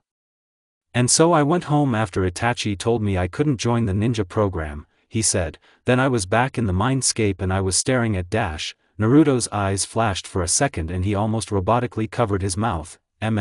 He looked surprised. After a few seconds he moved his hands and said, and after all that Kokuo offered to teach me steam and I've been stuck trying to learn about it ever since. May didn't know Naruto very well, but it was very obvious he hadn't been thinking and almost let something slip out, and one of the tailed beasts inside him had shut him up. Can they control him? She raised a finger at him. What was that? She asked. Naruto's eyes were wide. He turned away from her. What was what, Miss May? You covered your own mouth, and you didn't realize it, she stated. Well, he sweated nervously. No, it's, rigor mortis? No, it wasn't, and you'd have to be dead for that, May stated. Naruto flinched. Dash. Then he turned back to her. Miss May, he cried. Why yes? She flinched at the change in his mood. Naruto slid closer to her, looking very nervous. He clenched his fist. I want to know that you're really a good person for sure before anything, he said. He looked up at her. So I'm going to test you. Sure? He nodded, like 6 times, and seemed to psyche himself up for something. Then he reached up to his fringe, and parted it. May had no words. Her jaw dropped, upon the sight of 2 small horns on either side of his head, and a third lavender eye. Well? He asked, and looked, incredibly self-conscious. What do you think? All 3 eyes stared at her, each waiting for a response, but in them, something shook her, resignation, as if he'd already decided she hated them. Well, I don't know, they're cute, she asked, mostly on autopilot. See cute? He asked, his cheeks turned red as the smile came back to his face. He moved forward and wrapped his arms around her. I knew you were a good person, Miss May, he cheered. Whoa, May hadn't been hugged, lifted, and spun around in such a long time. I'm being lifted up now? She asked. It had been so long since her father had done this. She'd done so much since. She barely even remembered a time when she was just a little girl, being held up as her father praised her for being a good girl, after she did well on a test, or she'd learned it just faster than the other kids. She stayed. Then as he spun her around, blushing herself, she saw Aoi covertly ask if she needed help. She waved him away and the ninja nodded, leaving to do Aoi things. Oh, sorry Miss May, Naruto hastily apologized and placed her down again. I'm sorry for picking you up, don't be mad, he begged. May shook her head, trying to forget that she'd just enjoyed being hugged so much. Mad? She asked. Why would I be mad? Because I hugged you out of nowhere, Naruto said. I'm sorry, he apologized again. It's fine, she said. I enjoyed it, she said, explaining to the boy about how it reminded her of when she was a little girl. Oh, he smiled, I'm glad. So you have 3 eyes? She asked. That was your big test? Naruto nodded, yes. Well, how'd I do? She asked. Top 3, he smiled, but I don't remember how Taichi and Auntie Miko reacted, so I can't rank you all fairly, he said. She chuckled. Oh my, I managed to beat your team though, so that's something. I haven't shown them yet though, he admitted. May's eyes went wide. I don't want them to think less of me, he said. So I haven't shown them ye dash. Mei flicked water at him. What are you doing? He asked. Naruto, listen, she said with a sigh, you're a ninja now, you have to know that there are no secrets between teams. But this secret doesn't hurt the dash. Mei flicked more water at him. Yes, it does, Naruto, because you hid something you're so self-conscious about, and revealed it to me before them, and then they'll start to wonder why. Because I don't want them to think differently of me, he said. Thinking like that can hurt them too, Naruto, she said, like they'd react any differently than I did. Naruto opened his mouth, and closed it shortly after. Mei stood up. Let's take a break for now, she said, I'll get your team over here, whatever you show them afterwards is your choice. She walked towards the tent before she remembered his question from before. Oh, and after that, if you just apologize to Kokuo sincerely, I'm sure she'll forgive you. Naruto turned to her and smiled brightly. Mei's heart warmed at the sight. He's so kind, she thought. Inside Naruto's mindscape dash. Kaguya gritted her teeth. How darest thee, she demanded internally, glaring at the image of an old red-haired whore giving Naruto an ugly smile back.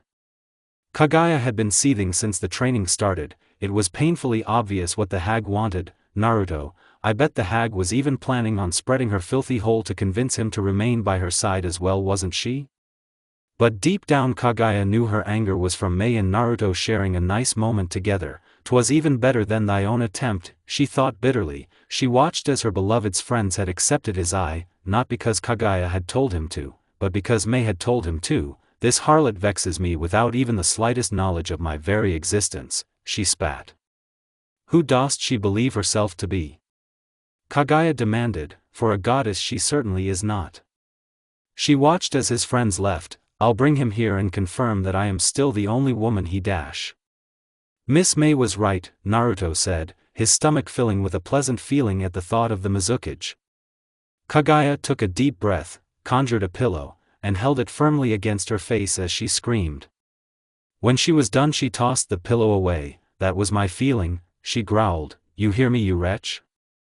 Mine. She rose from her throne and lifted it up. She was just about ready to throw it at anything. But being a goddess, Kaguya wrestled her feelings down, placed the throne down and flopped onto it, all with the elegance of a spoilt child being told she couldn't have dessert because she hadn't done her homework or eaten her veggies. And though on the outside she looked undignified and pouty, inside she plotted and schemed. Naruto was her man, she'd been the one to witness his kindness, she'd been the one who was around the longest, and she was more attractive that foul harlot, that man-stealing shrew, that disgusting red-haired creature who likely smelled of the semen of every single man she'd ever passed in her entire life. He is mine, Kaguya stated. Mine, she reiterated. She conjured up a double of Mei, and just stared at it. Loath as I am to admit it, she thought, having calmed down. She is rather attractive. She was rather pleased to see the Mizukage before her. Originally she'd intended to scratch her face, claw it all up, as a form of revenge, but now Kaguya only felt bad for her. 'Tis not truly her fault, Kaguya admitted, returning to her throne. 'Tis his, she smiled. He's so kind and friendly, even a deceased man's heart would again beat upon the mere sight of that smile. Kaguya linked her fingers, and smiled. Yes, she moved the Mei double into her lap, so she could admire her body more. Personally, 'tis not as if she'd be thy first bride, she said, groping her chest, but, she smirked, staring into the double's lone uncovered eye, though I am rather selfish. Thus, she captured Mei's lips. He shall be my husband, and you may be my pet, she stated. She looked over the limp doll in her arms, studying it. Indeed, thou will look rather fetching adorned with a leash. She conjured one around the double's neck, yanked it hard, and just enjoyed the look of it upon her. I might even permit you to pleasure my husband, she stated. Not often, of course. You'll have trouble keeping up with me. She attached the double's leash to her throne. Now, I just need to remind my beloved that I am the most enchanting woman he's encountered, and of course regain a body. She already had her mind on a suitable replacement. It was nearby, following the group. Kaguya had already checked it matched her specifications during one of her appropriations of Shikaku's nighttime rampages. She went over them again. Female? Yes. Virgin? Yes. Older than my beloved? Yes, bloodline limit? Yes, and of course the most important, will she be missed? Kaguya's smirk would have chilled any who saw it. No. Her looks didn't matter, though again Kaguya thought she was rather attractive herself, but they mattered not because of course Kaguya was going to take her own form. Unfortunately she'd have but a fraction of her power, but she'd be able to draw on Naruto's as long as he stayed close to her, which of course he would. Perhaps this might even be a great time to elope? Kaguya wondered, then her eyes turned back to the double. Perhaps even start training that dog, she asked. Her vision was drawn back to the screen showing what her beloved saw. He'd returned back to camp, and was settling in for a nap. I suppose he's going to see the horse, she thought. She raised her hand, time for a little trick. She watched as he appeared before her and opened his eyes. He paused and blushed upon seeing her. The same warmth that she'd felt from the dog's smile filled the mindscape again. What am I doing here? He asked. Quickly he hid himself behind his hair. I haven't mentally prepared myself to see you. Kaguya smiled at that, but schooled her expression. Indeed? How odd, she said. I didn't summon you, she lied. Perhaps you were drawn back into my throne room because deep down, you wanted to see me. She waved her hand sending the maid double into her bedroom before Naruto could see it. Naruto turned around. Maybe, Naruto said looking back at her. Those kind eyes all fell on her face, and on K her cheeks became warm. Perhaps I should have him wear a blindfold whenever he speaks to others, she thought. I'd rather he did not charm too many people. Your face is red, Naruto said. 'Tis because I love you. Naruto's entire face turned scarlet. He spun and covered his face. That's too much for me right now.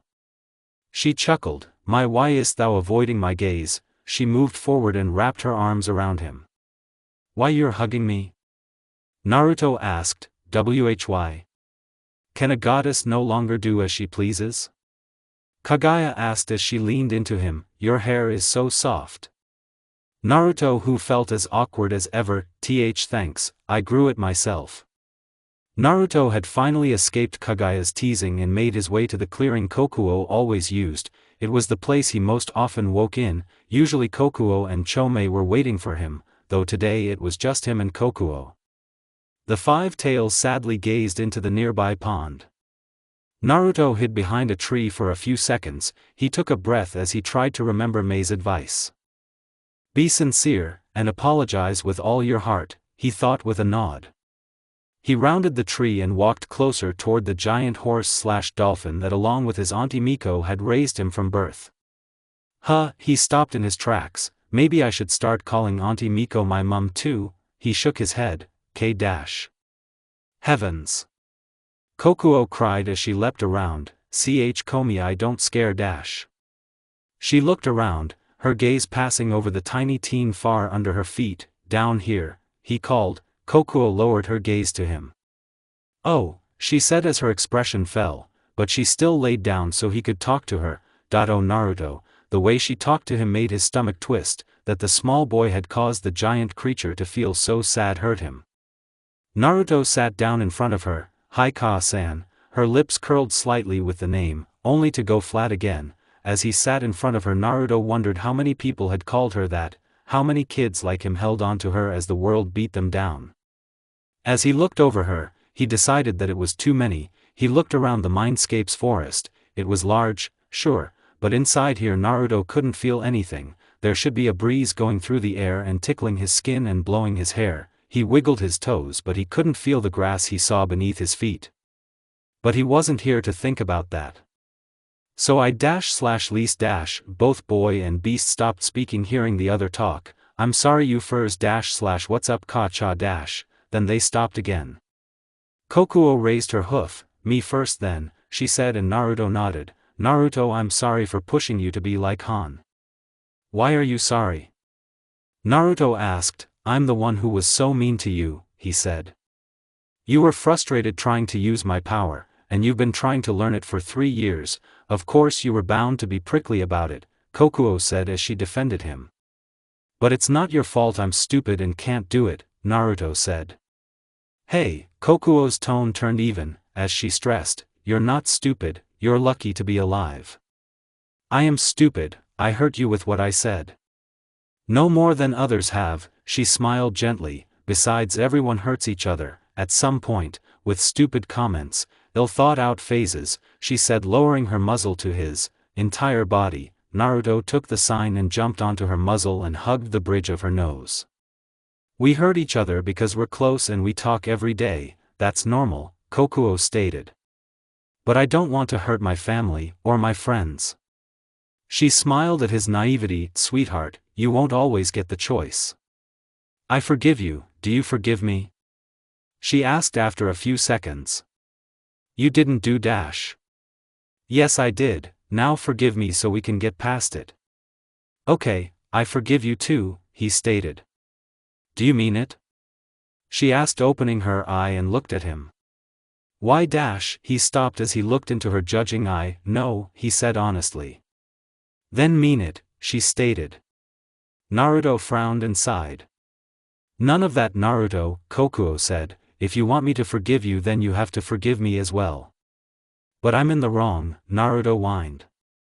No, you're a 13-year-old boy who nearly smashed his skull and lost most of his ability to think, you're allowed some leniency dear, she instructed, I am far beyond the age of any human, I have wisdom beyond most alive, I should be more sensitive of your thoughts and feelings. I shouldn't make you sad though. Kokuo gained the smile that all mother-type beings get when they're about to win, but by not forgiving me you're making me sad. Naruto's eyes scrunched up as he tried to make sense of what Kokuo said. Seconds passed before he spoke. Okay Ka-chan, I forgive you, he said with a smile. Kokuo smiled down at the young boy she loved like a son, though her smile drooped a little as she remembered her many other children. If only they could have met each other, she thought, they would have been great for each other. Now that they'd forgiven each other they were both eager to make up on time they'd lost, and thus they started to play. Kaguya watched from afar as the two talked. Time to check up on myself, Kaguya thought. Her eyes glowed as she felt the Ichibi take over Naruto's body. But the one who opened his eyes was her. Now where is my body? She thought. She looked below herself. There was what appeared to be wood holding her against the tree. Naruto? A male voice asked. Kaguya's borrowed eyes turned to the man, seeing a brown-haired man she knew to be Naruto's sensei, sat by a fire with the Mizukage. What would my beloved do here, she thought. Oh, she smiled. Hey sensei, can I go to the bathroom? She asked, giving a big grin. Is that actually you, Naruto? Yamato asked, getting up. Yes, is me, Kaguya said, keeping up her smile. Better check your eyes first, he said, coming closer to inspect the eyes, but Kaguya made sure all three of her eyes were Naruto's, so when Yamato lifted up Naruto's hair to see all the eyes, he saw they were Naruto's. Alright, just for security's sake tell me something only the real Naruto would know. What fools, we all know something only the real Naruto would know. Okay. Nobu-chan is Sasuke's sister, who is Taichi-kun's brother, who is Auntie Miki's son, she said. Well, that is something Naruto would know, but can you give me another? Yamato asked. Okay, the girl I get ramen from is Aya Michiraku. Would a tailed beast remember the name of someone so unimportant? Yamato asked, or so it seemed. Kaguya knew what he was really doing was baiting her, just in case. Hey, they can remember names, she said with a pout. At least I hope so, she said. Ka-chan, you remember names, right? She stayed silent for a few seconds, pretending to wait and listen to a response, as if the tailed beast in question was able to even talk to Kaguya when the goddess didn't want her to even know she could take over Naruto's body. Yeah, wow, those are a lot of names you remembered, Ka-chan, she said. Then she looked up at Yamato. She remembers so many names, like yours and Ino's and Anko's. Naruto, that disproves that you could be you, and proves that a tailed beast could have control of you, Yamato said. Oh, oops. Yamato shook his head. Alright, I'm pretty sure you're Naruto, he said, letting Kaguya go free. Don't go too far away and come back if you see anything. Okay, Kaguya smiled. She walked away until she left their line of sight, at which point she removed one of the bracers, dropping it on the floor. Next, in one fluid motion, she sliced off Naruto's right arm. She kicked it down further from her as she moved directly behind her new body. Her new body was a woman disguised as an Konoha Umbu, but she wasn't actually one of them. She'd been watching Naruto for a while, keeping an eye on him for someone else.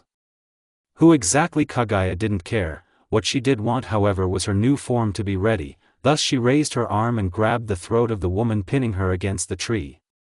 Wadash! Thou art confused, Kaguya spoke, using her real voice and her real eyes, but thou shouldn't waste thy breath on one so far beyond herself. Naru, too, she groaned. She looked down at her arms, trying to use her Kekii Genkai to save herself, but it didn't work. Thou would try to assault God? Then thy intellect is rather small, Kaguya stated as she removed the leopard mask from the woman's face, but weep not, for your true mother has need of you, child. What are you talking about? The woman asked as she struggled against Naruto's grip. Who are you? Who are you? Kaguya asked, mimicking the other woman's voice. Seeing the terror on the woman's face, Kaguya smirked. Very soon, we will be thou, and thou will know we are thy one true mother. The woman struggled as Kaguya moved closer. Pooh, please don't do anything to me, the woman begged. Sshh, Kaguya cooed gently as she moved a strand of hair from the woman's face, and her eyes widened. This feeling, she thought, before she ran her hand through the woman's hair, and as her borrowed fingers felt the strands of hair around them, suddenly Kaguya realized how warm her body was. Oh my, she thought, licking her lips.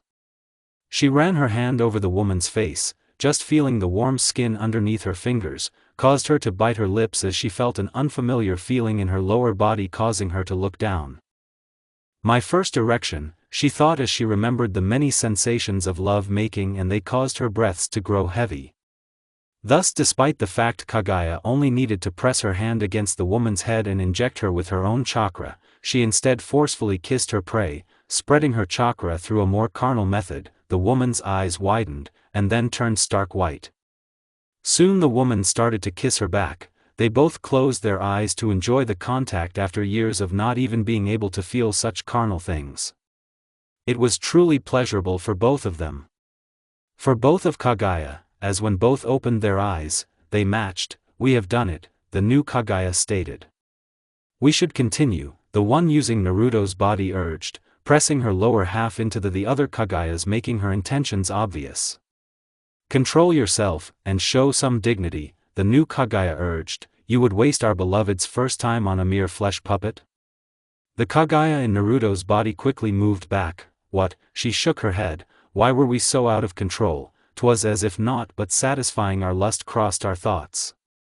More so than usual? The other Kaguya asked. How peculiar. Perhaps this is the work of the others, the Kaguya in Naruto's body asked, attempting to make us blow our cover. The older Kaguya bit her lip. Or perhaps something else all over that dog's cleavage, she said, imagining such a lovely image. Return to your senses, urged the new Kaguya. Something is wrong, you must return to the mindscape before we are discovered.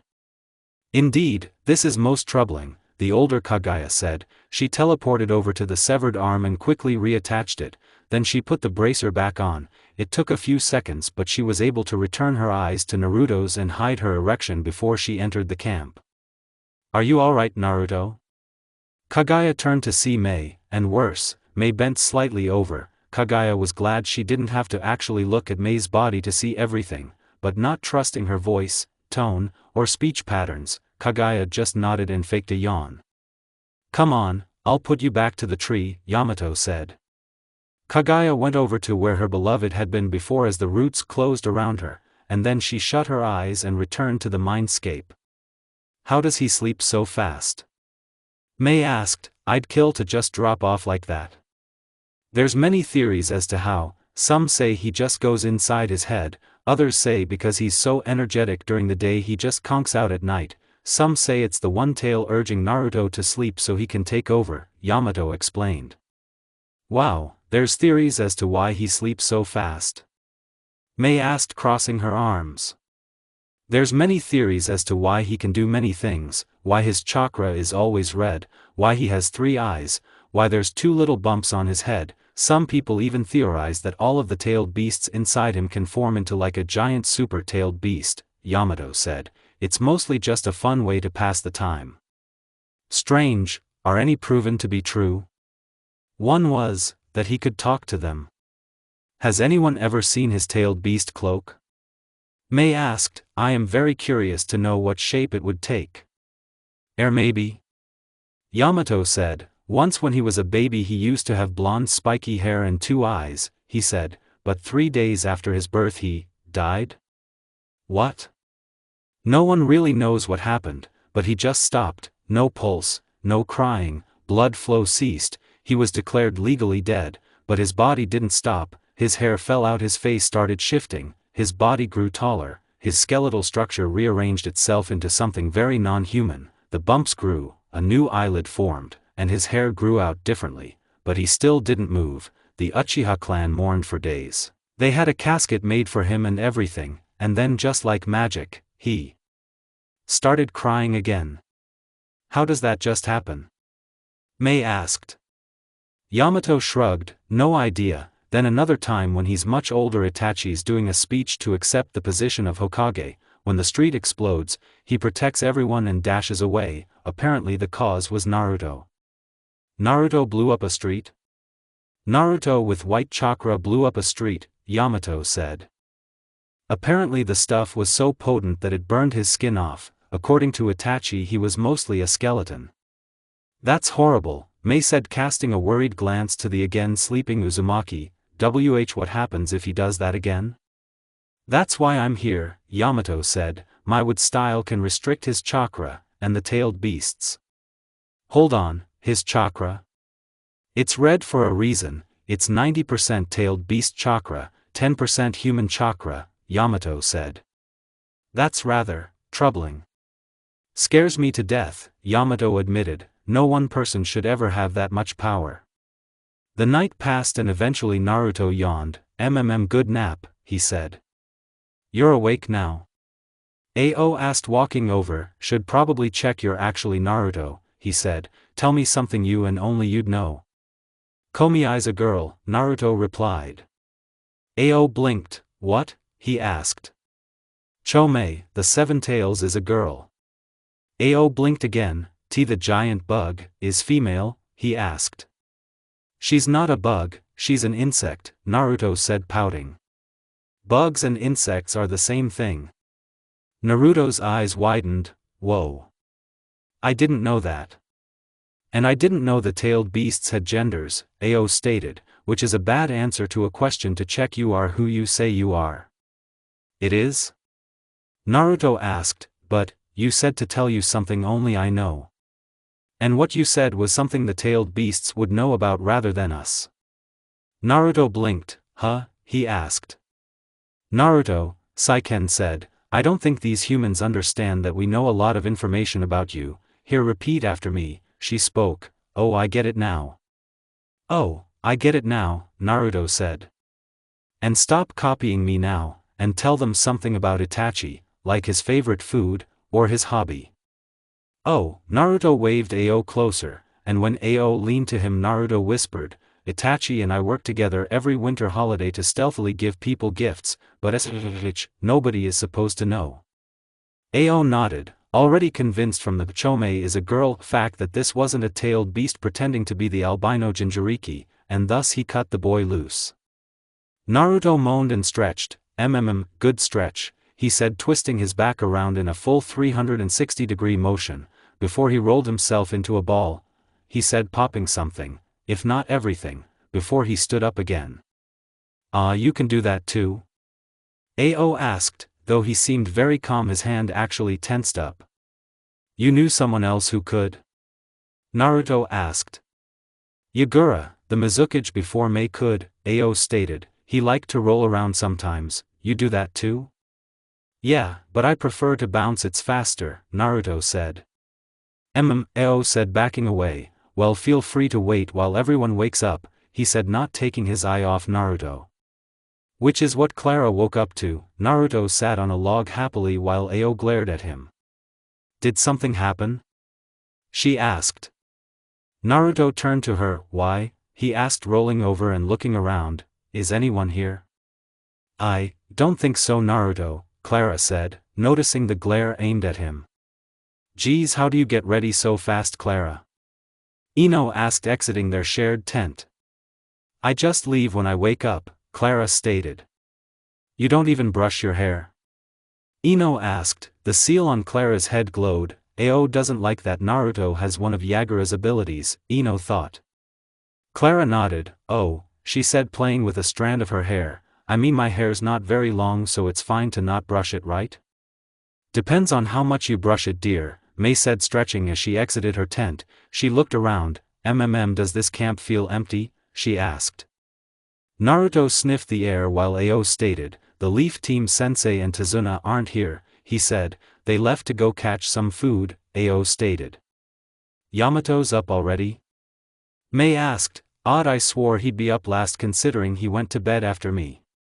Early bird catches the worm, Mizuki-sama, Yamato stated as he entered the camp carrying a wooden bucket filled with fish. Tazuna was behind him. Fish? Clara asked. I figured we'd be on ration bars. Fish is better than ration bars, and better for you, Yamato stated, setting the bucket down. Alright, I'll cook, does dash. Yamato stopped as Mei kicked the bucket up, sending the fish flying. Then with a quick breath she flash-boiled them in the air. Ao jumped up and quickly grabbed them, setting them back down in the bucket. Wow, Yamato said, that's a handy technique, Lady Mizuki. That's why my men don't carry ration bars, hun, she said with a wink. Do you want me to wake and have Chojuro dice them into a stew, my lady? Ao asked. Surely you'd prefer that over dash. Mei pulled one of the boiled fish out of the bucket and bit the fish's head off. After a few seconds of chewing she spat out a fish skull, picked clean of the meat on its face. Everyone looked shocked, except for Ao, who looked annoyed. Lady Mei, perhaps you shouldn't eat fish in such a manner, he suggested. I'm hungry, she said as she sat down and continued to eat her fish. While the group started to eat, Chojuro left his tent, and upon realizing he was the last to wake he apologized profusely as the others ate. After breakfast they packed up everything and continued walking towards Wave. The walk was long, and conversations never seemed to start as Tazuna seemed shifty, or perhaps paranoid about something. Where is she? Ino heard Mei think as the Kage discreetly looked around. There was supposed to be a medic with us by now. The seal above Naruto's eye glowed. Naruto, can you smell anyone? She asked. I'll check, he thought before going on all fours and sniffing about. Hif, he said. I smell peaches, he thought. He looked around. Can't see any peach trees though. Clara noticed someone watching from the tree line, but she couldn't even think about it because of Ino. Jump up, if there's no peach trees then it could be someone. Okay, Naruto said, flipping onto his feet and shooting off into the sky. Mei watched him. Does anyone know why he did that? She asked. Yamato gave a suspicious glance to Ino. Could have been one of the tailed beasts, he suggested. Ino-chan, I can't see any peach trees.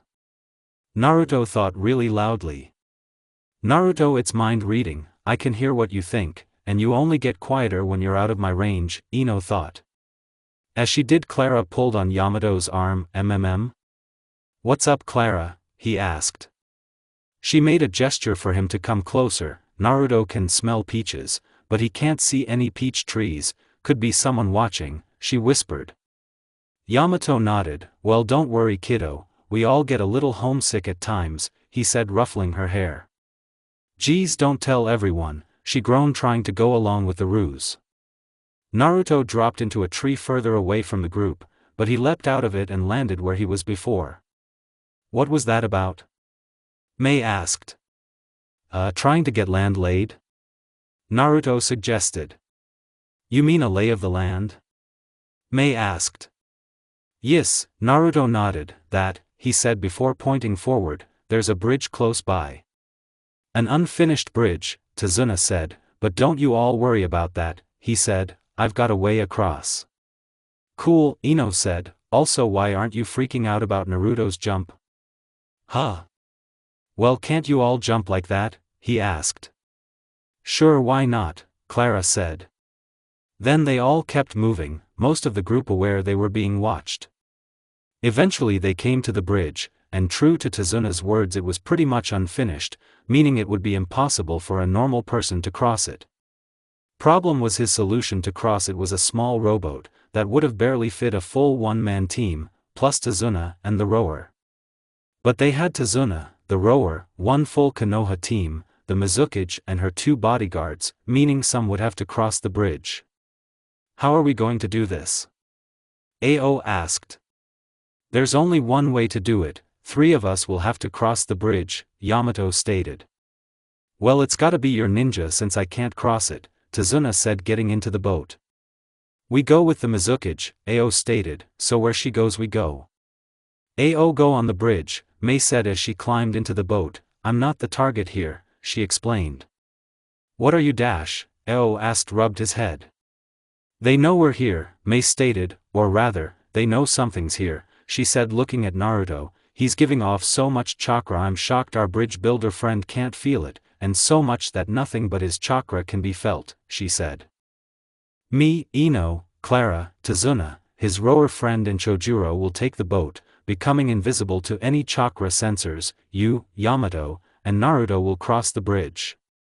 Lady Mizukage, I understand your logic, but there is no reason to split us so drastically. We can walk on water, Ao stated.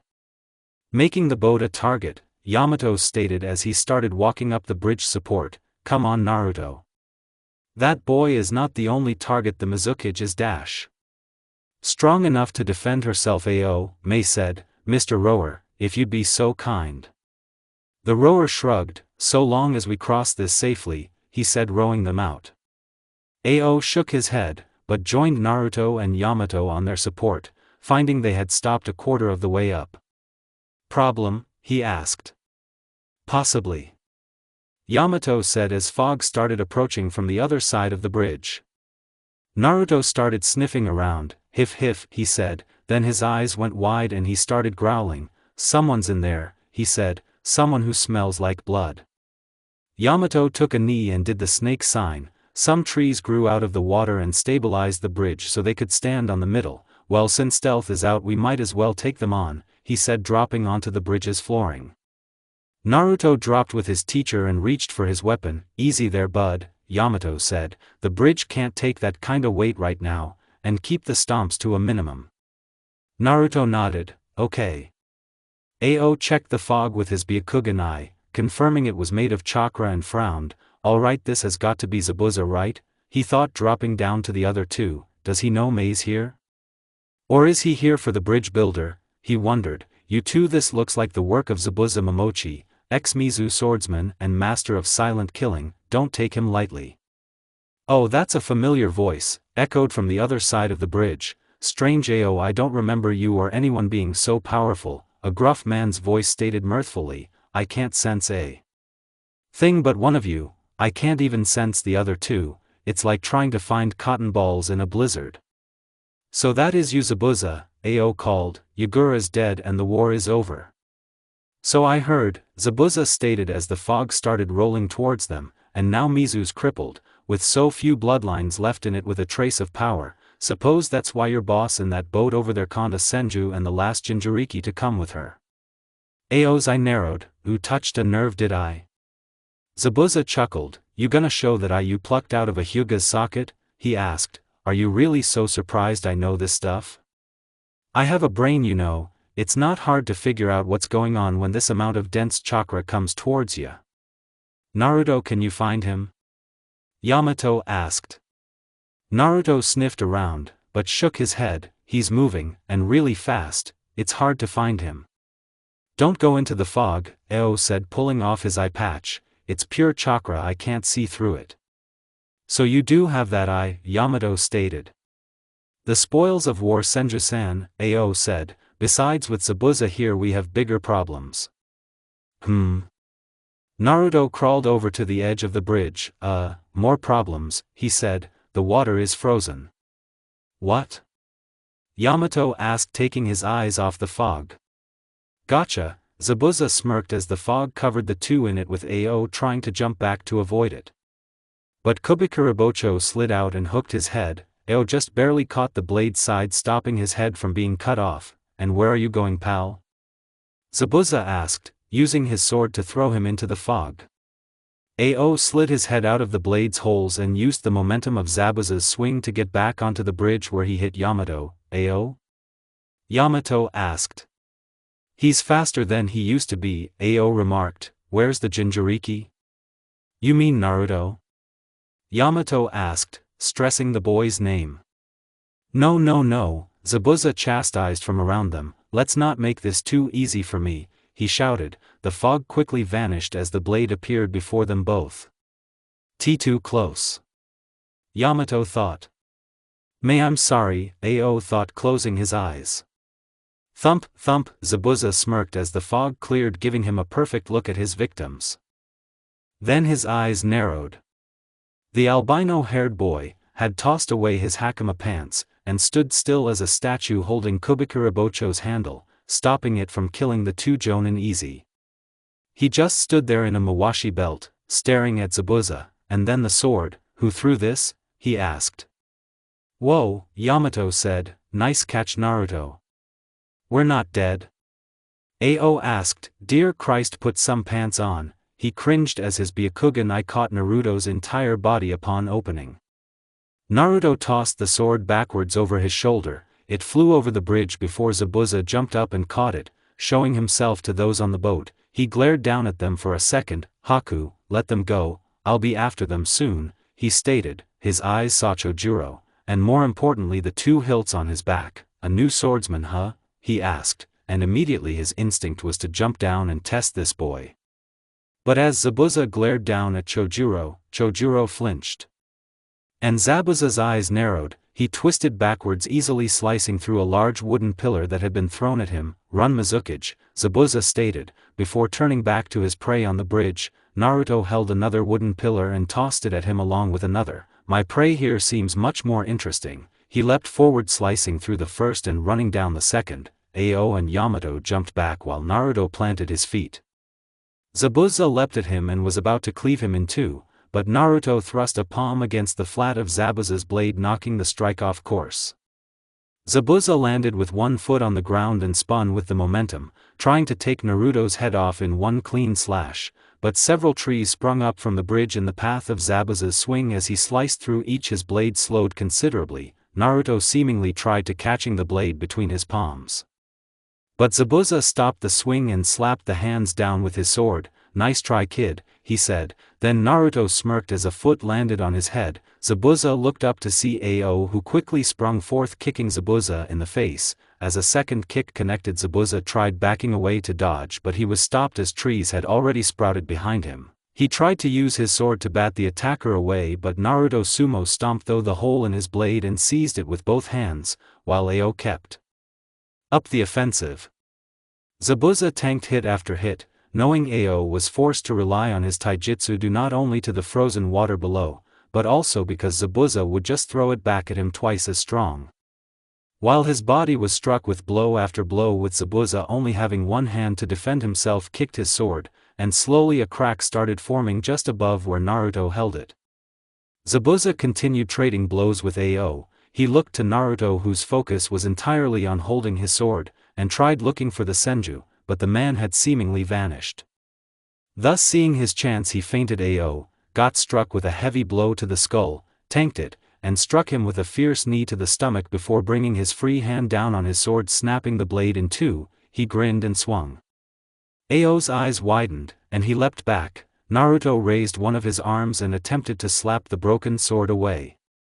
The flash of the blade, now bereft of some weight, was much quicker than before, and the geyser of red that followed the path of Zabuza's sword as his attack sliced Naruto's arm caused the young but powerful boy's eyes to widen and Zabuza to grin further, not that it could be seen underneath the bandages wrapped around his mouth, but the joy of the attack could be seen in Zabuza's eyes. He raised his foot trying to topple Naruto with a kick, but Naruto stood sturdy and absorbed the blow. Then Zabuza tried to slash at the last Jinchuriki, putting his full weight into the attack through a two-handed strike assisted by a roll. Naruto vanished, being replaced by the senju, who before the blade could slice through him leaned back and was replaced by a wooden pillar that upon being sliced through exploded. That brought us some time, Ao said. Did you get it done? Yamato nodded. Yeah, but it won't matter if we can't win here. He turned to Naruto. You okay, Naruto? I'm fine, the last Jinchuriki said with a stretch. Zabuza pushed out of the smoke, looking none of the worse for wear. he grabbed the broken part of his sword off the ground and started walking towards them, 2 broken blades in either hand. So 2 blades that swing faster than his old one? Yamato asked. And a blade that will regenerate back to its full from the more blood it gets, Ao said, and he's still not even trying. Yeah, but neither are we, Yamato stated. We need to decide if we're going to draw this out, Ao advised. This is the demon of the mist, he'll butcher us if he gets the chance. He won't, Naruto stated, he's strong, but I'm stronger. Don't do anything reckless, Naruto, Yamato ordered, and if we draw this out we'll have Chojuro and the Mizukage with us, he said to Ao. And 2 genin and an old man who don't have the strength Naruto does, Ao said.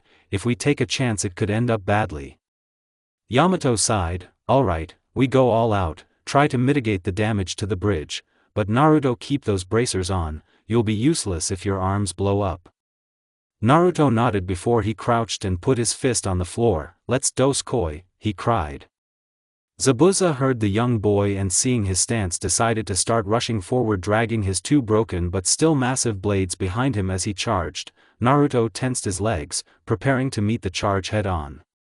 Zabuza drew closer, swinging both of his blades around over his body into an X shape. Naruto pressed his other fist to the ground. Spirit, he cried as he shot forward shoulder first. Zabuza grinned as he and the last Uzumaki drew closer to one another.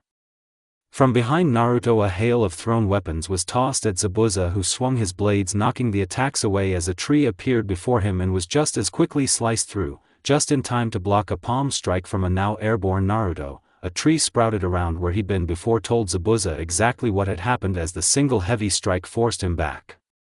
I'm basically fighting 3 jonin here, he thought with glee as more kunai approached. He slapped them away, realizing too late some had wire around them. But too few to stop Zabuza for very long, thus he raised his blades and sliced through them just before Naruto shouldered into him and grabbed his waist with a monstrous grip, before shaking him violently from side to side rapidly as he pushed him backwards. Is he pushing me into an attack? Zabuza thought, before head-butting the brat, and hooking one of his own legs around Naruto's as he again raised his blades, which was merely a feint, as his fingers on the blades took the Tora hand sign while he gathered the water in his stomach.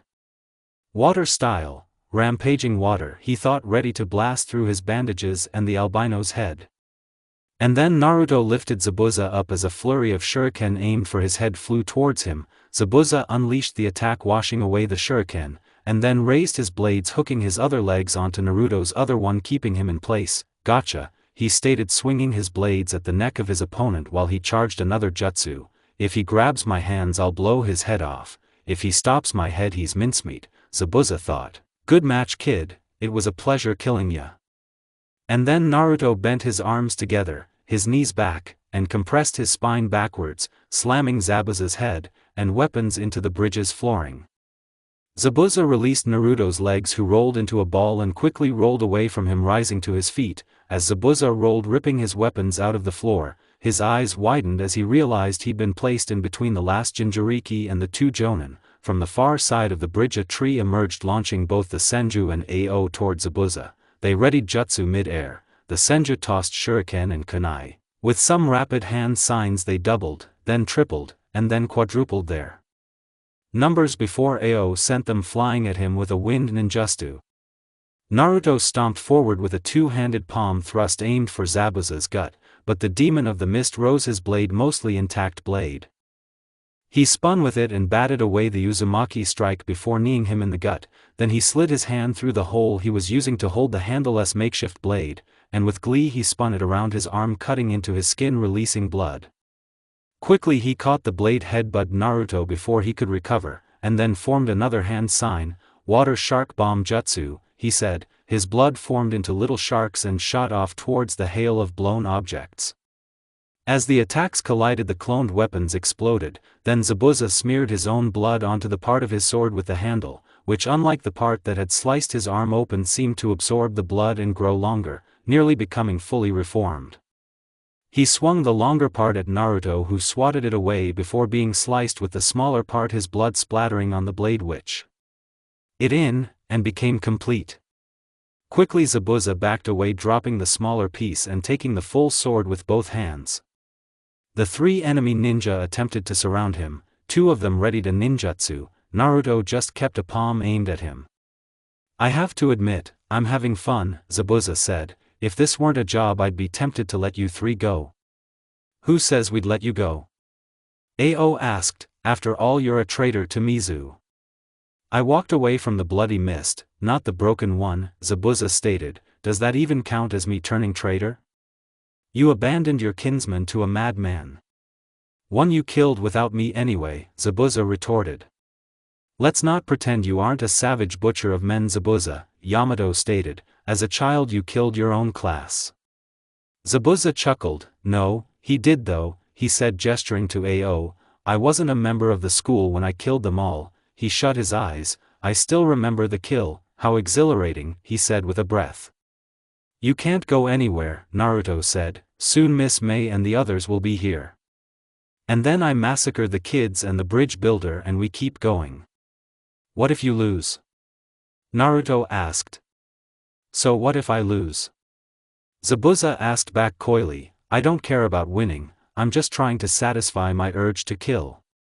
"What do you even get out of all this, Zabuza?" Ao asked. "Surely an old bridge builder isn't that important." "He's the only threat my client has. When this bridge is built the trade will come back, crippling my boss' hold on this place," Zabuza said. "Between all of us though he's ing stupid, get this, his town's about to be wiped out by a flood and this guy saves it, and Gato has him killed." "Gato?"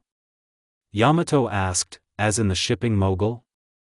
"That's the one," Zabuza stated. "Trust me though he's stupid as, probably or then Sumo Boy here." "That's pretty," the Nine-Tails spat. "Shoo," Naruto whispered.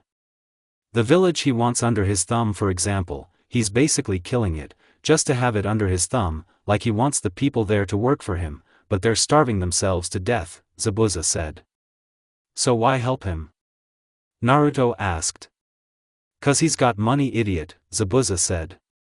"That's why a village would help him, Zabuza, not why you'd help," O stated. "You only care for slaughter." Naruto's nose itched and a familiar smell blew by. "Peaches," he thought. "Who's your friend? Who's this Haku? Why aren't they here?" Yamato asked. "They have to be weaker than you if you don't trust them to fight the Mizukage," O stated.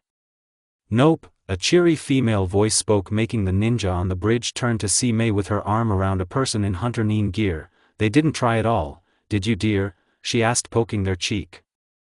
"Zabuza-sama ordered me not to fight," they replied. "Why don't you loose the mask, dear?" "I know you're not one of my hunters," Mei stated. "I'd rather not," Haku said. Fine by me," Mei said with a shrug. "I'm not exactly going to be tricked by you." Then she turned to Zabuza. "Have you had fun today, Zabuza?" she asked. "I certainly didn't, being forced to walk over water carrying this Haku of yours who refused to walk every step of the way." Zabuza narrowed his eyes at Mei. No comments?" "Funny you used to be so chatty," she said, rolling her eyes.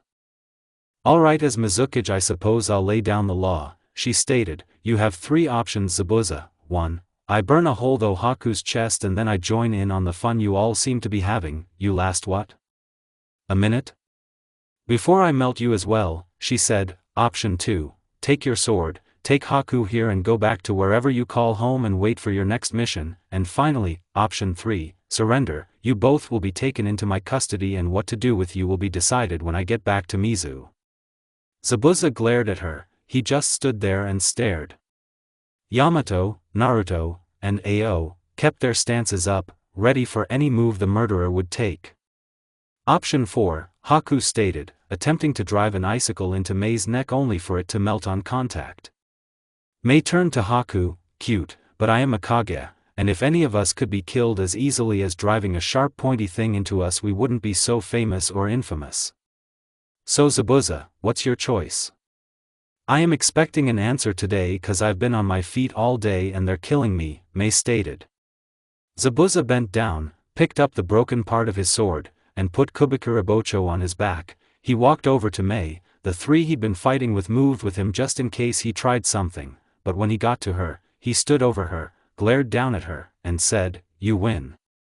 He lifted a hand up, and Mei put Haku's hand in it, backing away from them. "This isn't over," he promised before his hands went up and from his hands mist emitted. After it dissipated they were both gone. "You could have just walked away. Drama queen." Mei shouted down the path. She took a breath and turned back to the ninja. "So how are we all? Everything still where it's supposed to be?" "Miss Mei," Naruto called as he ran over to the Kaguya. "Whoa! Where are your pants?" she asked, raising a hand and looking away from him. "I took them off to sumo against Zabuza. Where's everyone else?" Naruto explained and asked. "Well, try to keep them on," Mei stated. "Most women don't want to see this much of a man." "No can do," Lee-sensei said. "It's traditional to sumo in the Mawashi," Naruto said. "And Lee is?" Mei asked, looking at Yamato. "He's a genin around Naruto's age, trained by Might Guy in many different taijutsu styles," Yamato explained. "Probably not a creep then?" she asked. "Miss Mei, where is everyone?" Naruto asked. "Relax," she said, pointing to the left of the bridge. "I had Chojuro and Clara take the others to a spot across the water so Zabuza wouldn't get them if the negotiations failed," Mei said. Then she chopped Naruto in his face. "Now put on your pants," she ordered. "Ow!" he cried. "That didn't hurt," she said, rolling her eyes. Her palm ignited and she closed and opened her palm a few times, sending some kind of signal. "We'll wait for them to get here and then we'll keep going. Wave isn't that far according to the old man." "Yes, Lady Mizukage," Eo said, "but may I ask? Why offer a choice to Zabuza at all? With you here he stood no chance against us." "Because you were all relatively unscathed," Mei stated. "The Zabuza I knew would have sliced his own arm off to even hurt his opponents, this one did not." "He's likely rusty, my lady," Ao said. The killing intent that started to rise was exactly what Zabuza used to be capable of. Mei sighed. "Then why did he walk off?" she asked, seeing Ao shut his mouth as he realized he didn't have an answer. Mei shook her head. "Because, the new Zabuza has something to fight for," she said. "The Hunter Nin?" Yamato asked. "That's my assumption, yes," Mei stated, "which leads me to the part you won't like. You want us to convince him to join Mizu, I assume?" Yamato asked, crossing his arms. Mei nodded. "Chojuro is not exactly at the ideal strength any swordsman of the mist should be. He could use a tutor, and we could use more swordsmen." "Surely you wouldn't invite a rabid beast into our home," Mei, Ao stated. "What if he massacres an entire squad?" "We have little options, Ao," Mei stated. "I'd rather have the demon of the mist on our side than not, wouldn't you?" "The demon of the mist is exactly the type of person we do not want," Ao shot back. "Are we interrupting something?"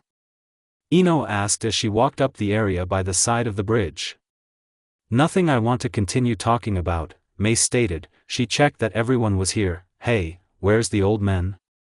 "Tazuna's saying goodbye to his friend, apparently he's going back the long way for some reason," Clara stated. "Why is Naruto chasing his pants?" she asked, pointing to the last Jinchuriki trying to catch his pants that were being blown away from him.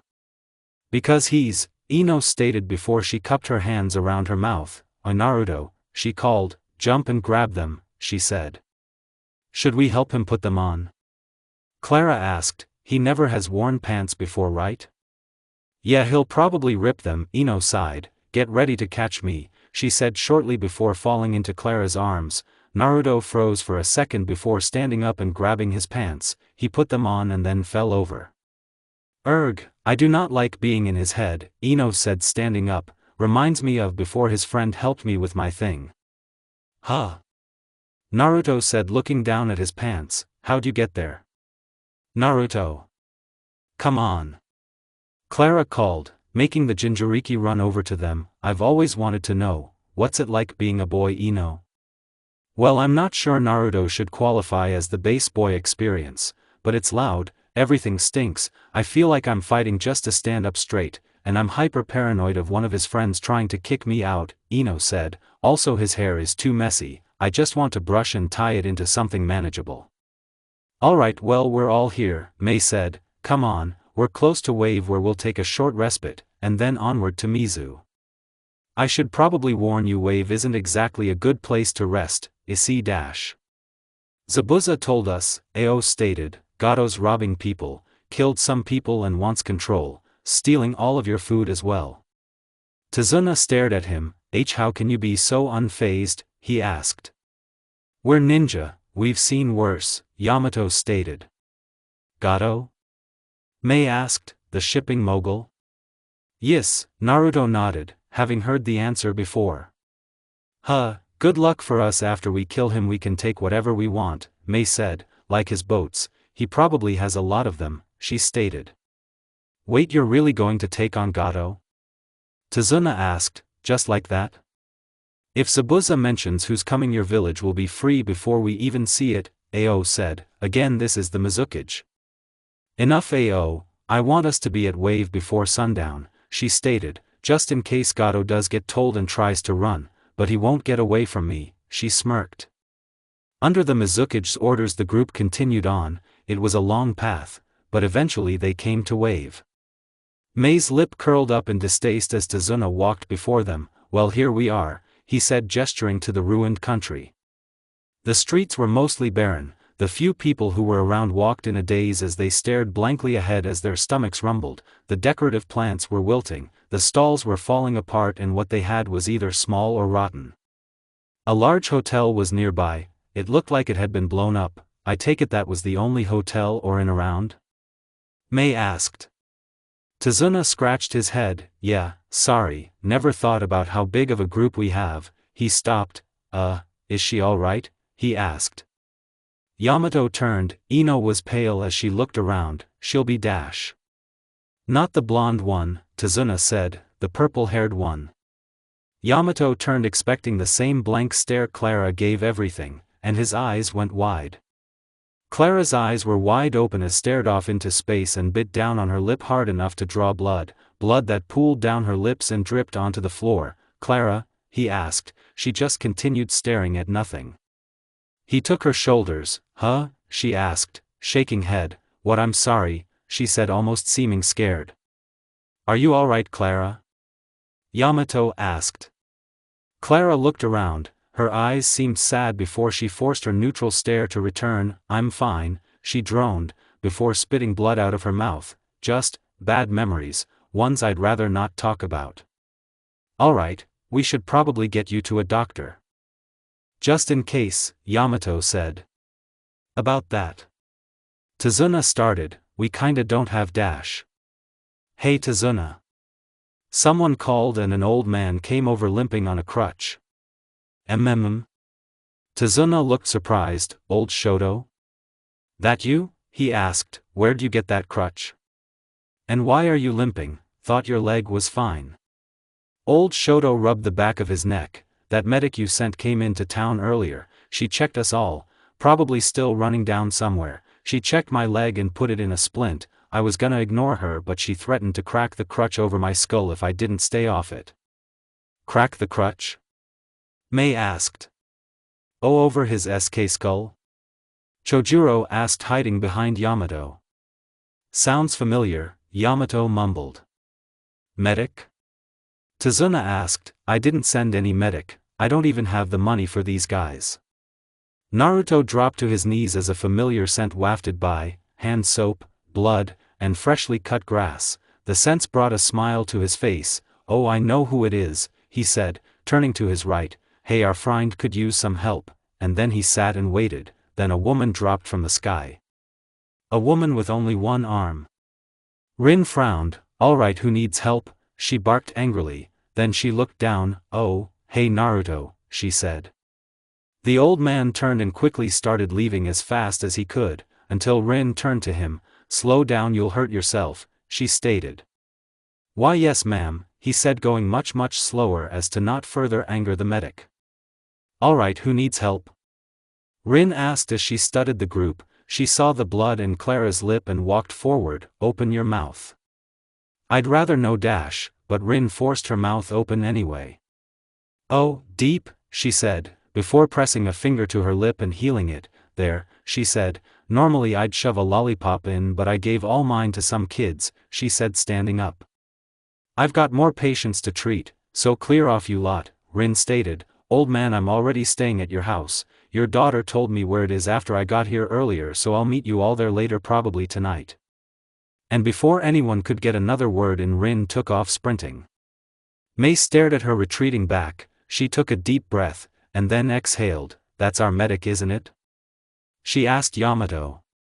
She's who I expected Lord Itachi to send. She's the only one he trusts to heal Naruto, Yamato said. Why is she here though? Naruto asked. Shouldn't she be at home? Yamato turned to Naruto. Well, let's ask, he said, turning to Tazuna. Do you remember seeing Rin while you were walking around the Leaf Village? Why yeah, I asked her where the ninja office were cause she looked like one, and I told her a bit about Wave, figured if she sensed my honesty or whatever she'd cut me a good deal, but before I could finish she just took off. I thought she had a mission. Yep, that's about what I assumed, Yamato said. That's why she hadn't appeared until now. She came straight here, but how'd she know we'd be coming? Glad she told me to wait for the white-haired kid before she left, Tazuna thought. Wonder why she specified him though? Ino rubbed her head. Is there anything else she said? She asked, like for example to wait for anyone by the village gates? Can ninja read minds? Tazuna thought. Yeah, him, he said, pointing at Naruto.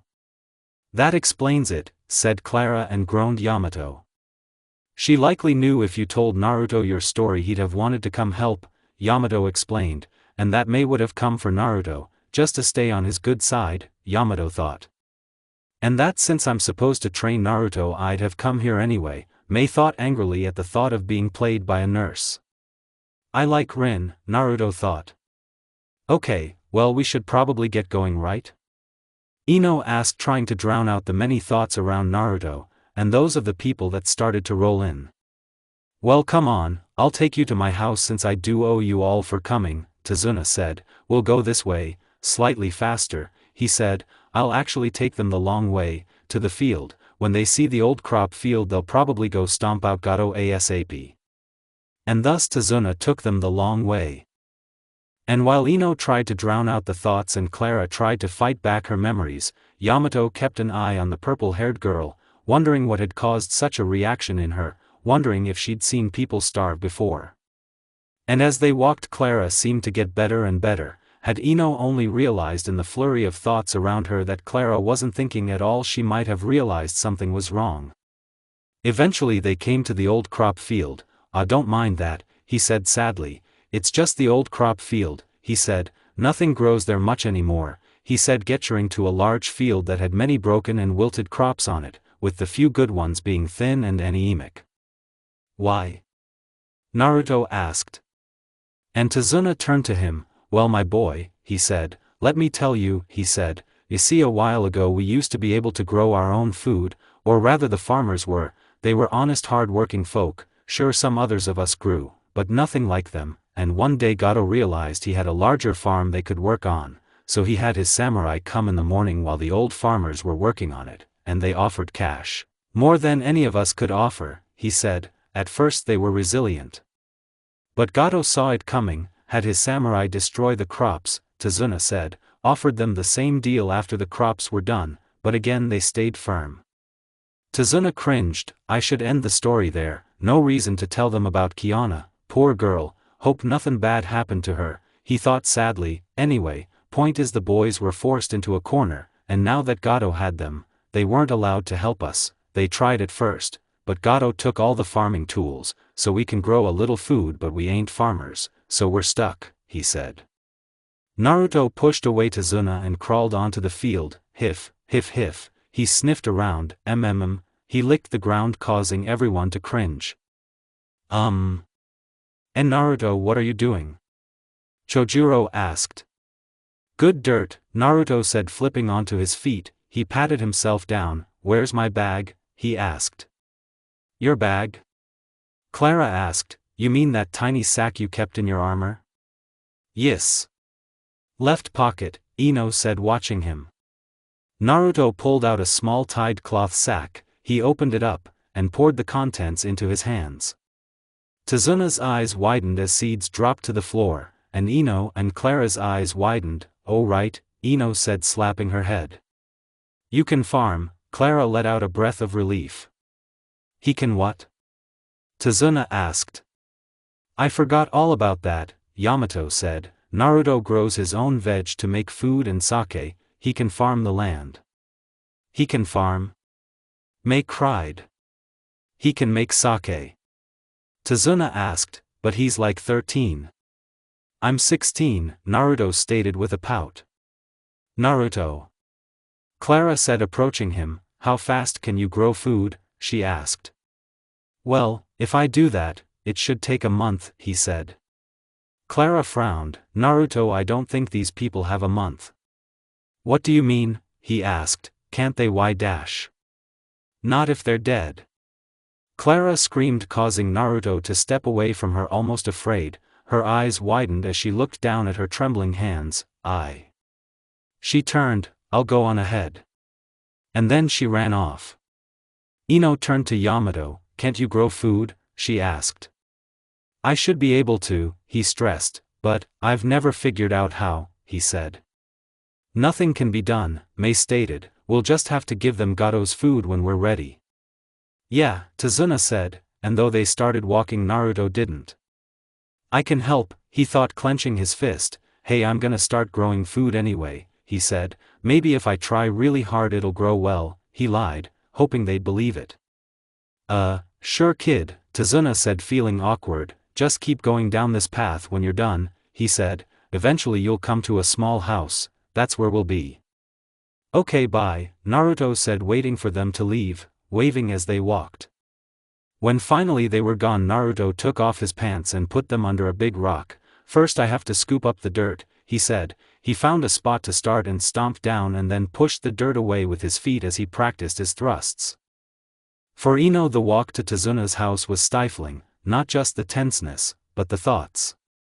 "I could just give them the food now," Mei thought. "If my ninjutsu weren't so destructive I could just force Gato to give the people food, and take his," she thought.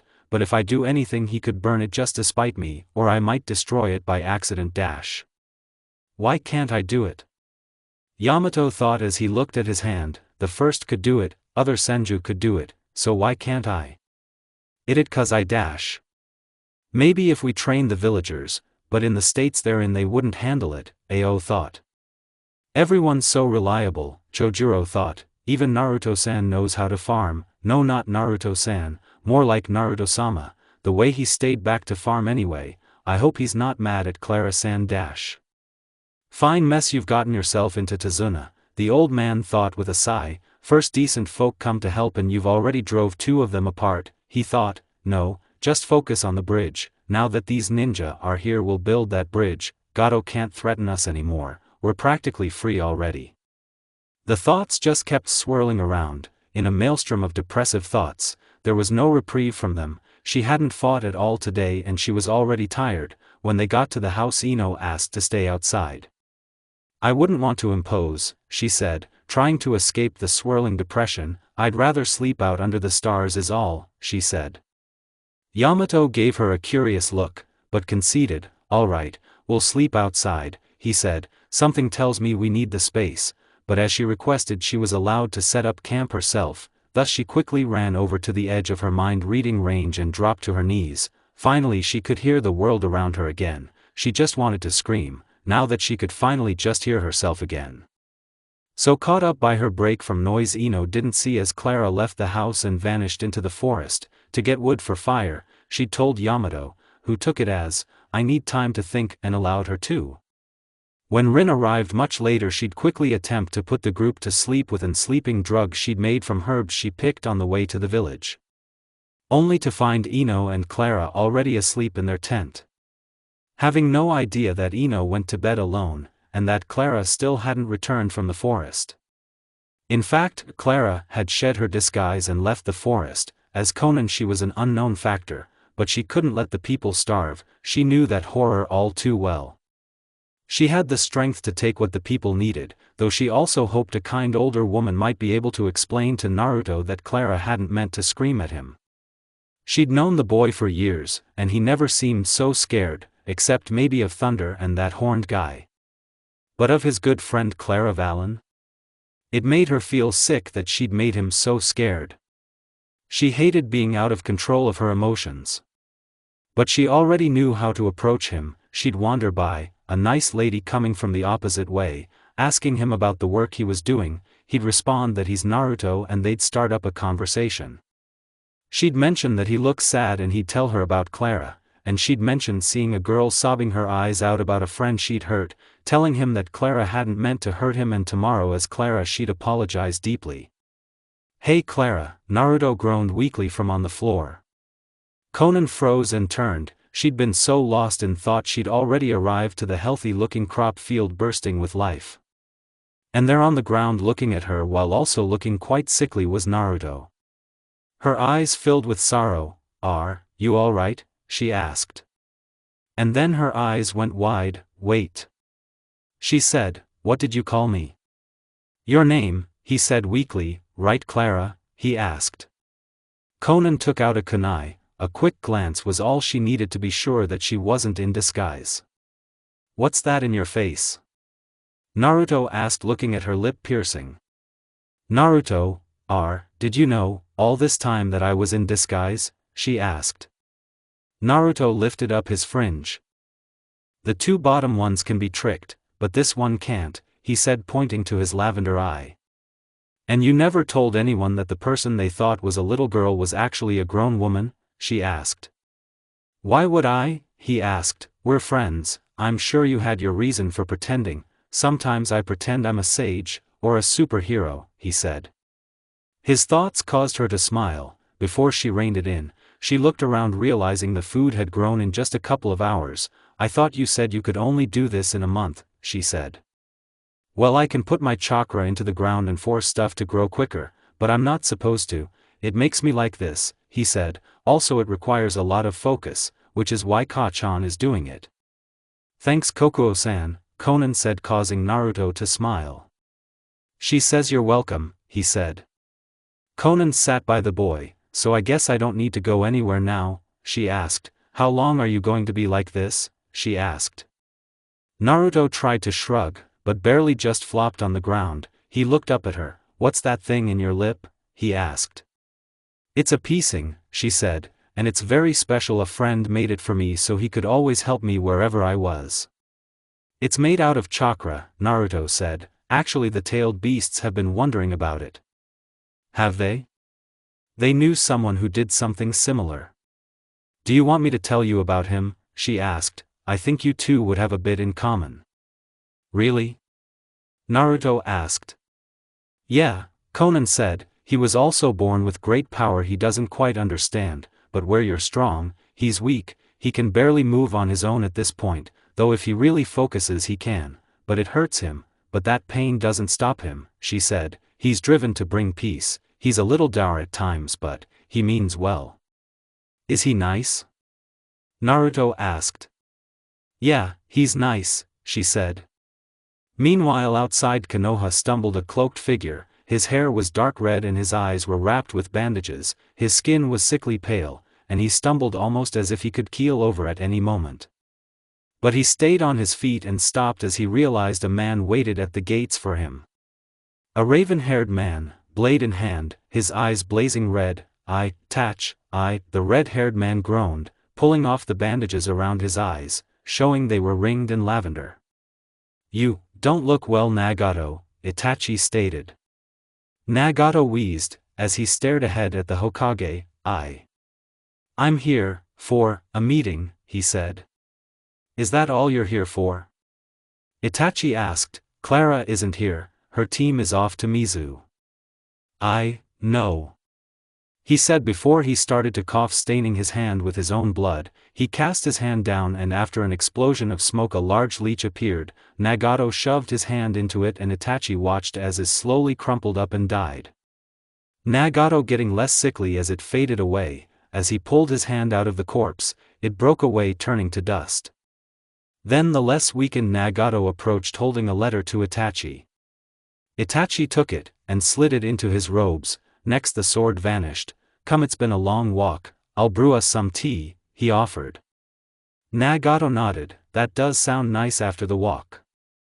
Minato stood on top of Gamabunta holding his child in his arms and looking at the adamantine ceiling chain-restrained Kubiai. I'm sorry son, Minato said, his eyes filled with tears he could not shed as he looked down at his son. Your life his breathing hitched, won't be easy, people will doubt you, misjudge you. He bit his lip hard enough to draw blood, maybe even hate you. He held his son close, hugging him. You likely won't even know who we were, but never doubt that if there were any other choice I wouldn't hesitate to make it. Your mother and I love you very much. Minato kissed his son's head. Be good.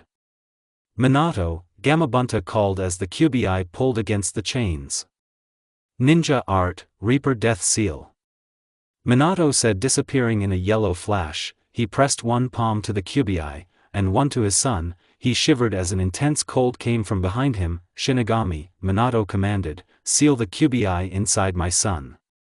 The response wasn't something that Minato could interpret as words. Closer to a mix between a breath and metal grinding against metal, yet Minato did understand it. What is your offer? My life, Minato responded, in exchange for the sealing. The sound came again, life, as if you could even stop throwing your lives away. You humans waste the gift my sister gave you every second. What do you mean? Minato asked. War, after this another will be declared. I may be the god of death, but even I grow weary of you shallow creatures throwing your lives away so carelessly. What are you going to do? End it. The Shinigami stuck his arm through Minato and into the fox. Now let's see how the loss of the Jinchuriki affects the world. All over the elemental nations 7 people screamed in pain as their various seals dissolved before they fell unconscious, and a large amount of red chakra launched out of their bodies, and at the same time a massive turtle-like creature turned into pure chakra and flew upwards. All the chakra converged on the full moon where a goddess waited for her son. What's this? She asked as her soul was pulled from the moon and combined with the fragments of her power before she was pulled toward a single location. She was filtered through the fox before being sealed into the baby. What have you done? A weakened Minato asked. Do you know what this will cause?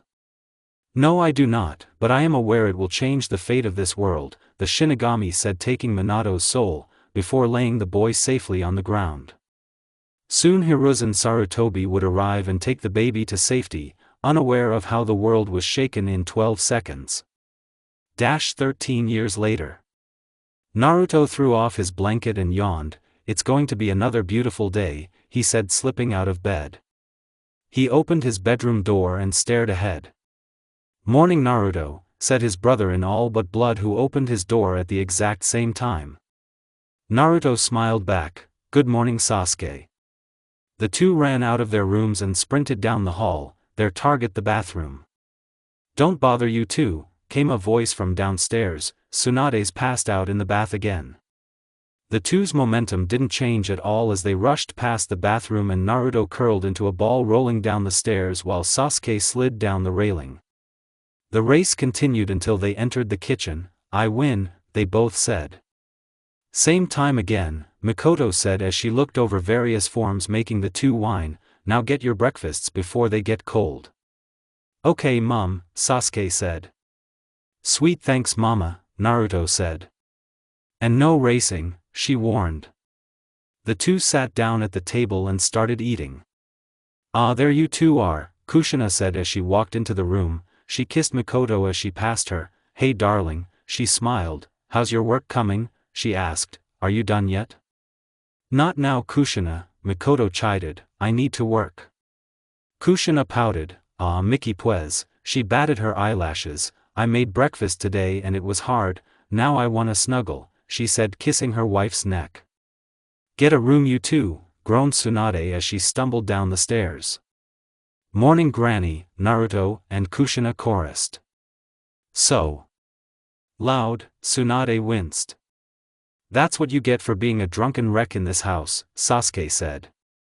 Good morning Tsunade, Mikoto smiled. Don't mind the kids being loud.